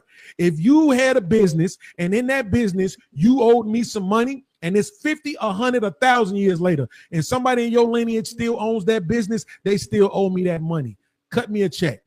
Now I'm gonna say this and I'm gonna land my plane. Martae, is one thing I did want to ask you. I'm not asking you to start another conversation, but what about if reparations doesn't look the same for everybody? So let's say I'm a black person and I'm owed reparations, but I got the bag, right? I'm doing good in life. I'm making $250K a year, but I could use a tax break on my business. You a black person, you doing okay for yourself. You making $70,000, $80,000 a year, but you got $100,000 in student loan debt. Maybe we could wipe out your student loan debt for you. Somebody else might need some medical procedures and medicine and stuff covered, right? Would you be okay with reparations looking like that? Not just a blank check and cut the same for everybody, but people actually getting the things that they need facilitated to them in their actual lives. And I want to say shout out to my man Fatty. You did it, bro. You the man. I'm proud of you. And yeah, let's go. We on the way, and like I said, podcast, don't be summoning the dragon, because Martae actually is not teacher, is actually friends with Andrew. So don't be summoning the dragon because he's one call away. So just be careful. Listen, with man, it. I'm ready. Andrew hasn't had a loss yet. So, I mean, you might be the one to give him his first L in years. Good luck to that, by the way. Yeah. He's debated scholars and professors and lawyers and attorneys. Good luck. Let's see. Martae is going to see what he wants to debate. Let's let it read for a second. Let's see what we can do with it. Okay. So here's the problem with this. He's using an assumptive claim by saying because an is thing that happened, and I'm citing something that happened, I'm making it a prescription. That's also a fallacious claim. He's also using something that's a false equivalent because it's a concurrent thing that's happened in concession. We could say that a son was given money that was stolen, right? Just like drugs or anything else. We could say this. Police are going to go ahead and fetch these drugs that are illegal, right? But the problem with this is the reason why it's a false equivalency is because now we're asking for something from generations above, a long time ago, that's intangible. That's a construct. We're saying at this point it's a construct. Detached lineages. What he used was an example of something that's not a detached lineage, something that's concurrent in events, saying that, okay, since this happened 20 minutes ago, we're going to do this. But what he's comparing this to is something from my great grandparents. Like, that's literally a false equivalent. My brain hurts at the stupidity of this. So here's the thing that I'm going to say right now. If you're going to have an argument, at least be concise and at least don't fill it with fallacies and all these contradictions. That doesn't make any sense. But then when you're going to go ahead and talk to somebody, I'm Andrew Wilson's coach and I'm an extension of the Crucible. So when you look at him, Jake, Rob, Nor, and all them, yeah, if you mess with one of us, you're going to get destroyed. And you're asking for somebody that's never taken losses. Name me one loss that Andrew's taken. You don't want that war. At least take it with me and I'll debate you on anything else and you'll get wrecked too, just the same. Well, I'll gladly take that challenge, but again, we have to do it by the rules that Fatty said, right? So in the debates, you don't get to duck questions. And this is why this is exactly why I might even agree with you that I've actually never seen Andrew take an L, but I've seen him lie. I've seen him gaslight. I've seen him cherry pick. Lie? Where? To point out a lie. No, I'm not going to tell you what the lie is because you can't. He lied, but I can't point it out to you. Sir, right. I literally have the clip loaded up. Debate. You've never offered a demonstration. See what I'm saying? What you're doing right now? No, Khan Ali had to pick up the ball right for you, and your logic was failing. You know that, right? The lie is, right? I'm telling you, I'm not going to tell you what it is. Oh, I know what it is. I know exactly what the lie is. How convenient! Right here. You know what the lie is, but I can't tell you. Yeah, I'm not going to tell you. You can run back and tell him what it is, so he can prepare for it. Absolutely not. I'll greet him with the lie when he shows up. As if the debate's going to be around this lie. Just to finish what I was saying, though, that's just convenient. I've actually never seen him. I've actually never seen him take an L, but that's because I've always seen him debate on platforms where they let him do whatever the fuck he want to. Cool. If you want a platform, when you have to debate with some sort of standards and some sort of and a set of rules. And that's he's on places where there's standards and rules. If you could play by the same rules that Andrew Wilson does, would you be able to destroy him? Absolutely not. Because the difference between me, you just contradicted yourself. You said if he can play by the rules, you said by the rules he plays by. I literally just said that we have to debate by the rules that Fatty said. I literally just said that. I'm not contradicting anything. Fatty, does Andrew Wilson play by the rules on your debates or any panels that he does? Does he mostly play by these rules? Depends on what the rules you mean. Like non-interrupting, absolutely not. Ad hominem. Everybody else does the same thing, right? It's usually consistent across the board, right? No, because he has more power, so he can do it more. I would say everybody does it, but he does it on a bigger level because he knows you're giving him justification for this. No, I'm saying I'm saying if I, for example, go on Sarah and I'm good friends of the show, and he goes on Sarah and he's good friends of the show, I guarantee you he has way more of a leash than I do, even though we do the same thing. So it's not that we do it. Sometimes we do it too. We are almost getting caught and we try to deflect and go to the opposite. I'm just saying that he can do it more because he can get away with it more. So fair. Hold on. Does that make you the enabler if you allow this to happen? Deflection. No, it's my fault. I think it's my fault. No. It's my fault. Not a deflection. If he allows this to happen, is this not coinciding with the rule? If I'm the moderator, one second. If I'm the moderator and I don't put my foot down for if he doesn't set rules, what is there to follow? This debunks your whole claim. Meaning that Andrew doesn't follow the rules, so it's too late. Let me ask you something, right? Hey, podcast. Let me ask Martae. He's never said Andrew Wilson doesn't follow the rule. What are you talking about? Let me ask you something real quick, right? Because it depends on the rules. For example, in my show, like I'm trying to kind of go after what Terry's doing. You mean when you muted him and you broke the contract? No, I didn't mute him. I actually played the video. No, actually, you know what's funny? You mute him. What are you talking about? I did, Martae. You know what's funny? that show was a train wreck because of the things that I agree with Andrew before the show. If I don't mute him, I can mute nobody because it will be unfair to the other people to be muted him. And why would you make a standard that you can't have consistent with everybody else? That would be your fault, not his, right? No, it's my fault. It's my accountability. That's what I said. I literally said I went and watched the whole show, and I learned. You getting cooked, by the way. I learned. I went ahead and watched. You just literally debunked your whole claim right now and conceded that. You gave me my claim the minute you said if Betty allows him to do it, that's on him. Let me explain something, please. So if there's no rules, there's nothing to break. Let me explain something, please. Let me explain something.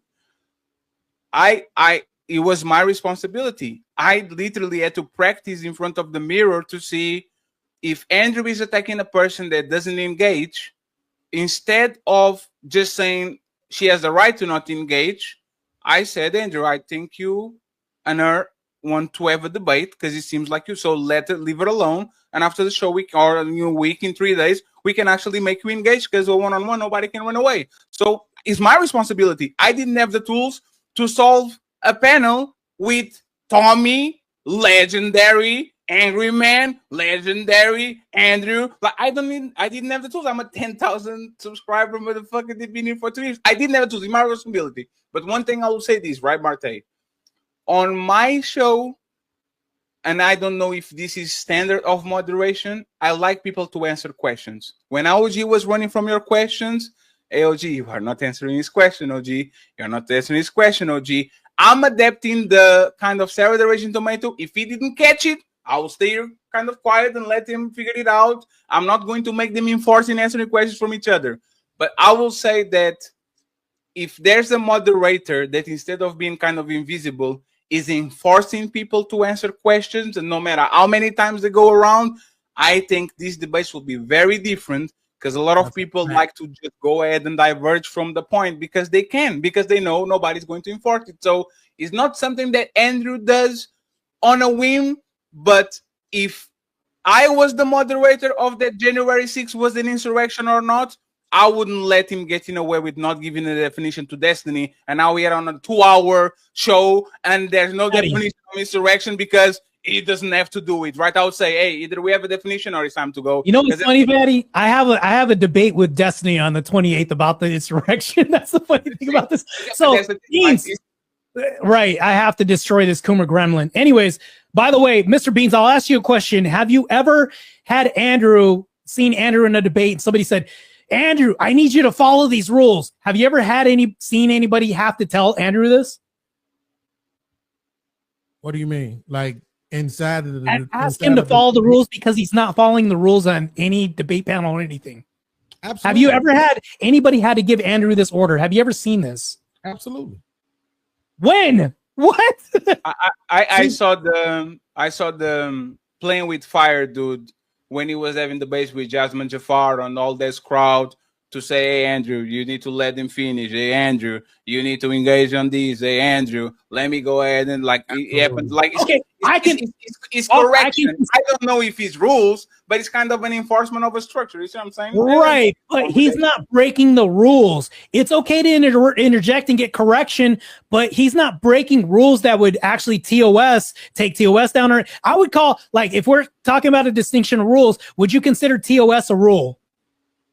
TOS is a YouTube guidelines type of thing. Right. So there's an overarching rule that we have. Now, me having a little play of misconduct, there's a little room for play with that. So that's what I'm talking about. So when Andrew's breaking rules, like we need to determine what this is. I haven't seen Andrew break rules when it comes to he did it on my last show. What I'm talking about. When I ask him this, hey, Andrew, I know you're trying to prove a point because I know you, like you go to an extreme to prove a point. But please don't make racial kind of, because you never used football in the last 5 years, and he kept doing it and kept going there and kept going there. In my opinion, this kind of it's not the rule. He's being called a racist. Hold on, when he's being called a racist, he can't hit back. What you're saying is that that's not what I said. But it's not. See, to me, I think you can't make rules for one and not for the other. That's crazy. By the way, I'm debating Destiny 2 on the 28th. Okay, it's not just Martae. So please tune in on the 28th. Team Fatty and the Untouchables meet Destiny. So shout out to the And the Untouchable Crucible. Empire. The Crucible meets Destiny Untouchable too. Empire. The Untouchable Empire, baby. On that show that you did with all of them up there you was just talking about, I got it on my reaction. I'm gonna go clip it just so I can make sure I have it. He literally said, he kept dodging the question, Deb kept dodging the question, and then he literally said, I refuse to answer the question. And then he gave some excuse like maybe it was fallacious or loaded. And this is what they do. When they don't want to answer a question, they just call it fallacious or say that it's loaded. Just like he said with my question. Oh, it's a loaded question. Wasn't nothing loaded about it, right? You think I'm trying to trump you with something. So you're creating a false binary. That's what you did. But it was irrelevant. See, this is what I'm saying. It was irrelevant to the example because what I was trying to do was test your consistency. So it didn't have anything to do. It's not a good. See what I mean? Even know how to do a debate or have an argument? He said he understood about creating hypotheticals to test consistency, and now he's saying no, that's not a good thing. If the hypothetical, I can ask a question about a hypothetical. Even Patty's conceded this. That's crazy. He's saying that the hypothetical is not a good one if it isn't 100% analogous with the previous example. I never said 100% analogous. I never said that. It doesn't have to be exactly. You're now making shit up. That never happened. So it doesn't have to be exactly like it. It didn't need that at all. I just wanted to test. Oh, I can agree with you. It doesn't have to be like this. But when I ask a question about a hypothetical, that's perfectly permitted, right? Absolutely. Patty's even agreed with this. Absolutely. But if you ask me, let me ask you this: if you ask me a question and I say I don't know, is that good enough for you? Yeah. Okay. So what I'm saying is this: I'll say that. This is the difference between me, you, and your boss. I'll say that. I actually said I don't know what the name of the town is. I don't have to do none of that. I have 5 different examples throughout this whole debate when I said I don't know. When I said I don't know what metric we should use, because when I was delineating between women and men, I said I don't know as long as it's even. I also said I don't know the black people in the town. I also said I don't know what the town was. I've literally said this throughout this whole debate. What are you saying? That's true, Martae, but you still ignored the question. Here's the thing: the way I'm not going to answer loaded questions. But right there, you get to call it loaded. That's all you're gonna do. You're just gonna call it loaded. I could say, bro, is this plastic or glass? That's a loaded question. It doesn't matter what we ask. Brother. Buckle up, everyone. It's time for some super chats.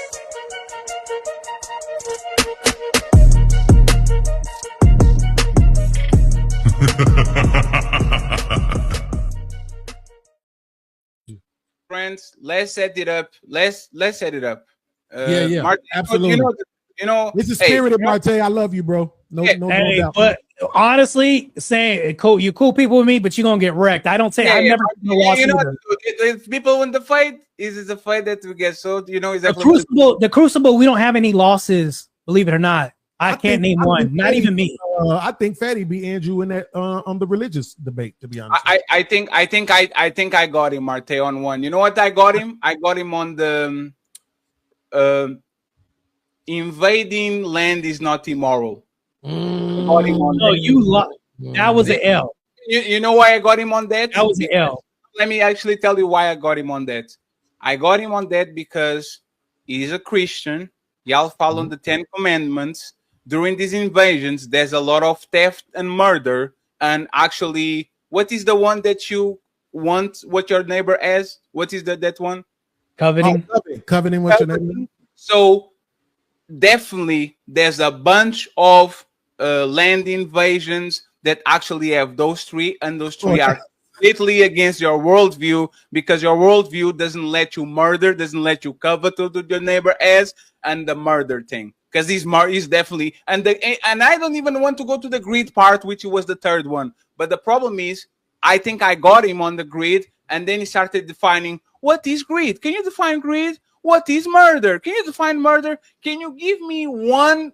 Yeah, that's important. Of when they did this? And my thing is this, Martae. I didn't close the deal because I didn't something obvious. But after I thought about it, I should say Israel and Palestine. There's definitely murdering happening. Definitely coveting on. But did you say it during the debate? No. But that's what I'm conceding. If I was talking with a regular person, they would just stay there and says, you know what, like you did. That's actually a great point. I'm not even going to lie. He started to do what you guys call stalling, which is instead of going, oh, what is the definition of greed? I don't know what the fuck It's you wanting more than you actually need. It's not survival. It's just you want to take.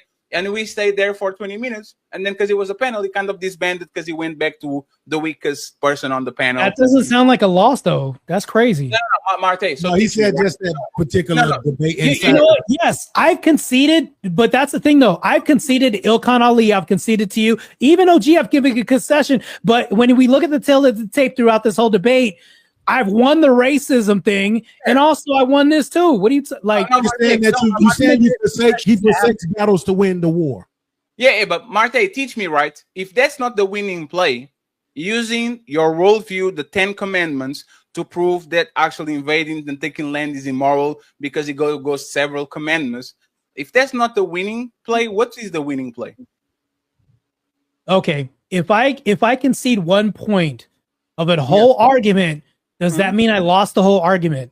That's what he's saying, Fatty. He's saying you could have won that part, but what about the entire debate? Yeah, about the entire. If I say you are debating and saying that is not immoral, but in my opinion, again, your worldview is based on the Bible, 10 commandments. I ask him, does the 10 commandments have a role in your worldview? He said yes, absolutely. So isn't that murdering, coveting, and greed like 3 things that happen when some countries or some lands or some tribes go ahead and invade the other tribe because they want their water, they want their woman, they want their whatever. And instead of, I think that was the winning play. And he stalled me in 2 things. He stalled me into the define greed, define murder, define this, define that. No, those are important. We need to talk about definitions. No. And then he stalled me on the give me an example. And I keep giving an example. For example, in Brazil, Portugal, I know Portuguese history. Portuguese people went to Brazil. They saw there were gold and sugar cane. And they said, you know what? This shit is ours. We're going to take it. And he said, no, I don't accept that. So what about the Trail of Tears and what happened to the natives and all that? I don't accept that. And in my opinion, like a final, like nobody denies that what Israel is doing in Palestine is over excessive, right? People going to hospitals to get food and getting bombarded and they know exactly what they're doing. I think that if I use the Palestine thing, do you think that will be a closing or a winning play? Or do you think that doesn't matter, that is not enough to actually say, you know what? He actually contradicts his worldview. He can't be saying this because what is happening in Palestine, taking land and appropriating the Gaza Strip is actually something that is happening and is immoral. Like, what will be the winning play there?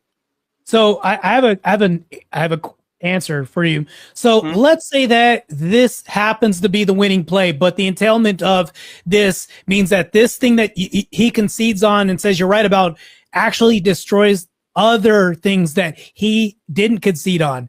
So what this is like kind of a domino effect, and this is like how you can win a debate. If you're wrong on one point and then you get disproven on this point, but then doing this, it actually contradicts other things and you are forced to concede on everything else, that's a win. But if you were to talk about this Palestine thing and that debunks everything else, then yes, I would say, yeah, that could possibly be a whole concession of a debate. I would agree. But necessarily conceding on one thing doesn't mean that you lost the whole debate. What was the premise, Fatty? The premise was the premise of the whole debate. Yeah, basically it was a debate saying invading or taking land is moral or immoral. There was some liberal. That was the debate? Yes, and there was some liberal people on the is immoral, and there was Andrew and another dude on the no, it's moral. You can do it. And they kind of were explaining what it is. Oh, wait, Fatty, you weren't in this debate. No. I joined the debate. Like, you know, when Sarah opens the thing. You mean after we destroyed the few people? Yes. But Martae, this is what I'm saying, right? I'm not going to deny it. I got the upper end because I know more about y'all than y'all know about me. You see what I'm saying? So it's kind of easy for me to actually pinpoint the offense and do it. Most people that debate Andrew, and this is a lot of problems with us, and we got this all the time, we're always on defense. Rob used to do that shit all the time. I will be talking about Trump. He'll say, but what about Bernie? But what about Bernie? And my dumb ass, oh yeah, let's talk about Bernie. Oh, he's racist. And he'll say, what about Obama? He had a meeting with Farrakhan. And instead of me dismissing that shit or conceding this to go on offense, I'll be on defense saying, So, but Fatty, can I offer you an olive branch right now? This is just a suggestion. You don't have to take this or not. But do you understand that nobody from the Crucible has lost a debate, and we don't lose? Doesn't that generally happen? So my suggestion to you is, why not just take tips from us and just observe this and learn and adapt? I think that this could apply to anybody. I'm not putting you down when I say this. I won't. I'm gonna tell you why I won't, because I'm not taking tips from somebody who spends 80% of his time debating whores. How about that? So he doesn't spend 80% of his time debating whores. He debates university professors, lawyers, intellectually. He does Oxford debates. So also, what if he did debate whores? Can you destroy his whole argument? No, you can't. Let me offer you the same example. Don't be on defense. Just go get the dude and carpet bomb everything. This is all. That's all they need to happen. There's no need for justification shit. Hey, let the man carpet bomb. All you're doing is proving that y'all never gonna concede the L. So hold on, Beans. Hold on, Beans. If I debated prostitutes my whole life, but then you couldn't beat me, wouldn't that make you worse than the prostitutes? Absolutely, but there's no chance that I wouldn't beat you. Damn, bro. This is the problem. See, this is what I'm saying. You said this is what you asked me really quickly, Fat. I know you're going to do this. You tell me you debate worse than prostitutes. Final thoughts, friend. Overtalk me so you can prove what y'all gonna do to try to win, right? This is what you asked me. You said if I had to debate under the standards that Andrew debates over, I'm saying debate under mine. If you can debate under mine, you should be able to thrash me. I'm not worrying about interjections. We know there's a difference between interjections and over talking, right? Over talking is what you've been doing all night long, right? I'm saying debate me on mine though. Answer questions. Don't dodge shit. Don't deflect. See, because I'm not trying to win. I'm trying to be correct. And I'm trying to edify people as they watch us. We're not debating who's better, Michael Jordan or LeBron. The shit that we're going to debate matters. We are the new philosophers. You should care to some degree what you're putting out here, right, on this YouTube shit with thousands and hundreds of thousands of people watching. So I'm saying debate me like a real man. Don't run from no questions, right? Be willing to concede shit so we can move forward. And you and your boy going to get spanked. This shit ain't even hard. I was an Andrew Wilson. You're gonna be the first. You're just gonna be the first. Watch this, Martae. Watch this, Martae. Fatty, out of everybody in this space, can you name a person who was a bigger Andrew Wilson fan than me? I actually agree. Actually, he was on the Discord debating and having the conversation and taking notes and learning and all that shit. He actually said the first time he said, "Hey man, I'm not going to win, but go ahead, do your thing." I know. Like, so this is what I'm going to say. And once again, this needs to be tomorrow. But absolutely, pencil these, clip it, send it to him, and when he has spare time, and he actually wants to. Let me get out of my food. Fatty, I love you, bro. Martae, love you, bro. Love the audience, chat, everybody, man. Salute, appreciate you. Thank you for having me, man. Catch y'all stop taking shots at Don Quisha. No, Fatty, come on, man. Hey, can we all agree on one thing? I'm a forever take shots at public offender, and I'm looking for a debate with him. Let's do a 2v2. I want to see it. I don't think anybody else would like it. Public offender is hurt. He needs time to recover. Yeah, well, he's gonna get destroyed. Absolutely. This is why you don't kick people off panels. You reason with them and you schedule a rematch. There's no kicking people from the This is just. That's a fact. I'm glad you said that. That's true. It's fine. It happened. Pretty deserve it. I don't think public deserve, but we talked with him already. So let him simmer down a little bit, and then we'll go from there. But podcast, I appreciate you, brother. Thank you very much for being here. Salute to you. Nothing personal, Beans. Absolutely.